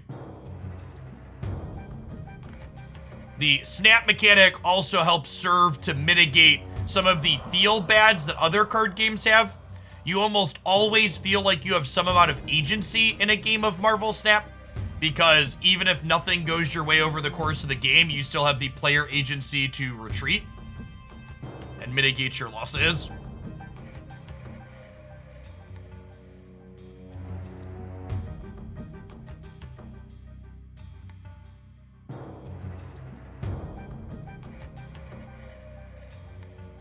Yeah, there's like a heads-up poker sub-game that goes on with the laddering.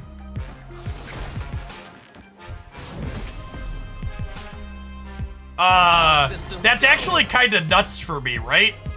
Because now I can Shuri on the left. Or we could just Shang-Chi. Definitely just Shang-Chi. Shang-Chi is better in case they have, like, Doctor Doom randomly in their deck. I guess it's worse into Null. If I Shang-Chi and they have Null, do we lose?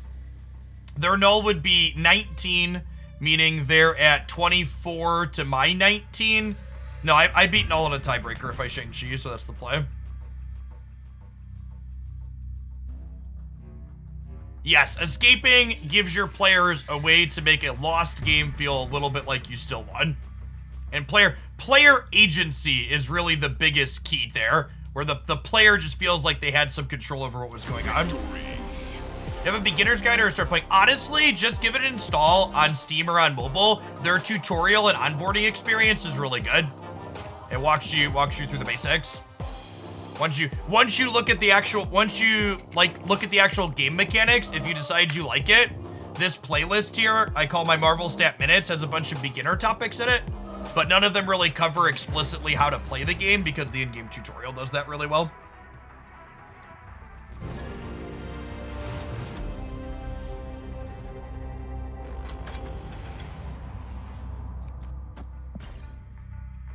Fragmented Executioner, thanks for the third of a year.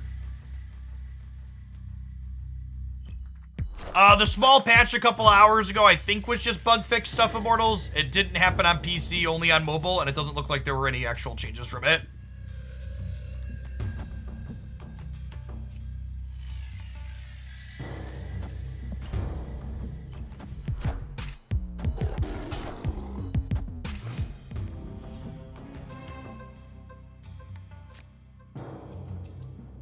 We're just soaking up some sun here.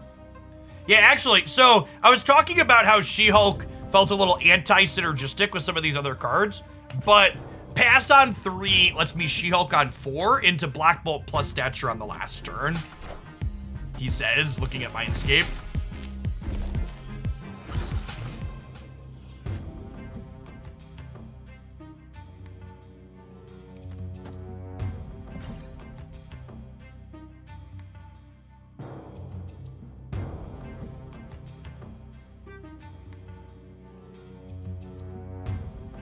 Quinjet isn't really good in decks like this anymore because it can't make your cards free any longer at the most recent balance change.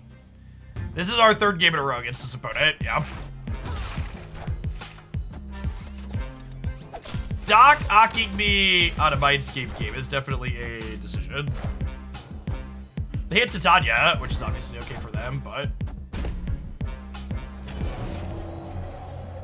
definitely a choice that was made here for the opponent. They get to know that Polaris is coming.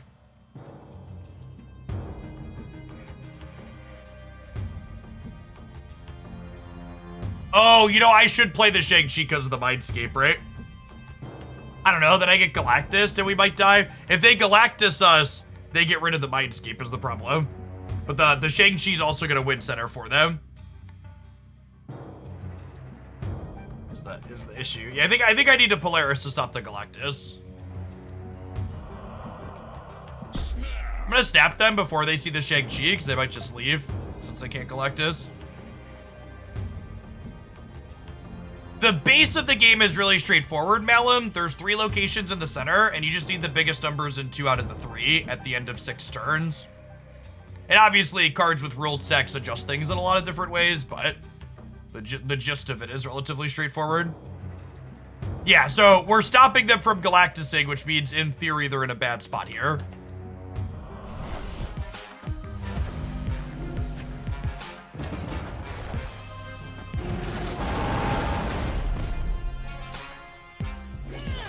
Systems go. Okay, and Shang-Chi lets them clear the center.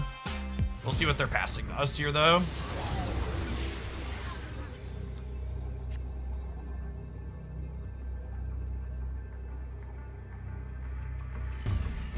I have priority, so we just do this, right?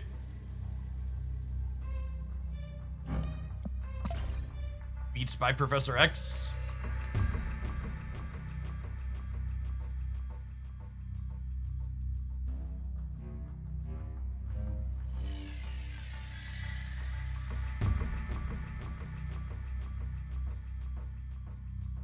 We're beating a copy of Null. Victory. Bum, bum, bum, bum, bum, bum, bum.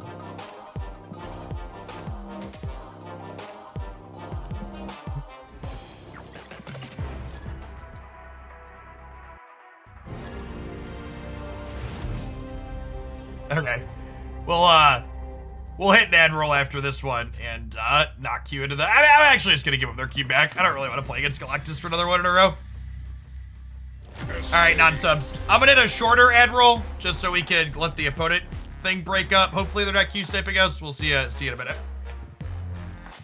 Oh. Hopefully, when the matchmaking adjustments come down the pipe next month, they have, don't instantly re-queue me into the same person constantly in it. There definitely needs to be something of a short break there.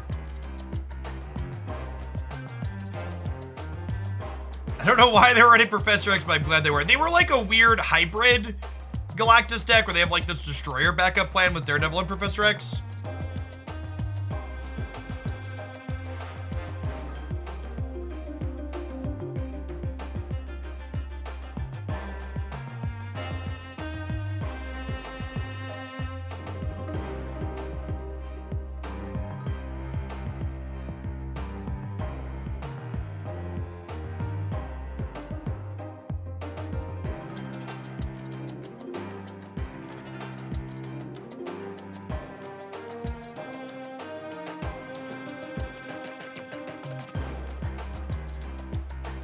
I know it was very much a Mindscape game. Is the Thor Frog bundle a reasonable use of gold? It's worse than some of the other bundles, but not by that wide of a margin.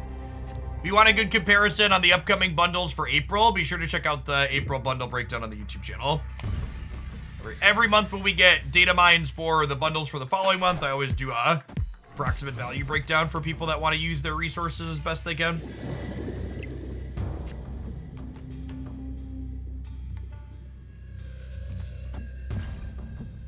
I think we're goosing London. It could be right to leave London open just because I have Shuri. Hopefully we'll just draw Zabu like a professional. You're snapping me. Any plans for an April Series 4-5 tier list? Yeah, I do it. I like to do updated Series 4-5 tier list after the last card in a given month releases. So I can give at least early impressions on it. So you can expect a list that includes Kitty Pryde on it at the end of the week once we get to play with her for a couple of days. Friday is usually days I post tier lists on once we've had some time to play.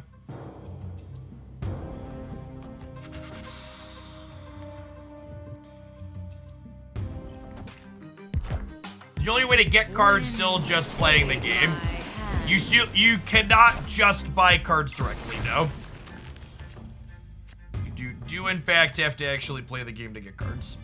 I think we're dead, chat.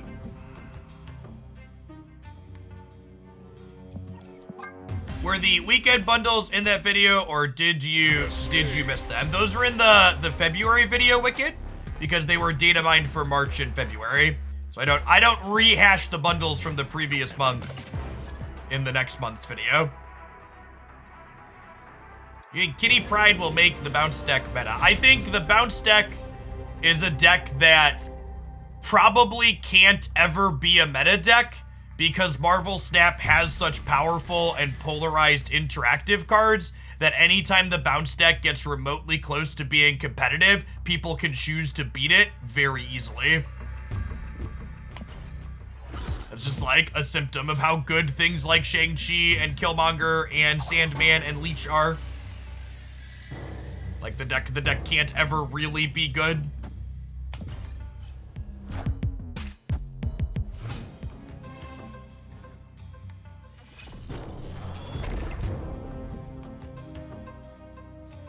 Or I guess I should say there's a ceiling on how good it could be is a more accurate way to say.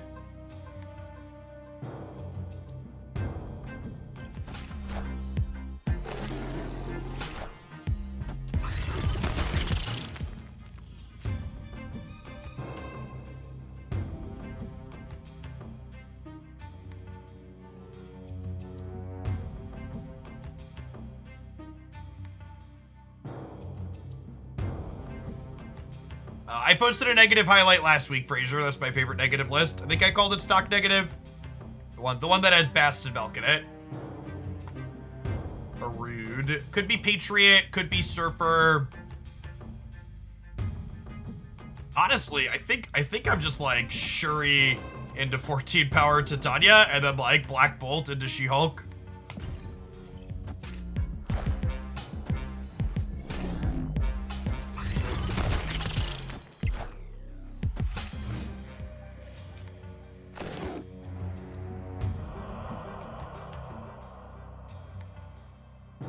Yeah, Black Bolt has the potential to snag Silver Surfer out of their hands here.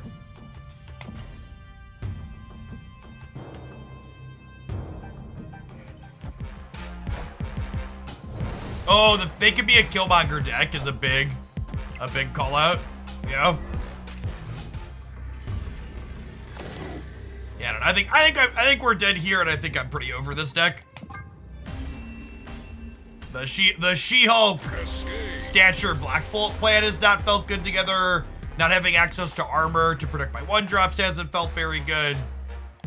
It's definitely felt worse than the other Moon Girl double up decks I've played, even with Quinjet getting the X.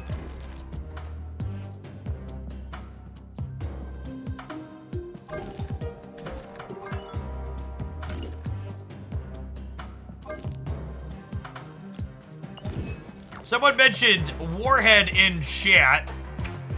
This is a deck list I wanted to try. Let's kick the tires on this one.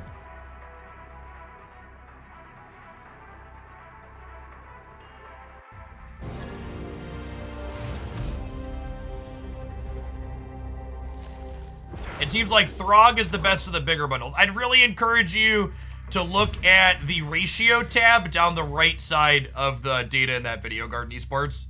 That's the most direct, how do these things stack up against each other at a glance. Is Master Mold worth buying for the shot? Master Mold is very good at enabling Ronin, and that's about the only thing that it does. So if you want a Ronin enabler, it's a great pickup. If you don't want a Ronin enabler, it's not worth spending resources on.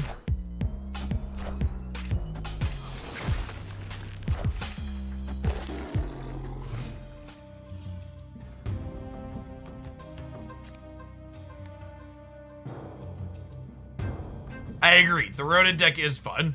Cosign. When are we Killmongering is the question. Give him a turn here to put some more 1-drops and stuff into play.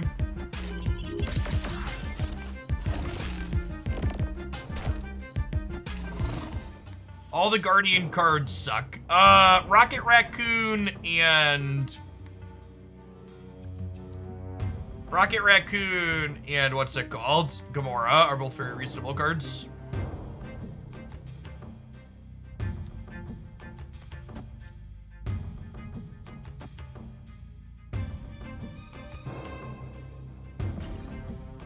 I don't know if we could get priority here for the Daredevil Warhead turn. Which might have been a reason to Killmonger earlier, actually. Holy crap.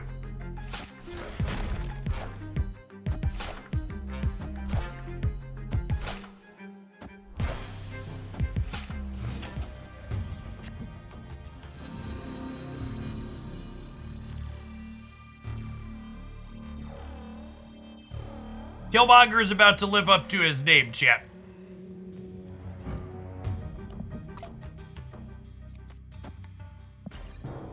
I think it's too late to snap. I think they leave if we try and raise the stakes at this point. All systems go. But we will happily put them in the ground here.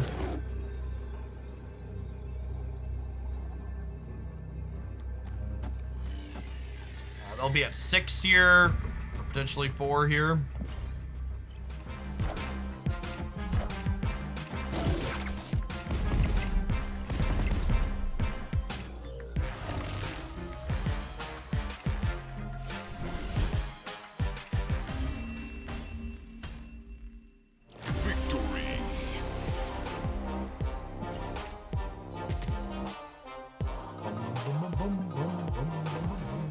Did so much damage we shattered their monitor. Something like that. I don't know. I feel like if you're playing the Khazar deck, you gotta know that.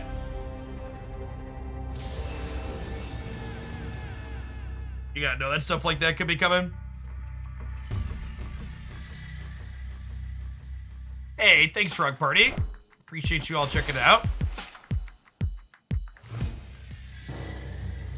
You were playing Agatha. Okay. Yep. Sounds right.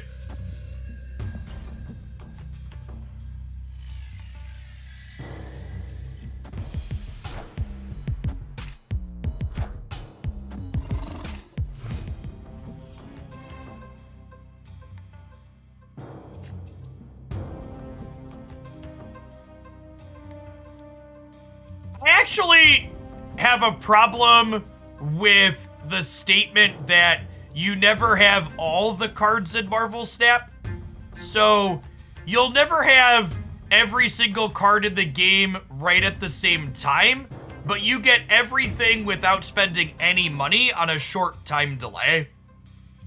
There's just a short time delay on how long it takes for the new releases to get into your collection if you're not spending money. Which is different than you'll never have the stuff. Because, like, in other games, like Magic Arena or Hearthstone or others, like, you literally never get every single card in the game, right? Like, you're always going to be missing stuff. It's not a 5-month delay, chat. God, my favorite part about discussing the Marvel Snap economy is fucking mouth breathers that want to tell me I don't understand what I'm talking about while they throw out numbers that are just way fucking wrong.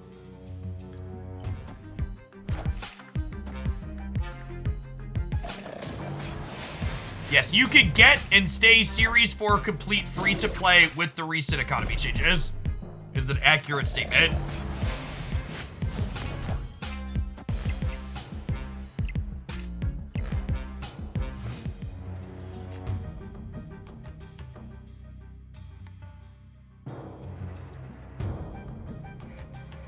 There's no cards you can't get for free, but you won't have enough resources for free to get all the cards at once. That is correct, yeah. And you actually, the way the token shop works, you literally get to pick and choose which cards you want for free, when and how long you want to wait. If there's a particular release you want right when it comes out, you can do that. You can choose to have that be the thing that you do.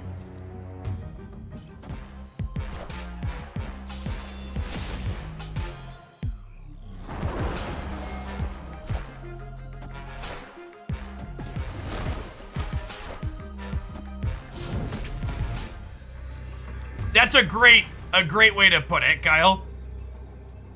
The tokens represent time, not the actual card per se. Yeah, that's a great. I think that's a phenomenal way to put it. Victory.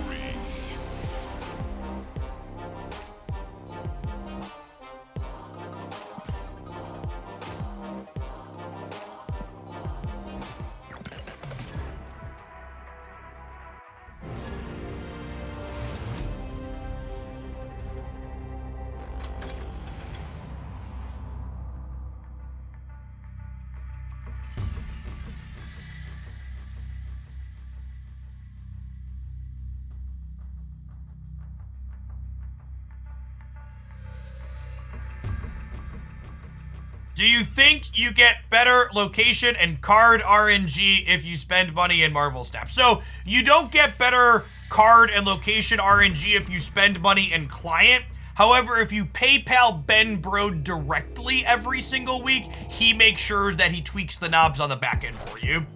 So it's not as straightforward as simply you spend money and then you're luckier. But if you have the hookup, you can make it happen.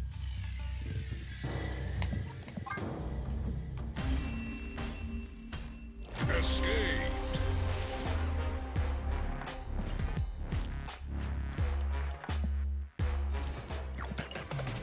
And if you'll buy that, I've got some oceanfront property in Arizona to sell you. From the front porch, you can see the sea.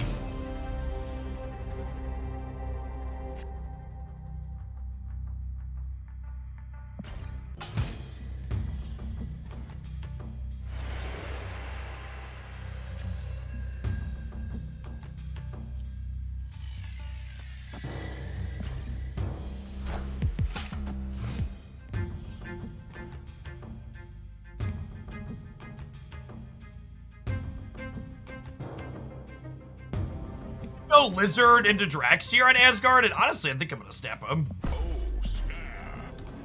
A good start from us.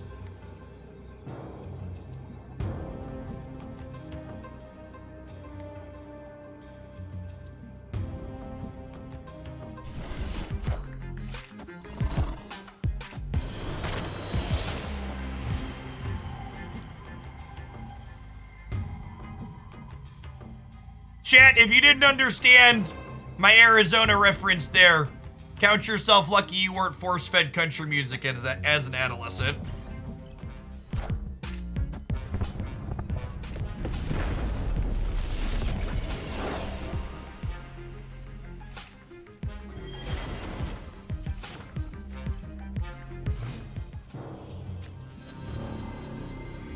So we get to Professor X, lock down one of these two.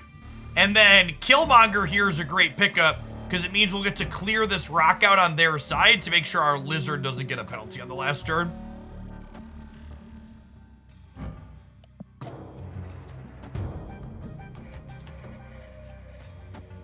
And I think I Prop X here. So that way I have the option to Mr. Fantastic into here. Although we're probably just Killmonger plus Warhead, right?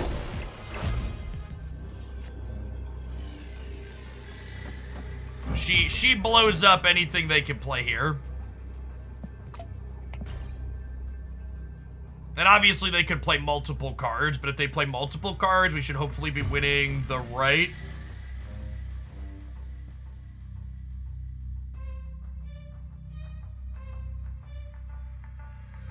They could be an Ultron Gamer. Ooh, that's a good thought.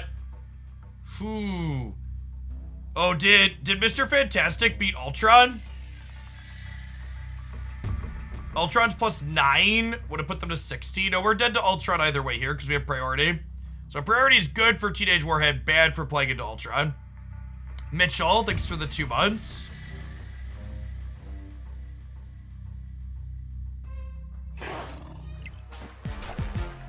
All right, not Ultron Gamers.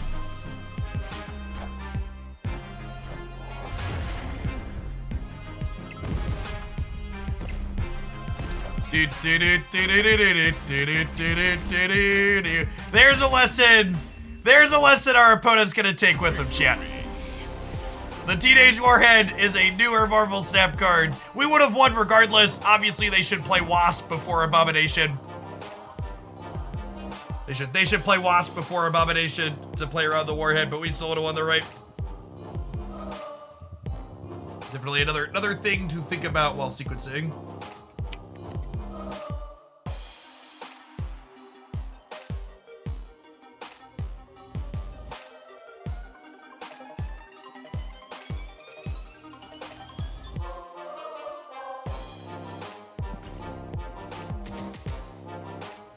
What card am I looking forward to most from the upcoming data mines? Probably Jeff the Shark, because Miles Morales is one of my favorite cards, and I'm hoping that Jeff makes it more playable. He's also my namesake, so I think we're obligated to like him, but he's also gonna do stuff for Miles, which is great.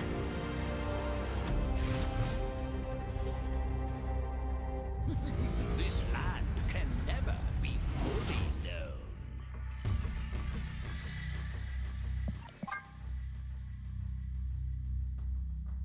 Escaped.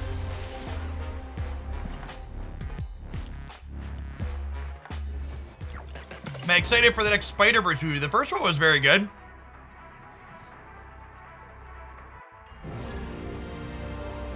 I think I'm more excited for Gwen Spider's card to release than I am for the Spider-Verse movie. I'm hoping that'll coincide. They tend to line up some of their specific card releases with other stuff happening in the MCU every month when they can. It's smart on their part. Dream Dimension's a little sad, means I won't be able to Professor X with Daredevil, but we will have Drax teed up at least.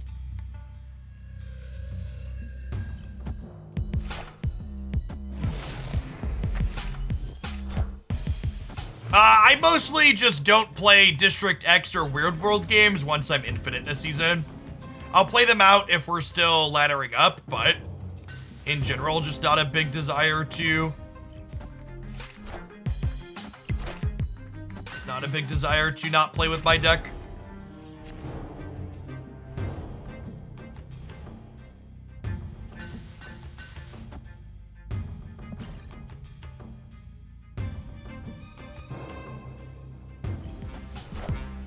The Luchador variants are real good. They're consistently wonderful. Hey, there's Wanda. Get that, doing us a solid. What about ego? Ego, you snap and you stay. Them's the rules, chat. Ego is a snap and a stay.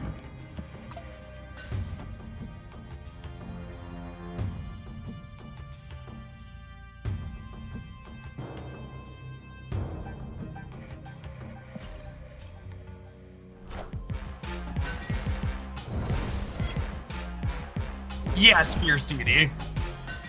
Generally speaking, I can't use Weird World games and deck highlights, so I don't play them out.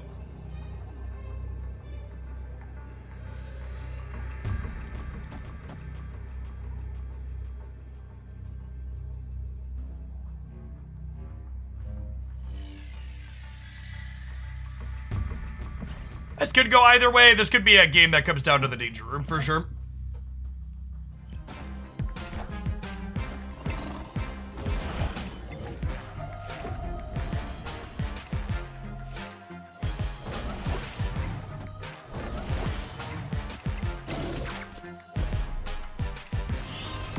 All right, so if and we need both of our cards to live.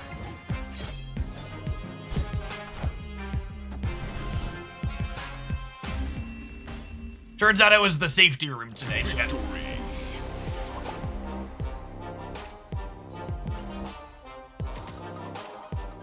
Did the dance? They did the safety dance.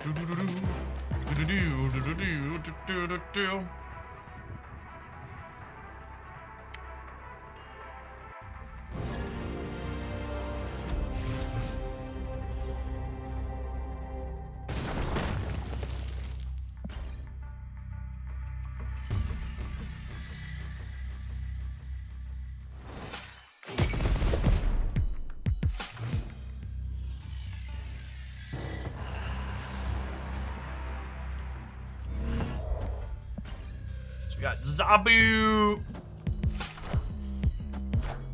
We'll have Storm into the Death's Domain. Rip.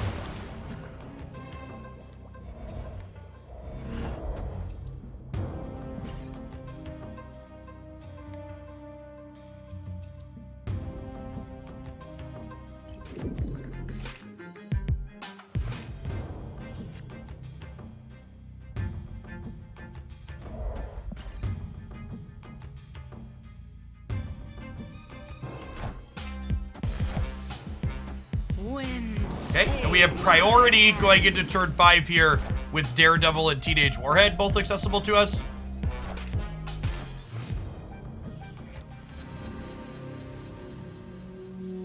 Oh, and we have Professor X now.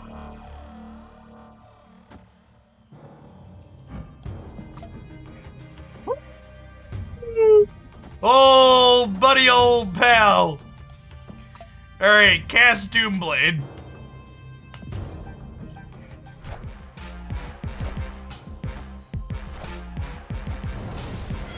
Headshot.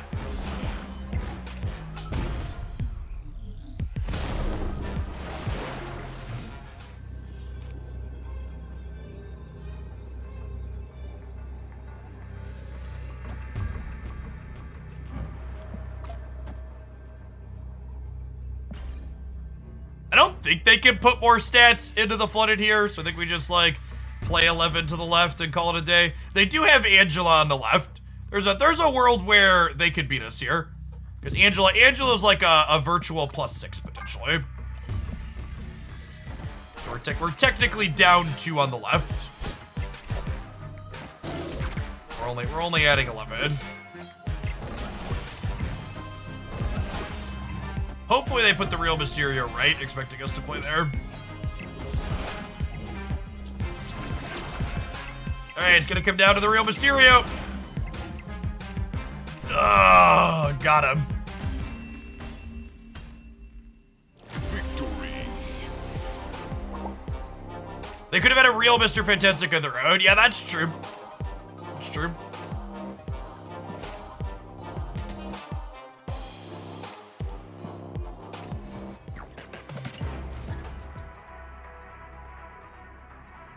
Will the real Mysterio please stand up?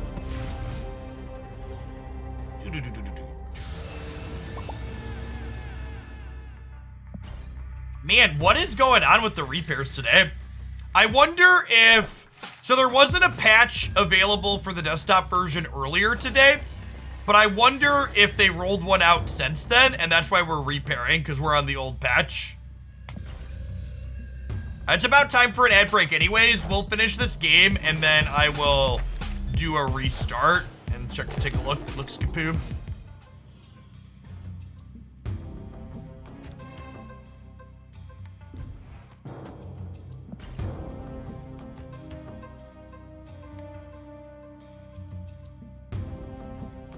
Steam library still isn't showing an update. Okay, did you restart your Steam application?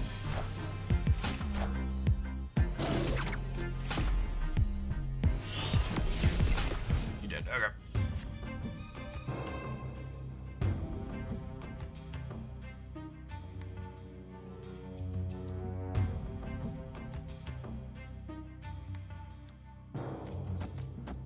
I don't want to play Lizard on the right.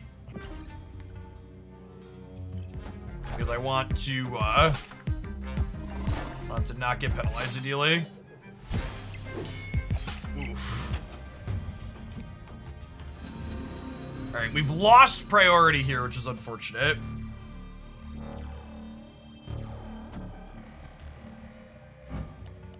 And they have Sarah, but our Drax took priority for us. I wonder if it was right to play into the Ghoulia, despite. I wonder if we're supposed to have played Daredevil middle so we can have priority going into this turn to warhead them. It's probably what I'm supposed to do. No, Professor X here sucks.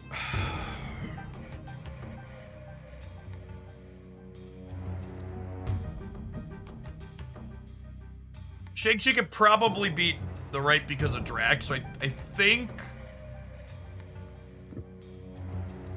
we're just supposed to play out here.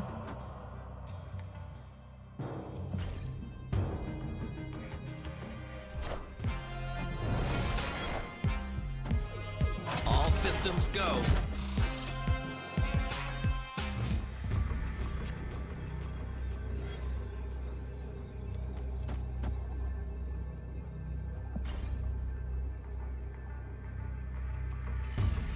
Oh, you know what? I should play Mr. Fantastic last, so that way we can't get arrowed out of the Shang-Chi.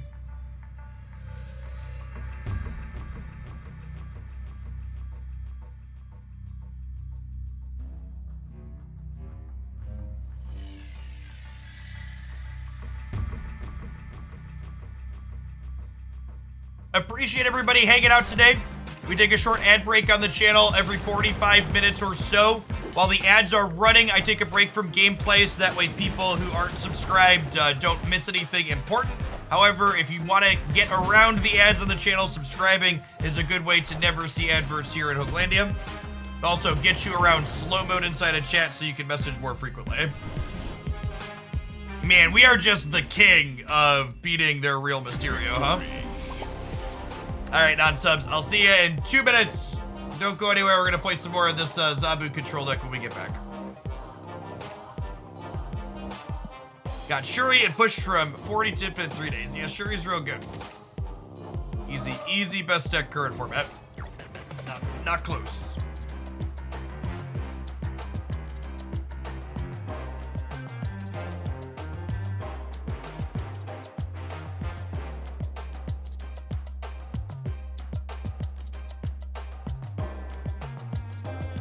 Yeah, so we're playing as technically a control deck, interactive bits, and board control.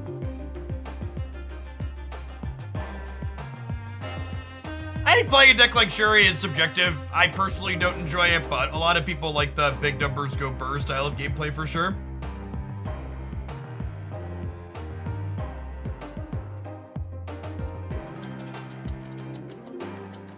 Hey, Algid, thanks for the 7 months. The big difference between control decks in this game and other games is that control decks in Marvel Snap don't really hold people hostage because the game's over in 6 to 7 turns. Hey, Ultramarine, thanks for upping that Prime for the 2nd month. Welcome back. Oh, man, I don't know what I did to my back, chat. It is supremely jabbing me today. It's probably because Haley is edging up on 40 pounds and insists on being carried many places. Probably need to start nipping that in the bud. It's gonna be too big for me to do that soon.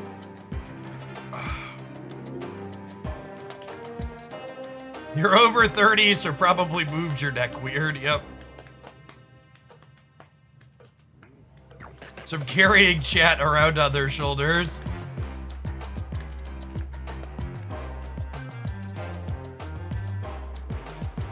You think snapping is getting out of control? I played 20 games where 16 of my opponent's snaps and 8 of them were on turn 1. No, my approximately lukewarm take on that is most people don't snap aggressively enough. That is a known bug, Sam. Hopefully it gets fixed soon.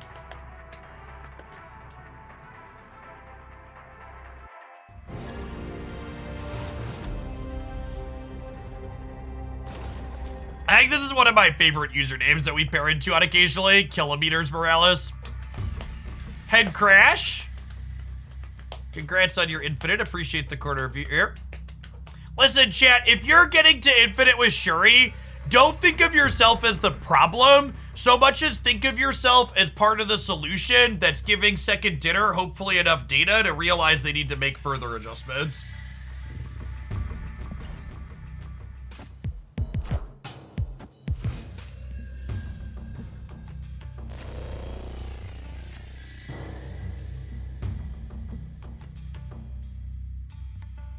Our recurring net metric nemesis.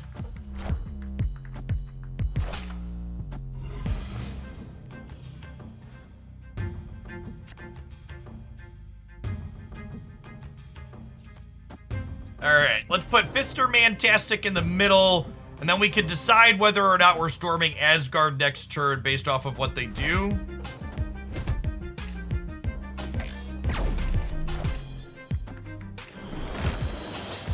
The Danger Room has ended up a little bit too dangerous today. Unfortunately, Goose keeps me from playing Drax here. Do this and hope for the best, but this is probably a retreat angle with Mr. Fantastic dying mid.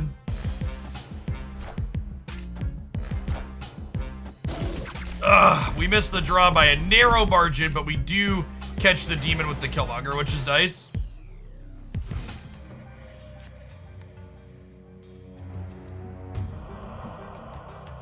No Daredevil, no Daredevil, no Zabu feels real bad here. No 2-drop to play out.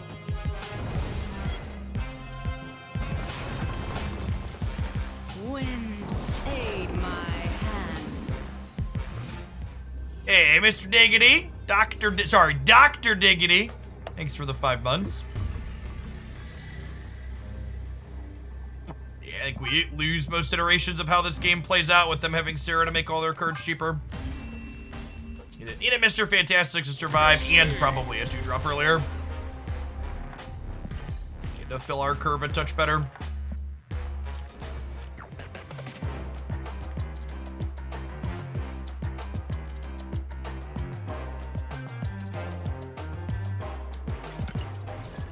You know, if you bast a high-powered card, Shuri it goes to 6, and then you Luke Cage, it goes to double its original power. That's an interesting, almost Layers-esque type interaction as a recovering Magic player.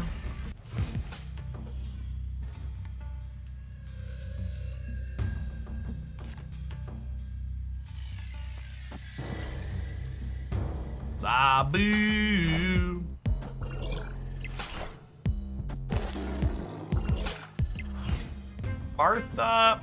Martha.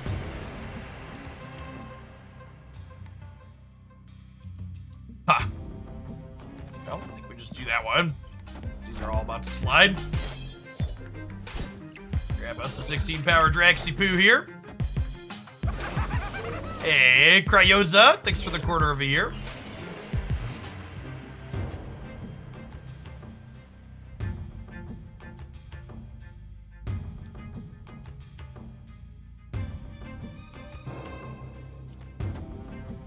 think we just Cosno.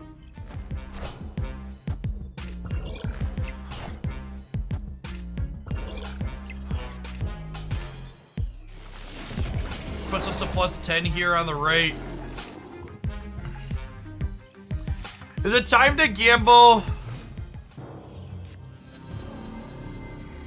I was about to say, is it time to gamble with Professor X, but they have Daredevil, so it is decidedly not time to gamble with Professor X. Maybe I should be considering...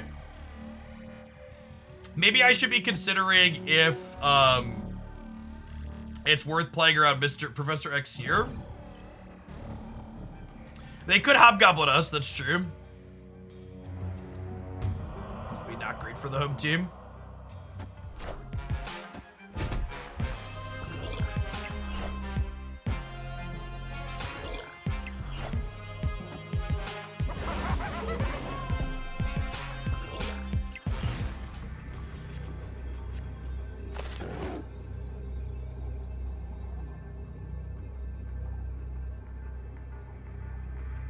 Is 10 enough to win the left? Snapped.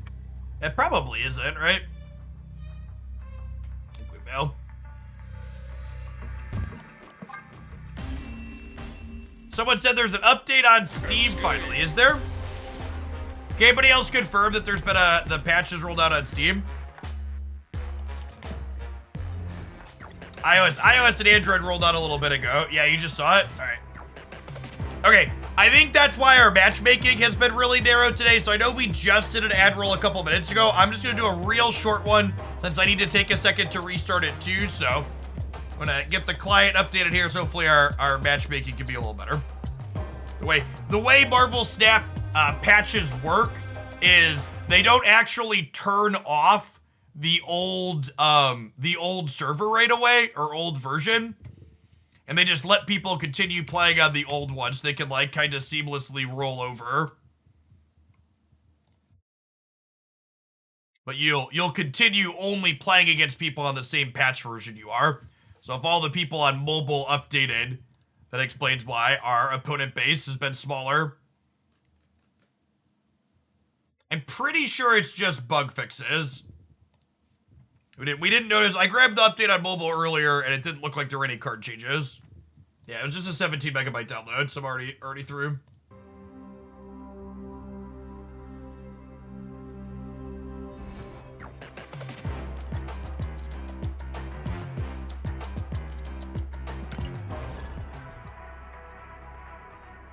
Is there a website where you could view the decks that I play? Some of the decks from my editor are on my Snap.fan page, !decks in chat. There's also links to deck lists on my YouTube channel in the video descriptions. Yeah, hopefully it's got some bug fixes for Keg. He's had some issues, to say the least.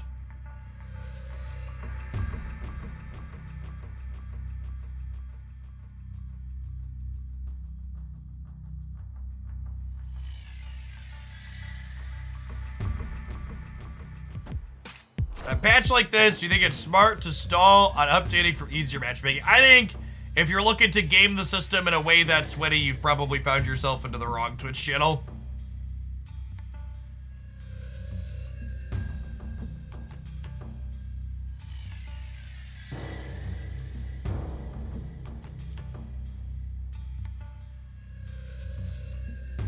I really don't want to storm where their Sunspot is. Let's storm the Ghoulia here, because I assume they won't play here.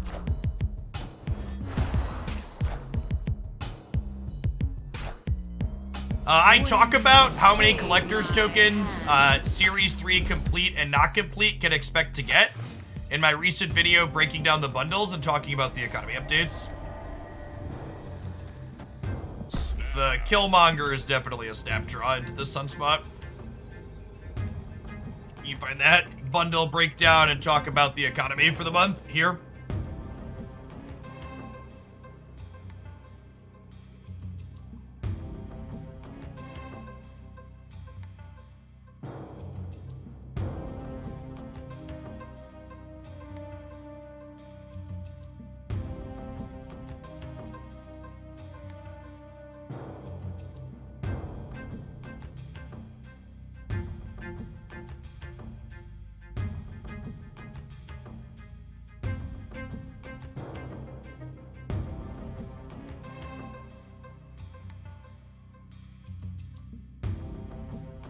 I will say one change I wish Snap would make to their pacing on updates is I wish they would communicate in advance which updates are bringing what.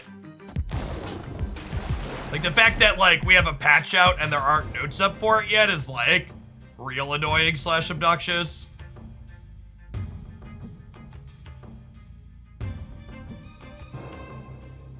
We've got 2 more turns here. Do I want to clear Vormir is a question. Goose doesn't really do anything with the Elysias. That's probably fine.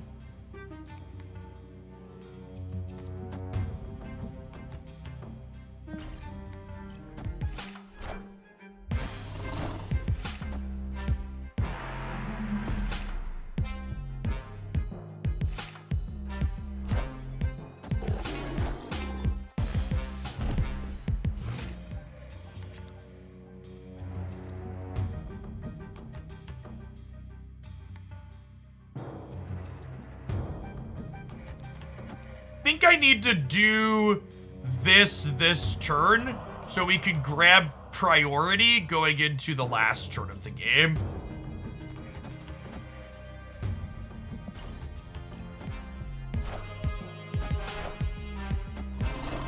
Gosh. Well, priority has been grabbed. Does this win the game? This makes it a little bit scarier. I think there's a world where Teenage Warhead wins the right. It's a King Snap. And fuck this card, chat. He's so annoying.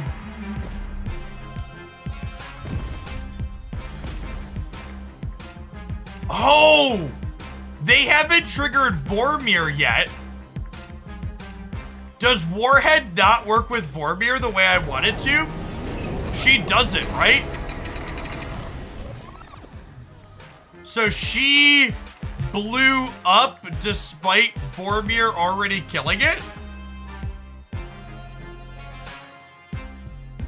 They both trigger on the same card. Okay, so that means this is technically optimal then, right?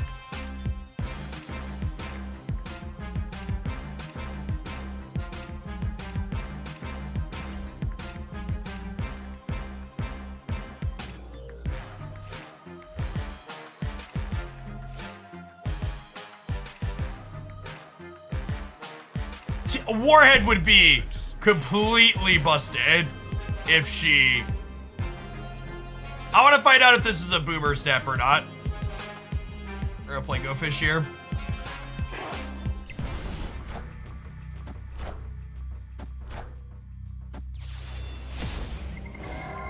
Oh, they had Reality Stone still. They had Reality Stone still. Yeah, it's a good reason to leave. Honestly, the fact that they were Thanos in general is good reason to leave. Who's surprised that the Kang Galactus, the Kang Thanos player was toxic at the end? I, for one, am shocked.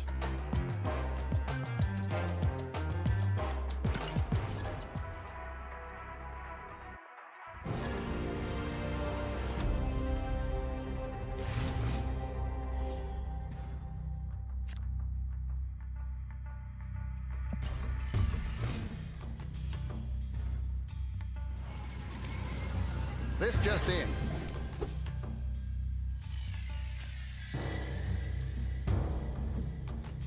Let's get Daredevil down. We'll probably play this on 5 alongside a 3-drop once we know what's up.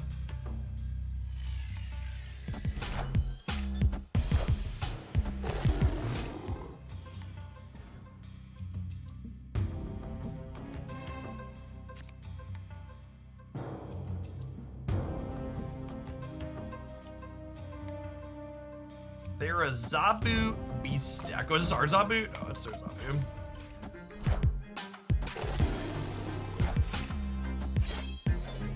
Unlucky. Those are Drax.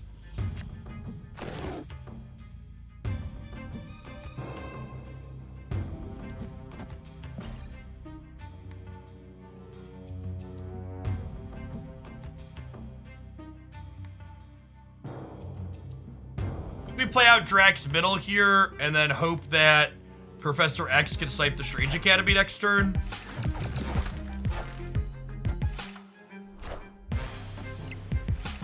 We have Daredevil to give us information on this, so this can lock down the right side if they don't commit at least 4 power there. I guess 3 power, really. Ideally, I don't want to Professor X the middle, because I've already got stats committed there, and that's the path I'm most likely to win otherwise.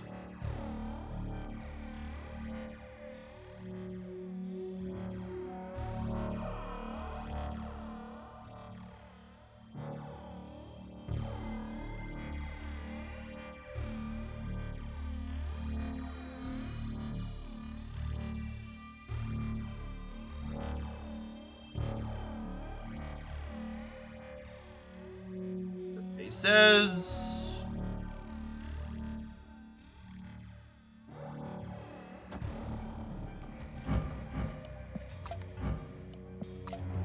Widow and Absorbing Man Widow.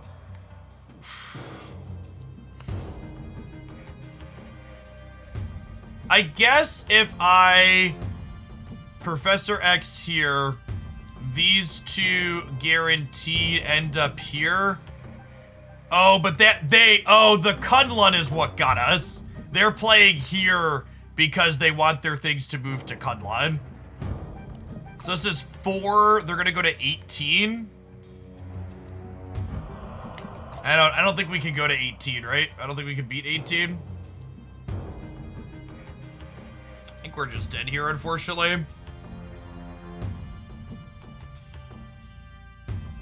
I mean, if I lock them in, I'm losing, right? And I don't know how I beat them here ever.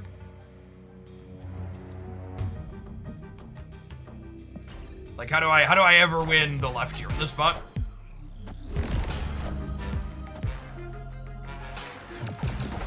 No, I'm not drawing cards because they're Black Widowing us yet.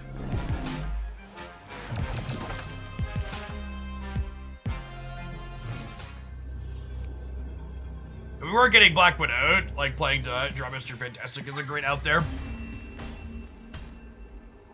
Escaped.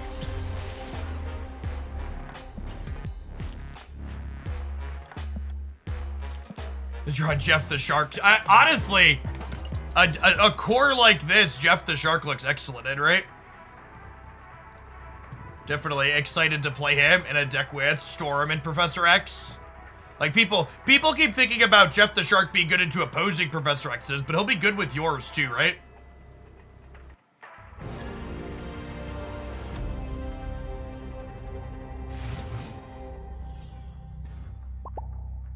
Jeff the Shark's a 2/3.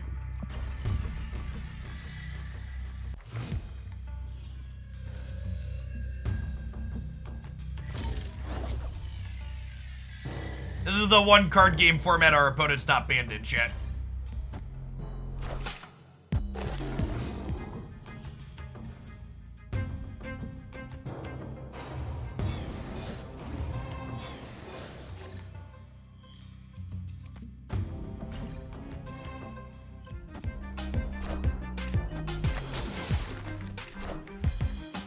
Wind, aid my hand.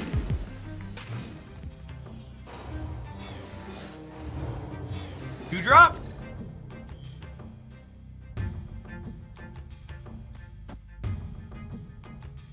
YOLO Swaggins.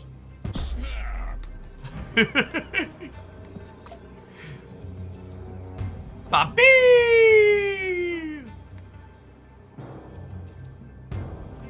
I believe. Oh, yeah. Come and get it. Come and get it. Dinner's ready.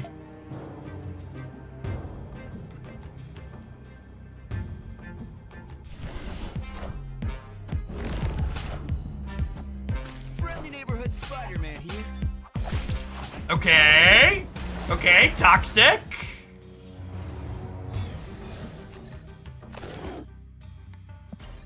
Yep, we deserve that. We deserve that. Spider-Man negative. They're probably Galactus negative. Hopefully no Absorbing Man, but I would imagine they're Galactus negative.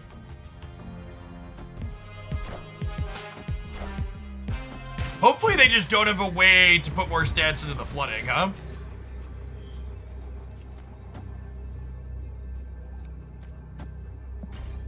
Mr. Mantastic is just gonna slam dunk him.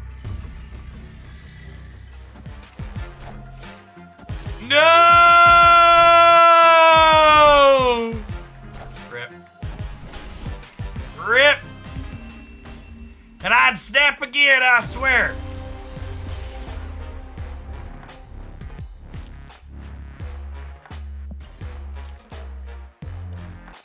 The fact that they like all went left is like really driving it home.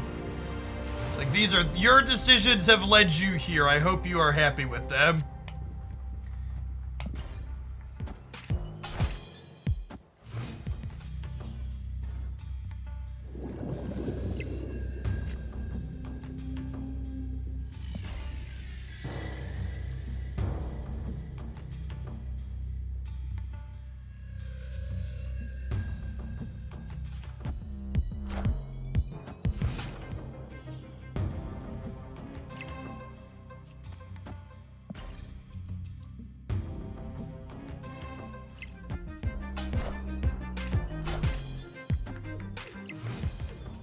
Demon into Atlantis is interesting.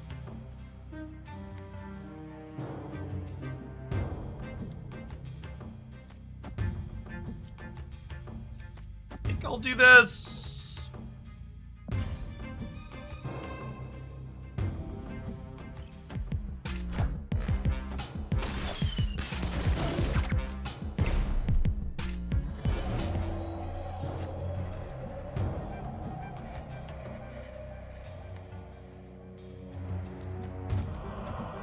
So if I do this, Drax can't really go left or right. Although Goose could get us in trouble in the middle. We should have priority going into the last turn, though, I imagine, with this play.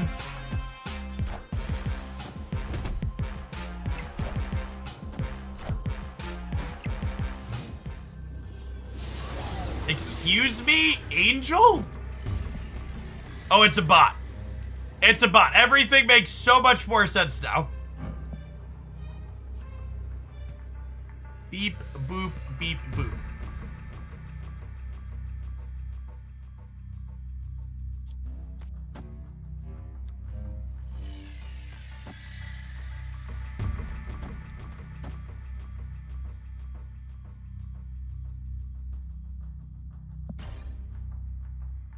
Oh, wait, the Squirrel Girls are gonna give me -1 over on the right, right?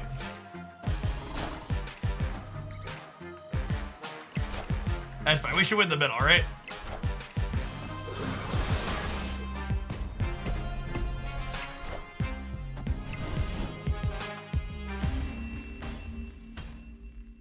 Victory.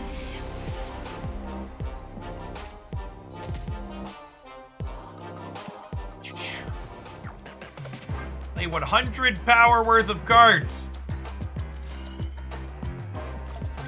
Eh.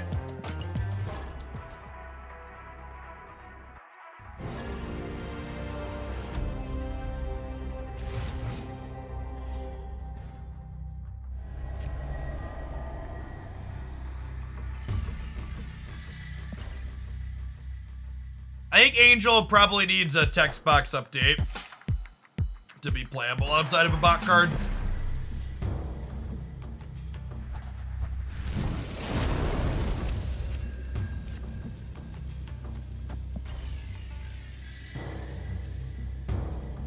Vormir's really not good for us. Outside of Professor X, we don't really have a good way to get in there. And Professor X is only good enough if the opponent doesn't play there.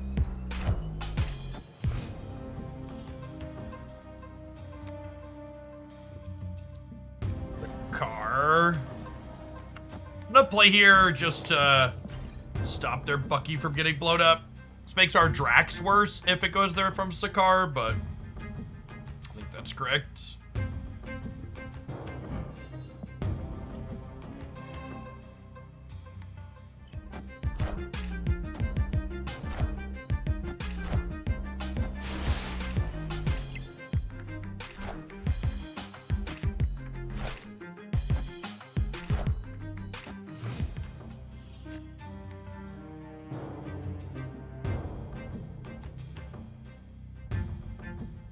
Do I want to proactively Killmonger is a question. I think we're just vibing on it for now, not let our opponent know it's coming. Although I guess it stops, they could be a Carnage here in the middle. Never mind, they're just Killmongering themselves. Got it. They're Deathwave Thanos for people that aren't familiar with what our opponent's doing.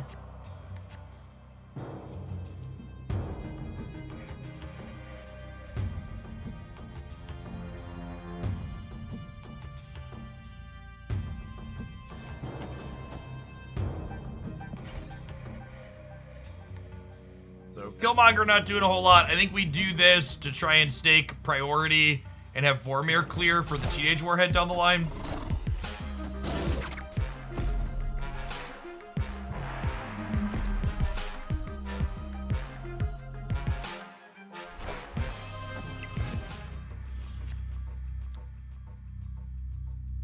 They're leaving? They must have had somewhere to go, right? Oh, I felt like we were potentially behind here.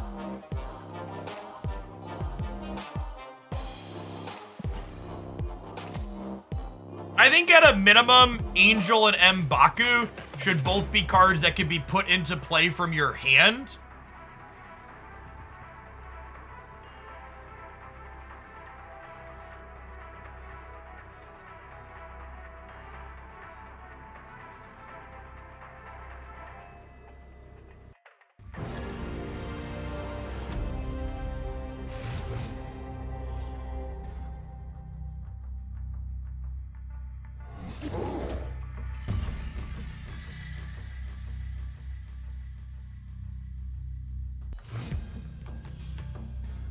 You played Keg and he's 300% faster now.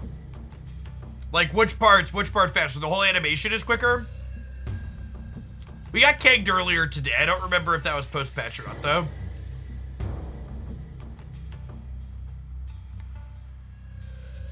Everything. That's good. It being slow is definitely... Escaped. We had Keg pre-patch. Yeah. Alright, should we try and Keg here? Let's see what it looks like. Discard Collector is the only deck I have Keg in offhand. Let's play a game or two with it. There was a small bug fix patch today.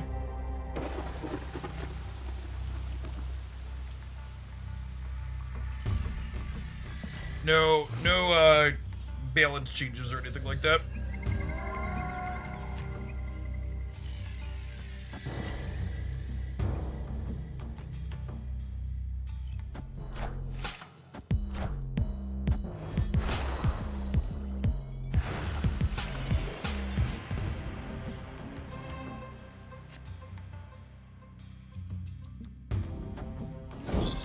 Oh, Dockerson costing 6 is sad.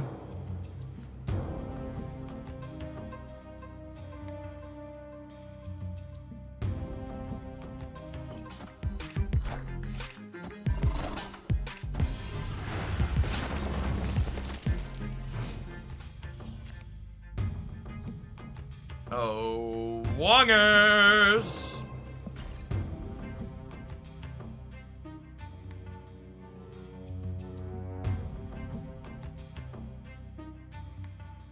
Maybe I'm actually supposed to Wong into the island, so I'm probably gonna fill there.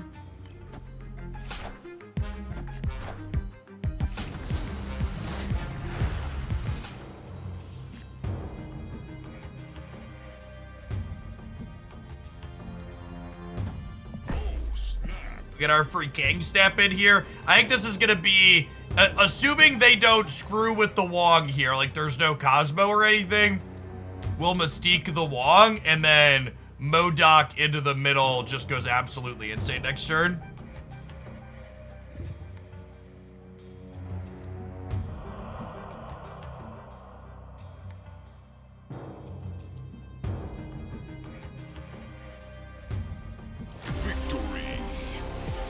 Yeah, we shouldn't have snapped. We wanted to see the Keg animation. Should have just let it ride. Mistakes were made.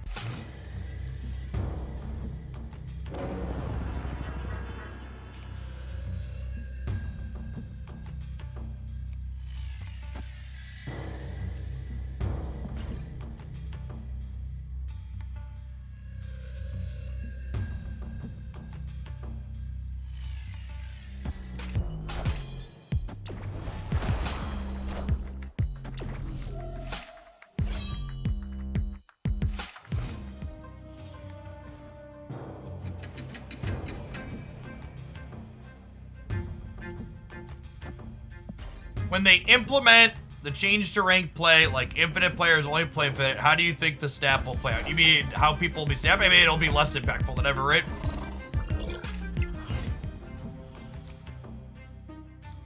Just like the TLDR. This Grand Central could kind of mess us up here. If we're a professional, we'll draw Mo Dockerson next turn.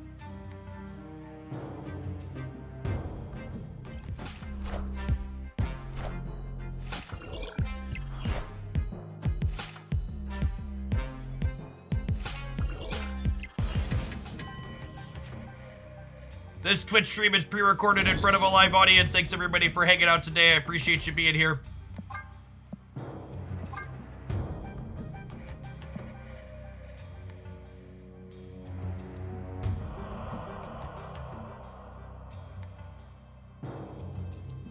Collector's going to gain 3, 4, 5, 6, like 7.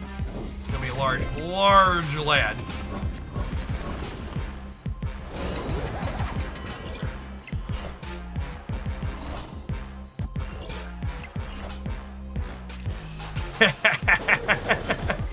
Out of my game, Black Widow. Kang. Ooh, Woggers.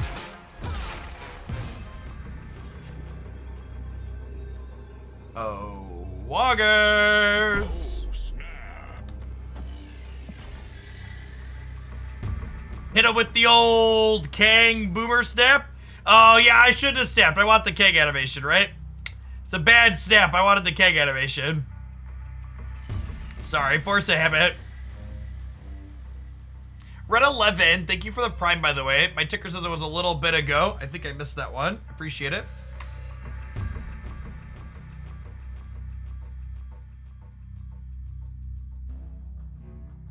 Victory.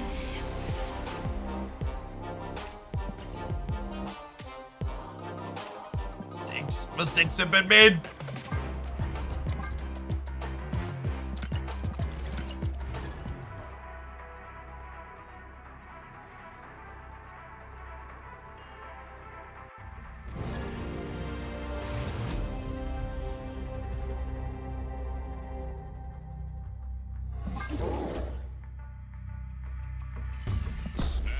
Alright, I'm gonna snap on turn 1 this time, so I can't chase them out of the game later.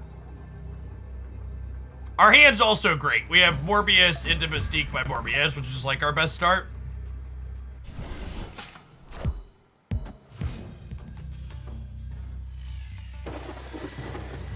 Yeah, there's been a lot of repairs this morning. Oh man, I twisted my back twitch. I'm gonna stand up. Oh.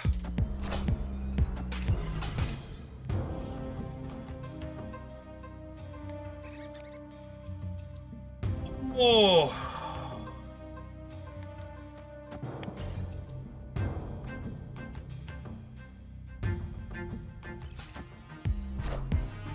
Just turned sideways while sleeping last night, chat.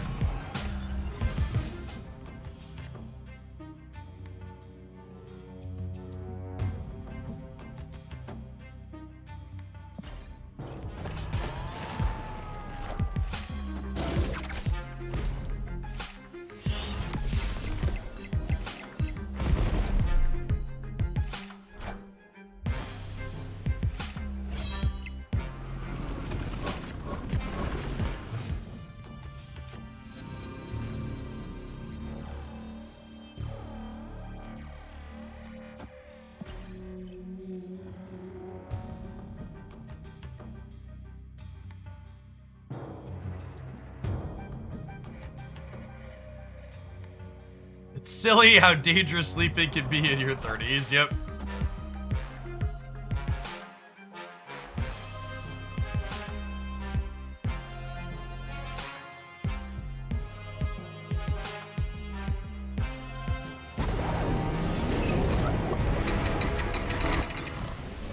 Okay, well, the game still crashes 100% of the time when you Kang with Daredevil out.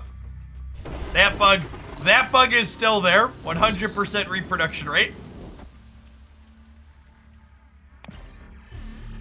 Noted.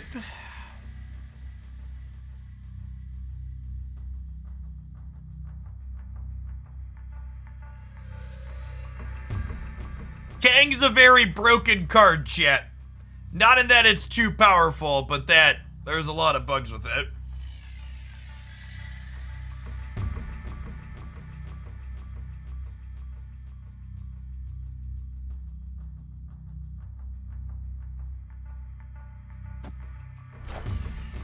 Kneel before Galactus.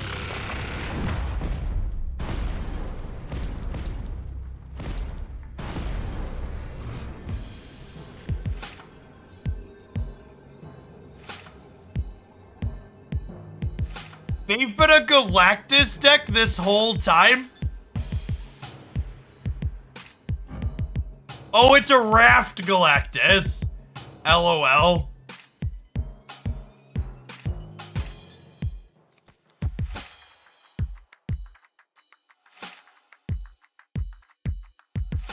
This is actually the most stats, right? This adds 10.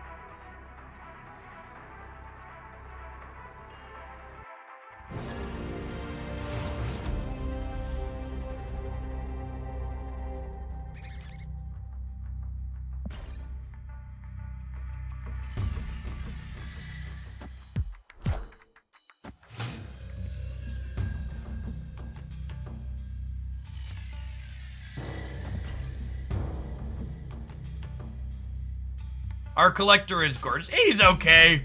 I don't know that I love the green Kirby's with his text. Could be worse, I suppose.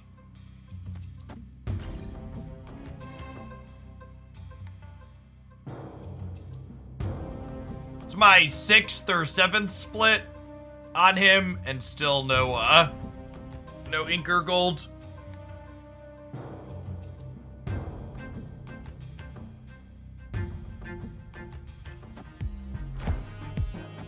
Wind, aid my hand.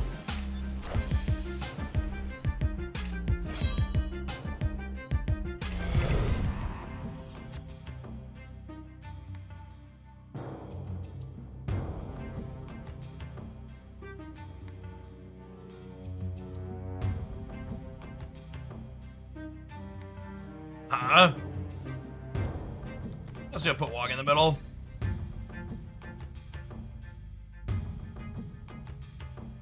Draw Modok.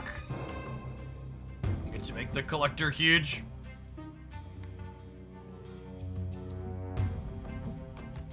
Opponent snapped.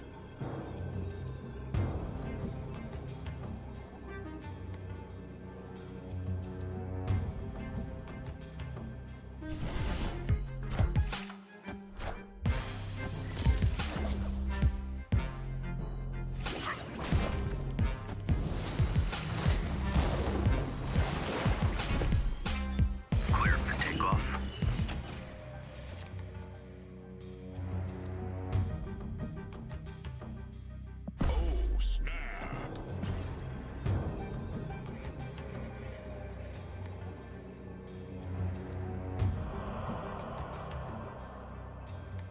Marvel Stab's easy, just draw Modok, chat.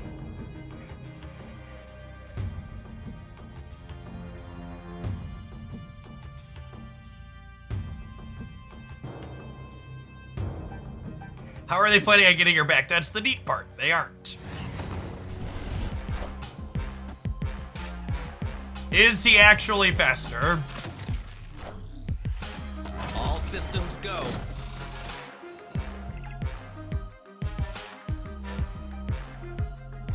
Yeah, I feel like the person that said Kang was faster, I don't know what you were seeing or if it's different on mobile, but it's definitely the exact same here on PC. Maybe that animation was slightly faster. Maybe that one was slightly faster. I have to go back and time it. Anecdotally, it still felt like an eternity.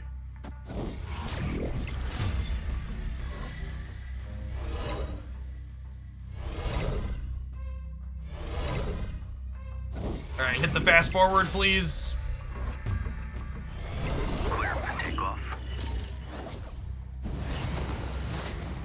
Up to the casual 15 power collector here on the left. Go. No big deal.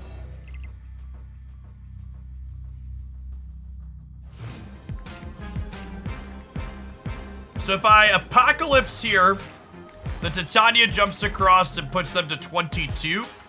And then I'm at 16, 22, 25. So even if they play nothing, this wins the right.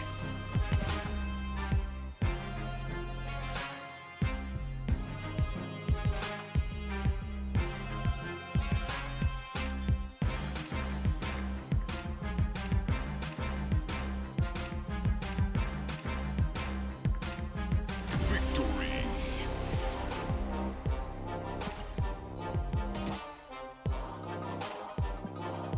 What if they soak for 12? You never know. Hey, Jesus Fish, thanks for the 4 months. Welcome back. Why do fast forwards trigger sometimes, other times not? I actually don't know the answer to that question. It must have to do with however it's programmed on the back end.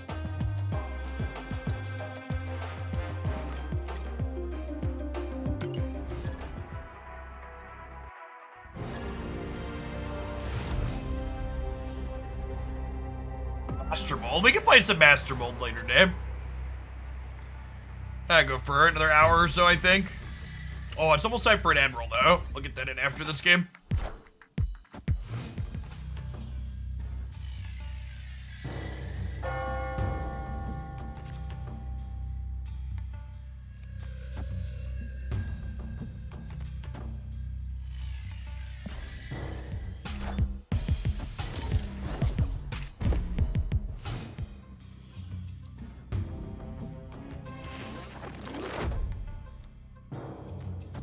You have priority here, so I'm gonna go ahead and Cosmo the Carbitage.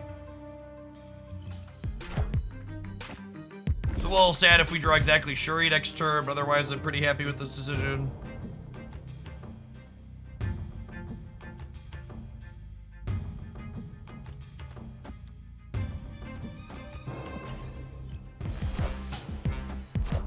We just load up here on the right. So we can Professor X, and then we'll peel the Destroyer to play into the Miniaturized Lab on the last turn.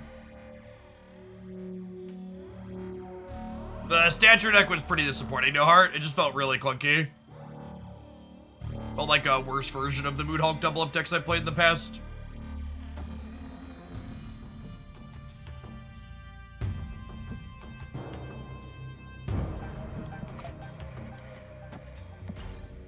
A content creator did well with a 0 Destroyer Attuma deck over the weekend in one of the community tournaments.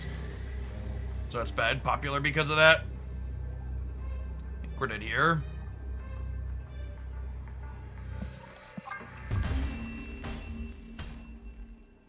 Daredevil, the cool new 2-drop. Well, I think Daredevil is one of the better tools you can use to attack Shuri in the format. And Spider-Man got a little bit better. Spider-Man got a little bit better in a post-Space Stone Change world.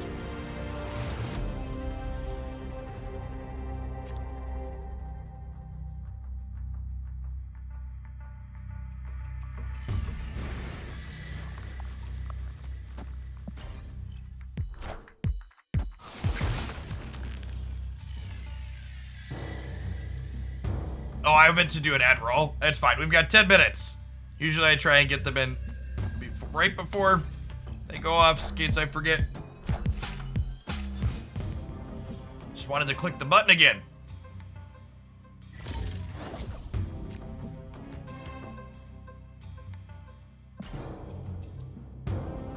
Nothing to do on 3 feels, Bam Bam.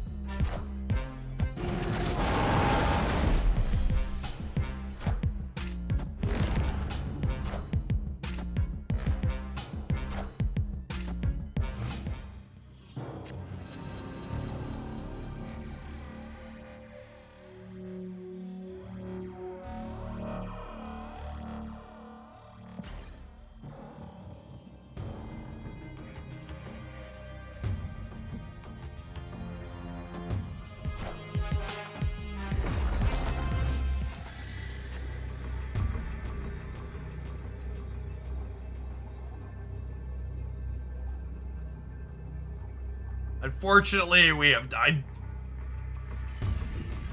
This is a deck that someone posted in the subs Discord over the weekend. May or may not be good. All right, subs, I'm gonna run to the restroom really quick here too, so it's gonna be an actual 2-minute break for everyone.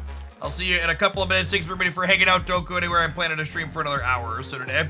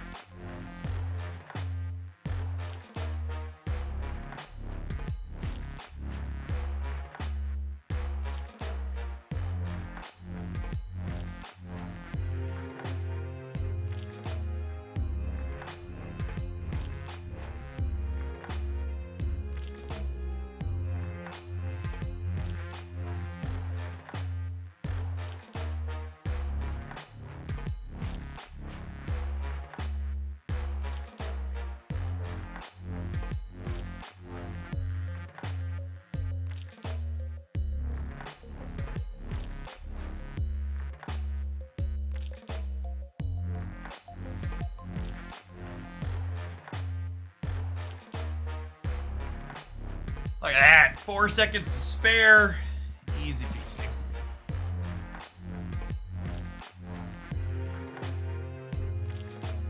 I was She-Hulk double up and doing post-patch. It's a good thought.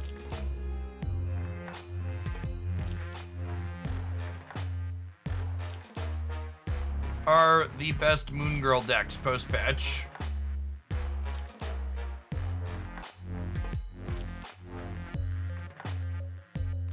There are not a lot of people playing the double up deck, unsurprisingly. Let's loosen the game requirements here.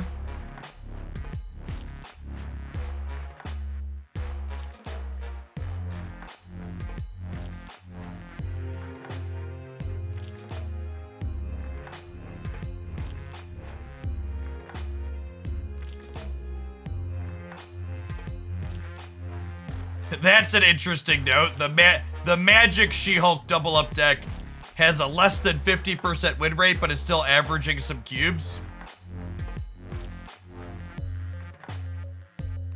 This is, yeah, gosh, that's so much worse. This is the She-Hulk double up deck I was enjoying before they killed Quinjet with Iceman over Quinjet, like I suggested. That's it's a little rough for sure. Yeah, this is the build with Quinjet. So it's better when you switch Quinjet out, but still. Yeah, this is only a couple hundred games as well, but yeah, my anecdote was this deck did not feel nearly as powerful with the Quinjet change, which was unfortunate. It was one of my favorite decks. Feels bad that like one of my B tier favorite decks got nerfed more than Thanos and Shuri did in the patch. Just like huge feel bad moment. How do they get those numbers? Those numbers are acquired from people running their tracker on their computers for the deck overlay. Which is one of the reasons why anytime someone installs the tracker using my link, I get $1.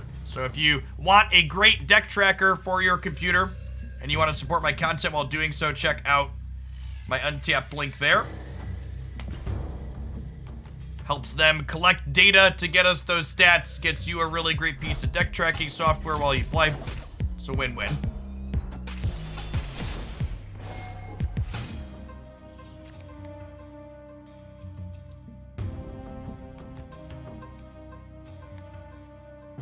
Untapped does not currently have personal game history stats on their tracker yet. That is coming soon, TM. Actually, they actually just gave me access to the beta draft of that, but it's not publicly available yet.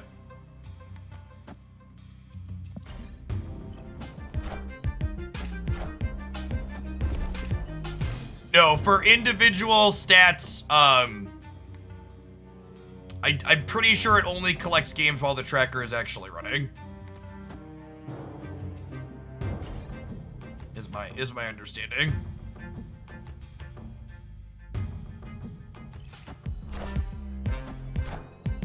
Yes, that would be my opinion as well, Donkey. That deck was one of the best non-Shuri, it was the best Series 3 deck. I used that deck to gain over half the cubes to get back to Infinite this season for myself personally. I think it was the best Series 3 only deck, and they just like killed it outright with the patch.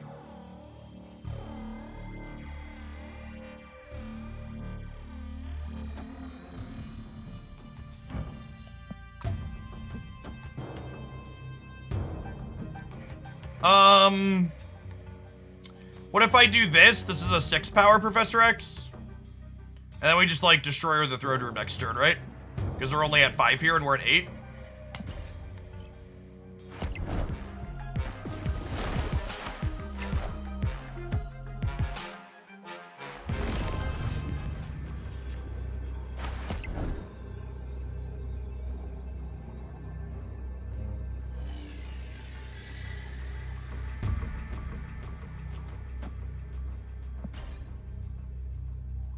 They have priority. I'm hoping 15 dominates the Throne Room.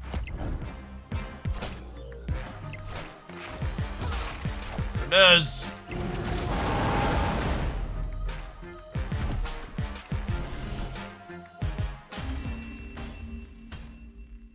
Victory.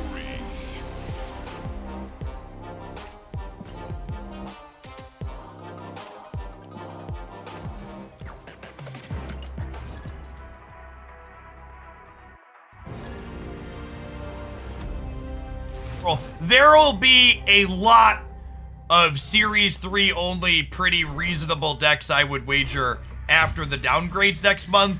Because, like, Bast, Valkyrie, and Shuri are probably my most used Series 4 cards in terms of deck brewing.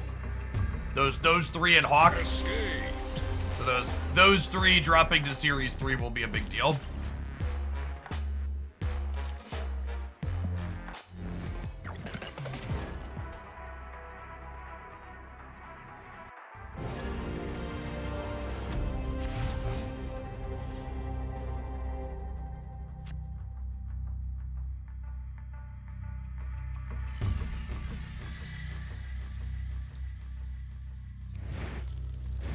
When's the drop happening? The drops happen towards the mid to end of each month when they do their balance patch.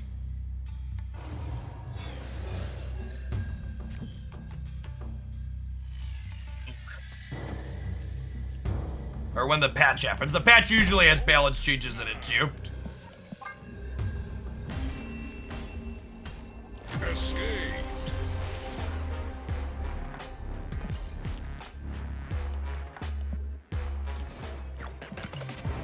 Eric, thank you for the 32 months.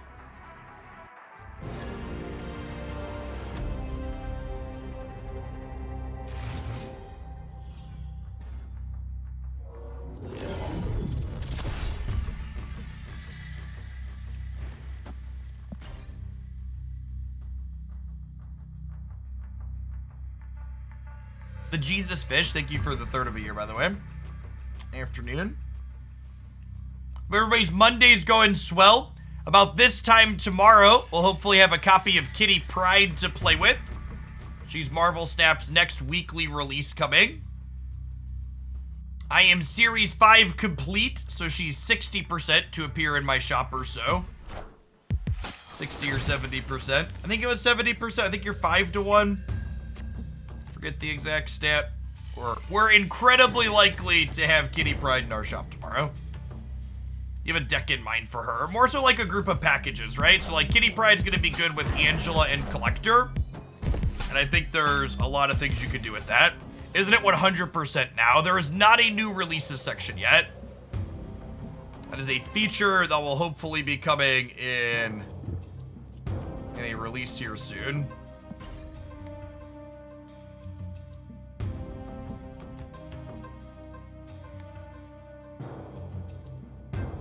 Yeah, Kitty Pryde will work well with Hitmonkey, the upcoming season pass card for next week.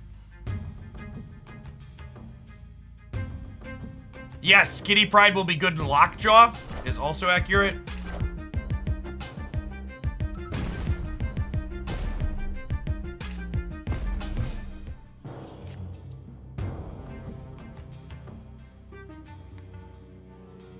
You have Bass pinned in your shop. Does he stay and drop down to 1,000 tokens? So you actually can't buy Series 3 cards for tokens anymore.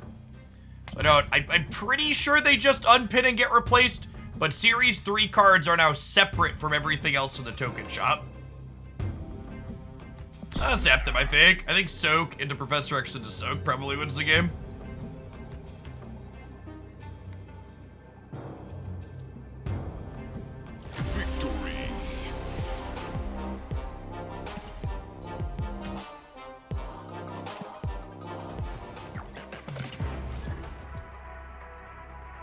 We can play the armor there for an extra point. That's true. That's one extra stat.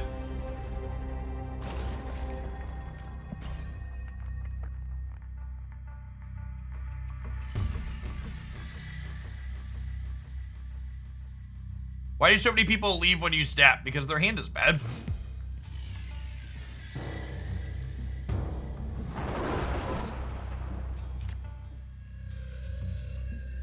No, Triple D. It's not the December releases yet. December will be the following month. It's the last of the original Series 5 cards.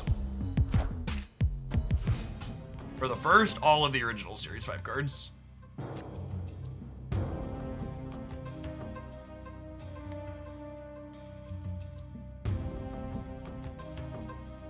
Honestly, our hand's kind of nuts. Just playing Sunspot and soaking up some sun.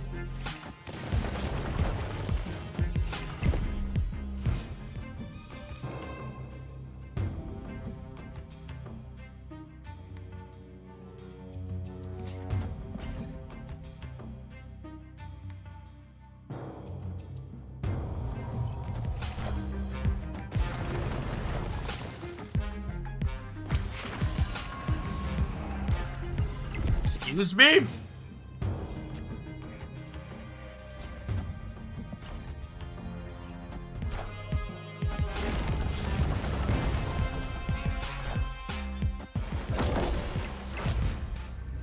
They're Ultron, and they were thinking they could win. They're Ultron, and they were thinking they could just guaranteed win here with plus, with 24.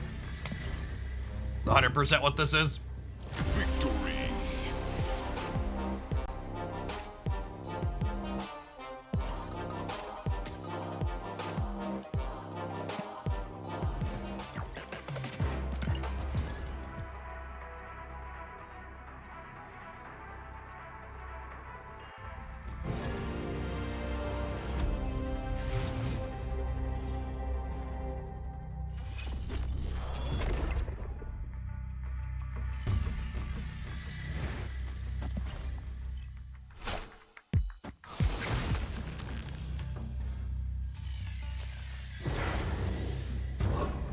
There's been an Ultron deck with Leech and Shang-Chi going around as well. Yeah. Put a bunch of broken cards in your deck, mix well. Thoughts on Living Tribunal in negative decks? Yeah, I think that's probably the best home that we know of already for it. Like looking at the things that already exist where it could potentially do well.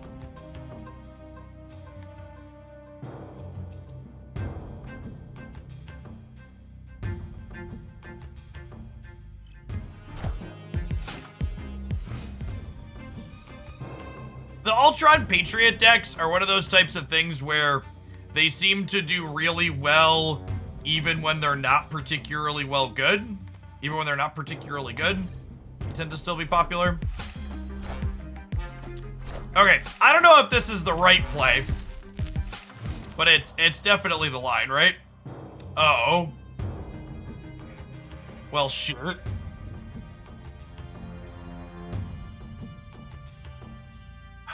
We just Professor X middle and lock out their Galactus deck, right? I was gonna say, I was going to Nimrod into Destroyer and have fun, but they're playing Galactus, so there's no fun allowed. Snap their ass. Yeah, they can't Galactus right with the Cosmos, so we just like Professor X middle and win the game. Take an extra cube on our way out the door. Yeah, got it, my game. Victory.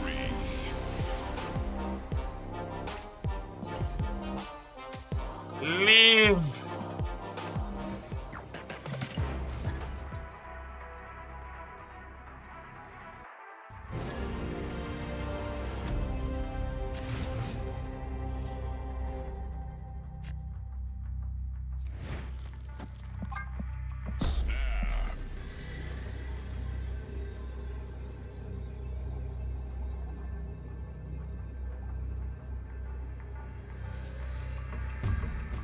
Iceman into armor, into Shuri, into 60 power destroyer.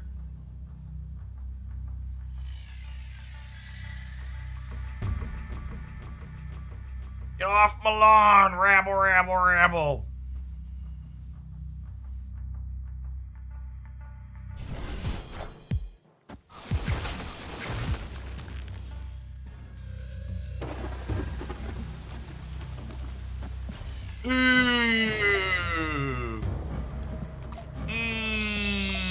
I don't know if I can resist. I don't know if I can resist a giant hobgoblin yet.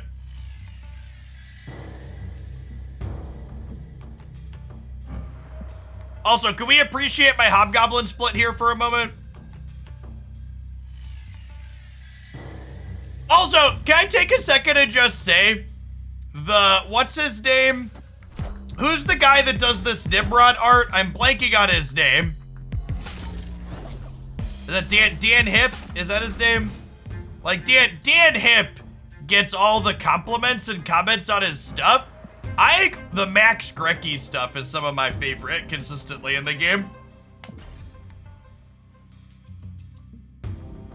I like his art style a good deal.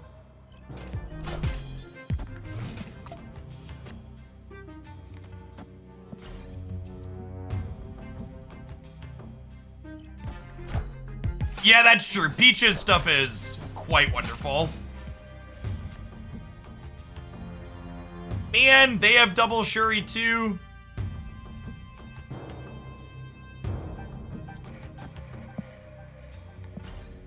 This is not great into a Red Skull.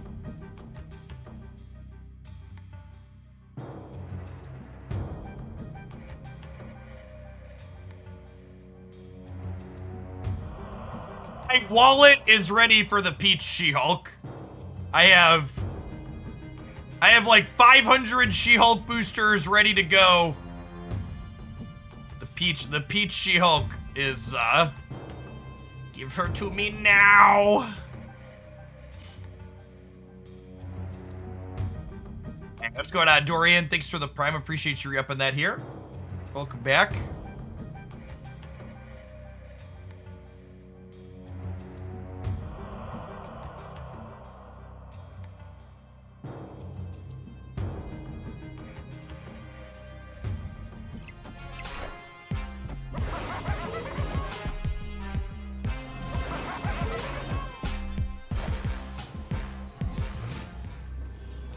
My thing's bigger than your thing. Neener, neener, neener.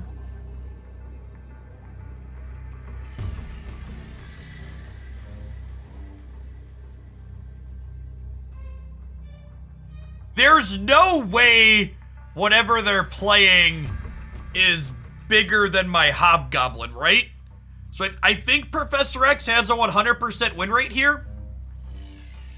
Because he locks Carol in. And if Professor X goes here, we're beating Taskmaster. No, we'd lose the Taskmaster here, right? We'd lose here and here. Yeah, I guess that's fair. We'd win the right, but we could lose otherwise. I think we're probably supposed to destroy her, right? Because we're only plus 16 over here. And if we destroyed, we'd be 22-26, so we'd beat Taskmaster. I unfortunately can't Teenage Warhead because we got an armor here. Hey, congrats on Infinite, Namu. And thank you for the Prime.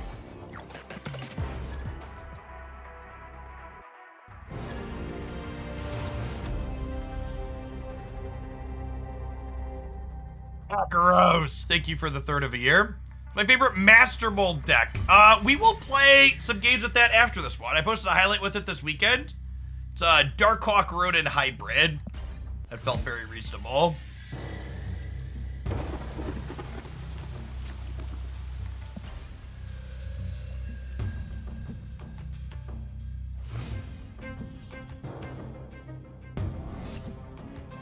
I don't know that our opponent is ready for the power of our rod yet. Snap. Give him the old snap-a-lap. Victory. Yeah, I posted a highlight with this one over the weekend. But like a pretty generically good deck. Just like playing a lot of good cards. And the core of this, for people that haven't seen it, if you don't have Master Mold, there's also like builds like this that play Devil Dinosaur instead of Ronin that have some similarities. This kind of core where you're like Darkhawk plus another 5-cost ongoing thing in Mystique, I think in general is relatively strong.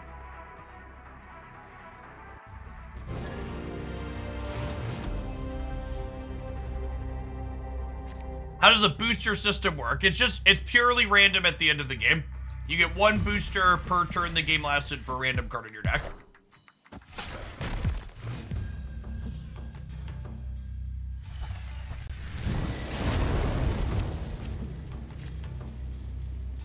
I think Darkhawk is an excellent pickup.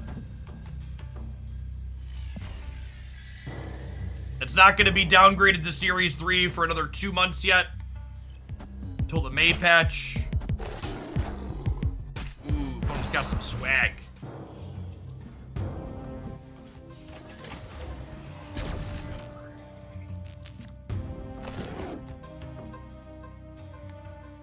Killmonger's probably not very good here. I'm just gonna go ahead and, oh, I can't do both. I will cork him. Yes, Null, and is it Sentry? No, Sentry already, no, Sentry, right? Yeah, the December releases. We'll all hit Series 3 at the same time.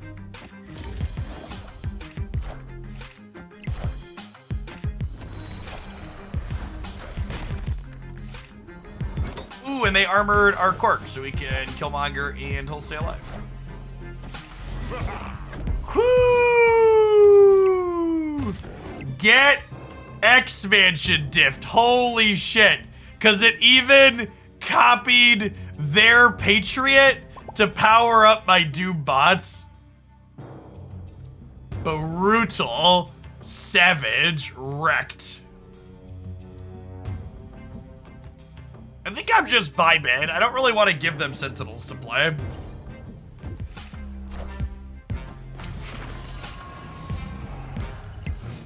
Yes, it also has their armor to protect itself is accurate.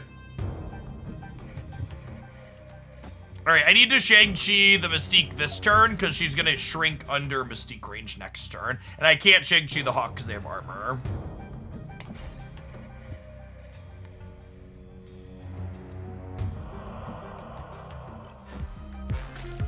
Is there a Series 4-5 tier list for the token shop? Yeah, I post one of those every single month. There's one from the start of the month, and I'll post an updated one at the end of the week once we have a chance to play with Kitty Pride.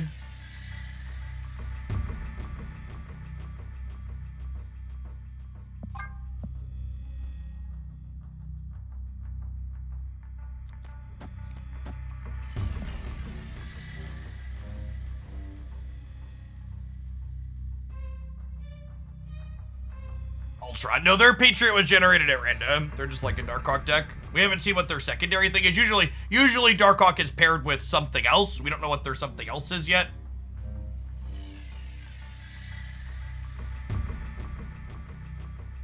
Is it Super Skrull season? I feel like as long as Shuri is public enemy #1, Super Skrull's kind of a hard sell. If the Thanos decks get popular again, I think Skrull was reasonable into those. I can see that. But Shuri's definitely numero uno at the moment, which I do not love Skrull against. Actively bad there.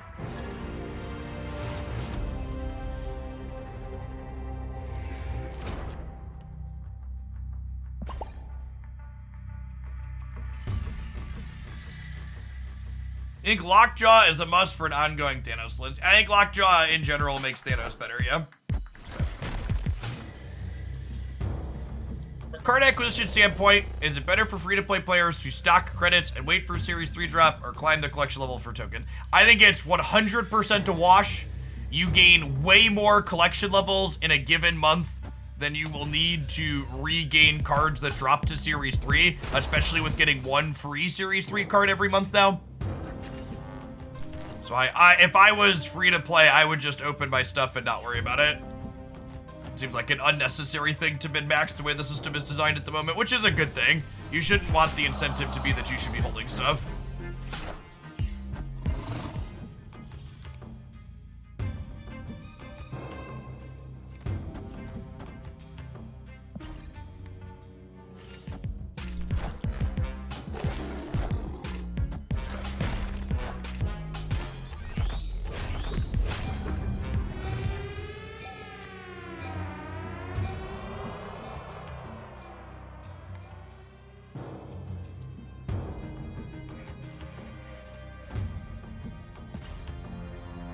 Down to some Danger Room RNG.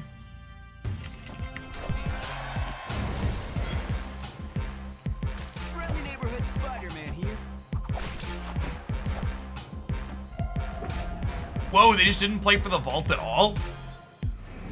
We're both just like big no thank you energy.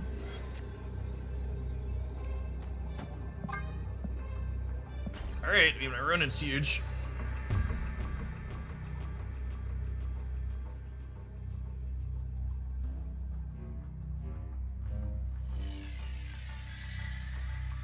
Even if they Doctor Doom here, we win the breaker by a lot because of Mojo World.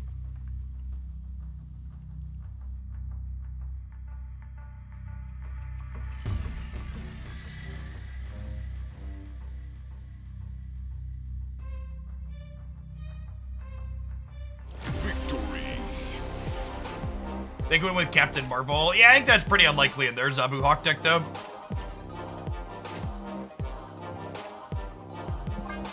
There were only 4 cards in my deck here, so I think even if they double hawk there, we were still winning, because it was only 16 for them. And my Ronin was 3 plus 5, 13. I think we were ahead by enough that we were winning that. Were we plus 3 there? I have to go back and check.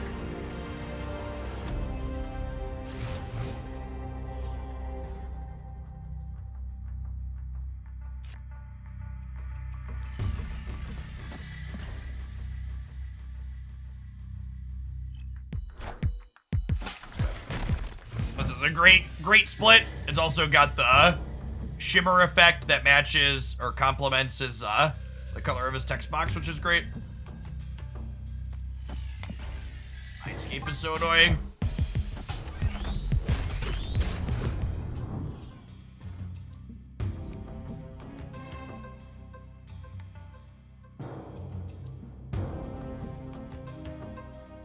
Your top card that you're annoyed to play against? Well, I mean, even before they nerfed Arrow, Galactus had that #1 slot.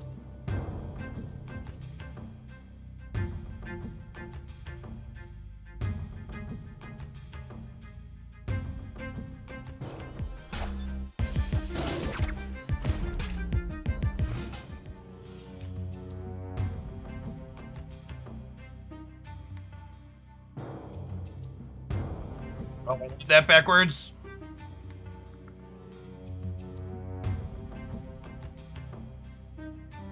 Trying to make a command while we're playing.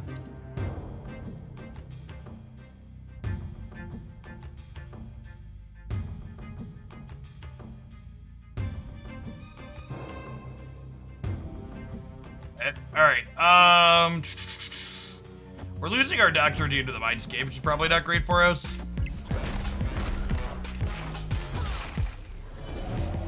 Into Shang-Chi, their She-Hulk is good for us, though.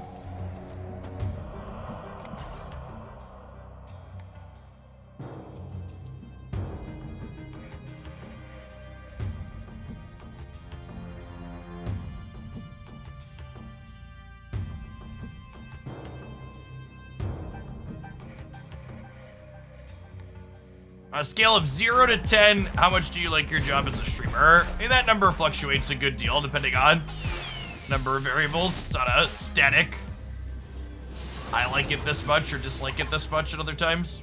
But I also have Dr. Doom. Good deal.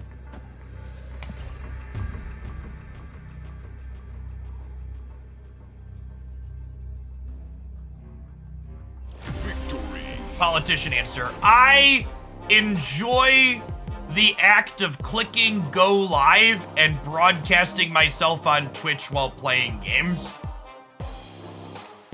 I probably do anywhere from 5 to 15 minutes of additional work outside of the time that I am live per hour that I am live per day.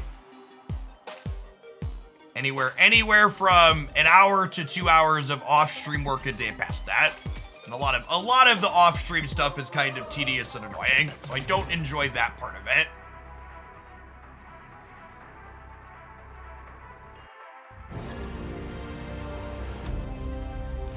Whether it's editing YouTube videos or responding to social media stuff or moderating YouTube comments or working with my manager on negotiating ad deals, figuring out scheduling, tracking metrics that have to do with my job so I can make sure that I'm making right choices and adapting correctly.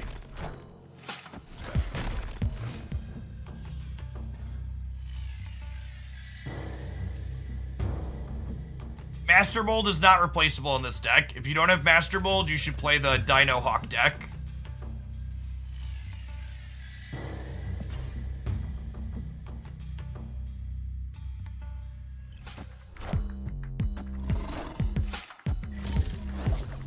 This is the part where I take a second and explain to Twitch how hiring an editor doesn't alleviate all of my time on YouTube. The only way hiring an editor actually saves me time is if I'm also paying that person to watch my stream for 30 to 40 hours a week, so they do actual everything. A significant amount of my time spent doing YouTube videos and editing off stream is doing things like recording intros to those videos. And that's not something I can offload to an editor.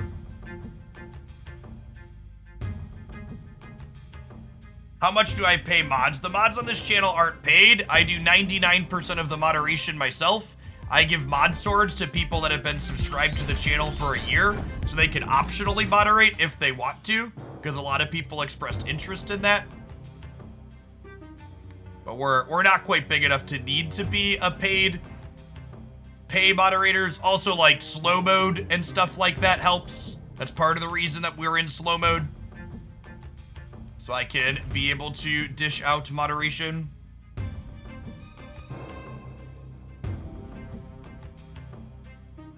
Big Zwine, thank you for the 64 months. Welcome back.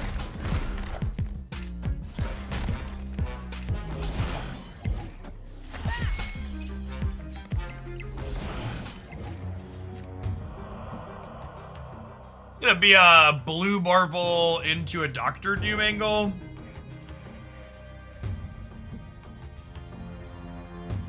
Let's switch to tax withholding for streamers. So I get a 1099 at the end of the year, or at least I used to. I have ascended above many of you peasants, and I am Hoaglandia LLC Incorporated. And as a corporation in the United States, naturally I have more rights than most individuals have.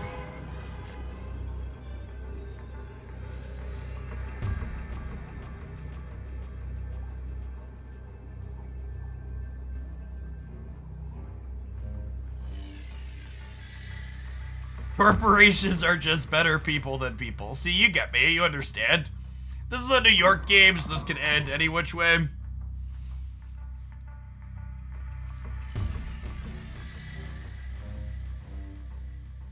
I don't remember the exact technical legal jargon, but a Hoaglandia LLC exists, and I don't remember if you're an LLC that files as an S-Corp or an S-Corp that's an LLC. I don't know. I pay an accountant for that. Legal stuff and taxes, chat. I pay people the appropriate amount of money for their expertise.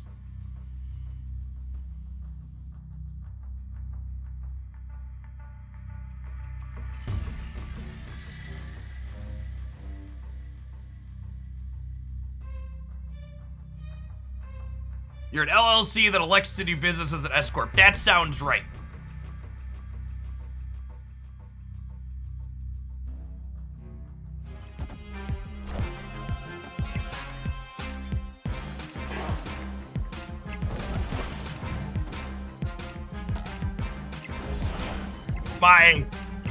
My lovely and beautiful wife is also the person who's responsible for doing a lot of the runaround and back and forth with the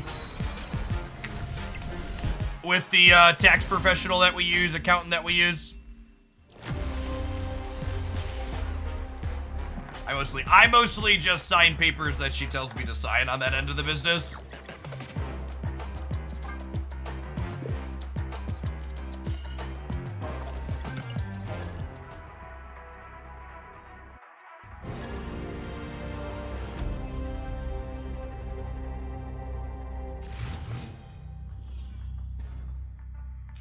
Lord Miller Gaming, thank you for the 5 years. Appreciate the 61 months.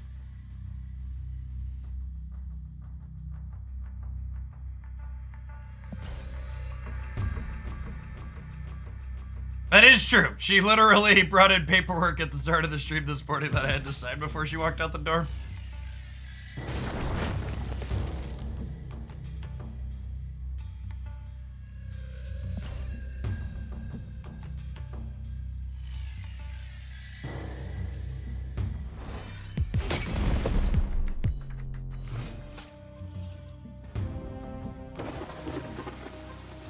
So it doesn't have to be that complicated. You can just get a bunch of 1099s and pay money if you want, Sloth.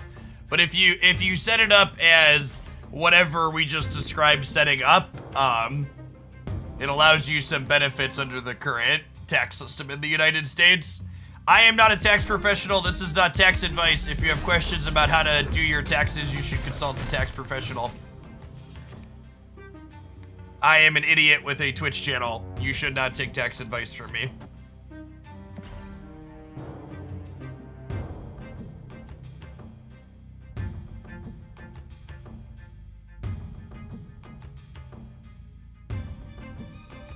Can you write off purchases in games you don't stream all of the time, like Genshin? Yeah, you gotta do market research to find out if it's a game that I want to stream. Have to have informed takes on it when people ask.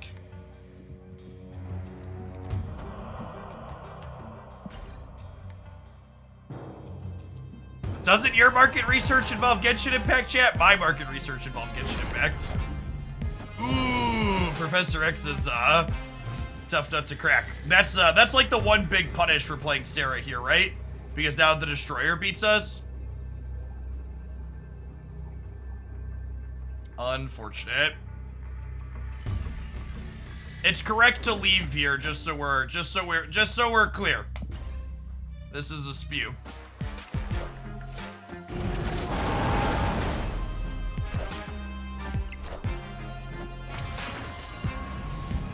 I almost played Hawk over here too.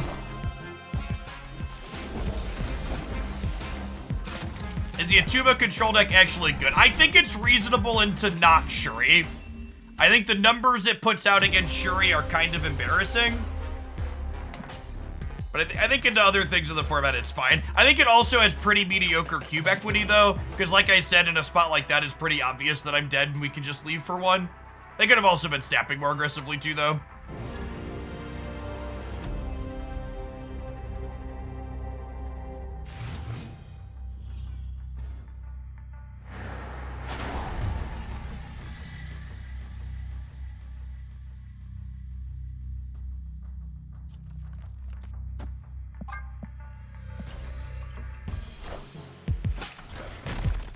I will have you know, I C1'd my Shenhei without spending any money, because I am a responsible Genshin Impact enjoyer.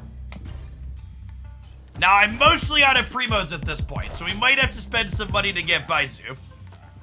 But my C1 Shenhei did not cost me any actual dollars.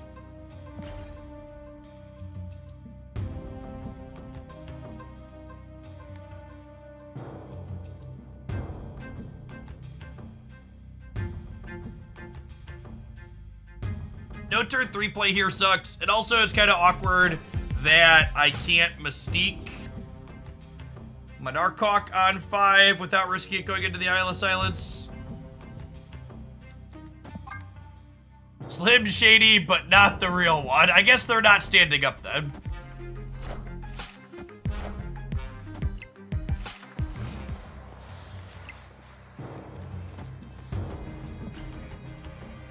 Alright, I believe Shang-Chi is gonna crush them on the left. It's gonna be great.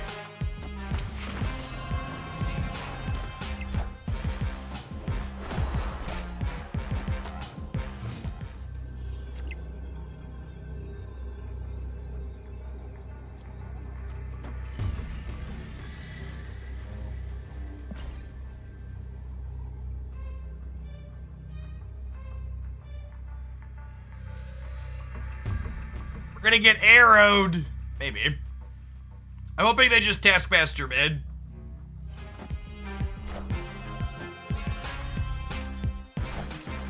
For the record, chat, this is why the Sauron version of this deck is not good, because you need your ongoing cards. You need your Arbors and your Cosmos to not make your deck just utterly embarrassing against all of the Shang-Chis and Valkyries in this format. Sauron is one of the cards I've had the most people argue with about my ranking on it. But just to have a little rant with Papa Jeff. Sauron is not a good Marvel Snap card because it's really only good in one deck, the Shuri Red Skull deck. And it isn't optimal in the Shuri Red Skull deck. So there's only one real home for him, and he's not optimal inside of that one home.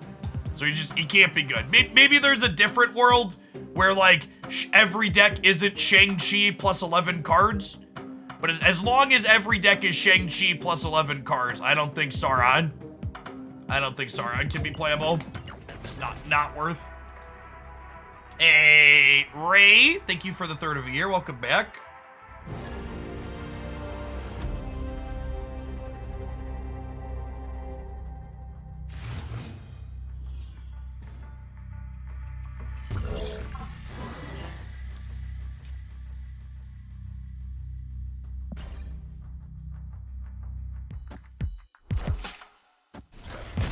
He's got one home and they don't want him. Yep.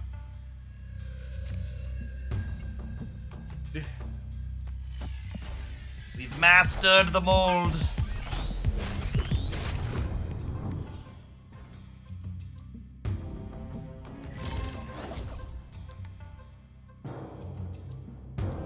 I think you could have Valkyrie in your deck instead of Shang-Chi, but yeah, I think basically every deck in this format should have Valkyrie or Shang-Chi. Deal. Fair trade. Offer accepted.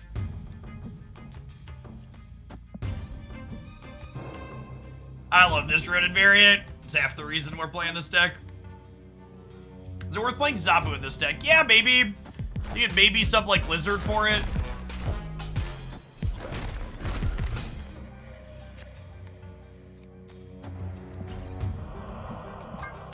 They'll have 7 cards in their hand. Sarah lets us play Ronin and Mystique on the last turn, which is great. Good golly. Is Ronin bigger than the Destroyer?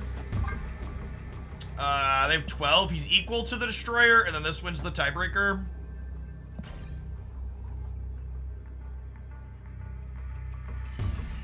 Yeah, I think Valk is great. If you haven't checked out the Valkyrie Hazmat deck we posted on the YouTube side, you'll want to check that out. It's real solid.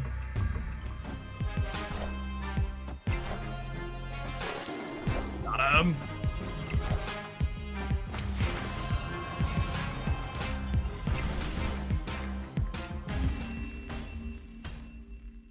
Victory. All right, chat, it's 3:30. We've been live for about 6.5 hours. I think I'm gonna go ahead and call it a day. Really appreciate everybody hanging out. We're probably going to run late tomorrow because tomorrow's a new card release day. Looking forward to playing with Kitty Pride. Chat, there's over 2,000 of you here. And I know a number of you have not liked today's YouTube video yet. If you want to do me a solid, check out this Valkyrie Hazmat deck that I was talking about over here on the YouTube side.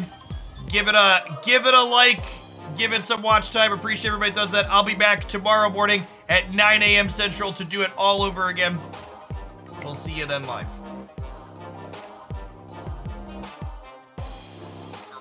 Who are we reading?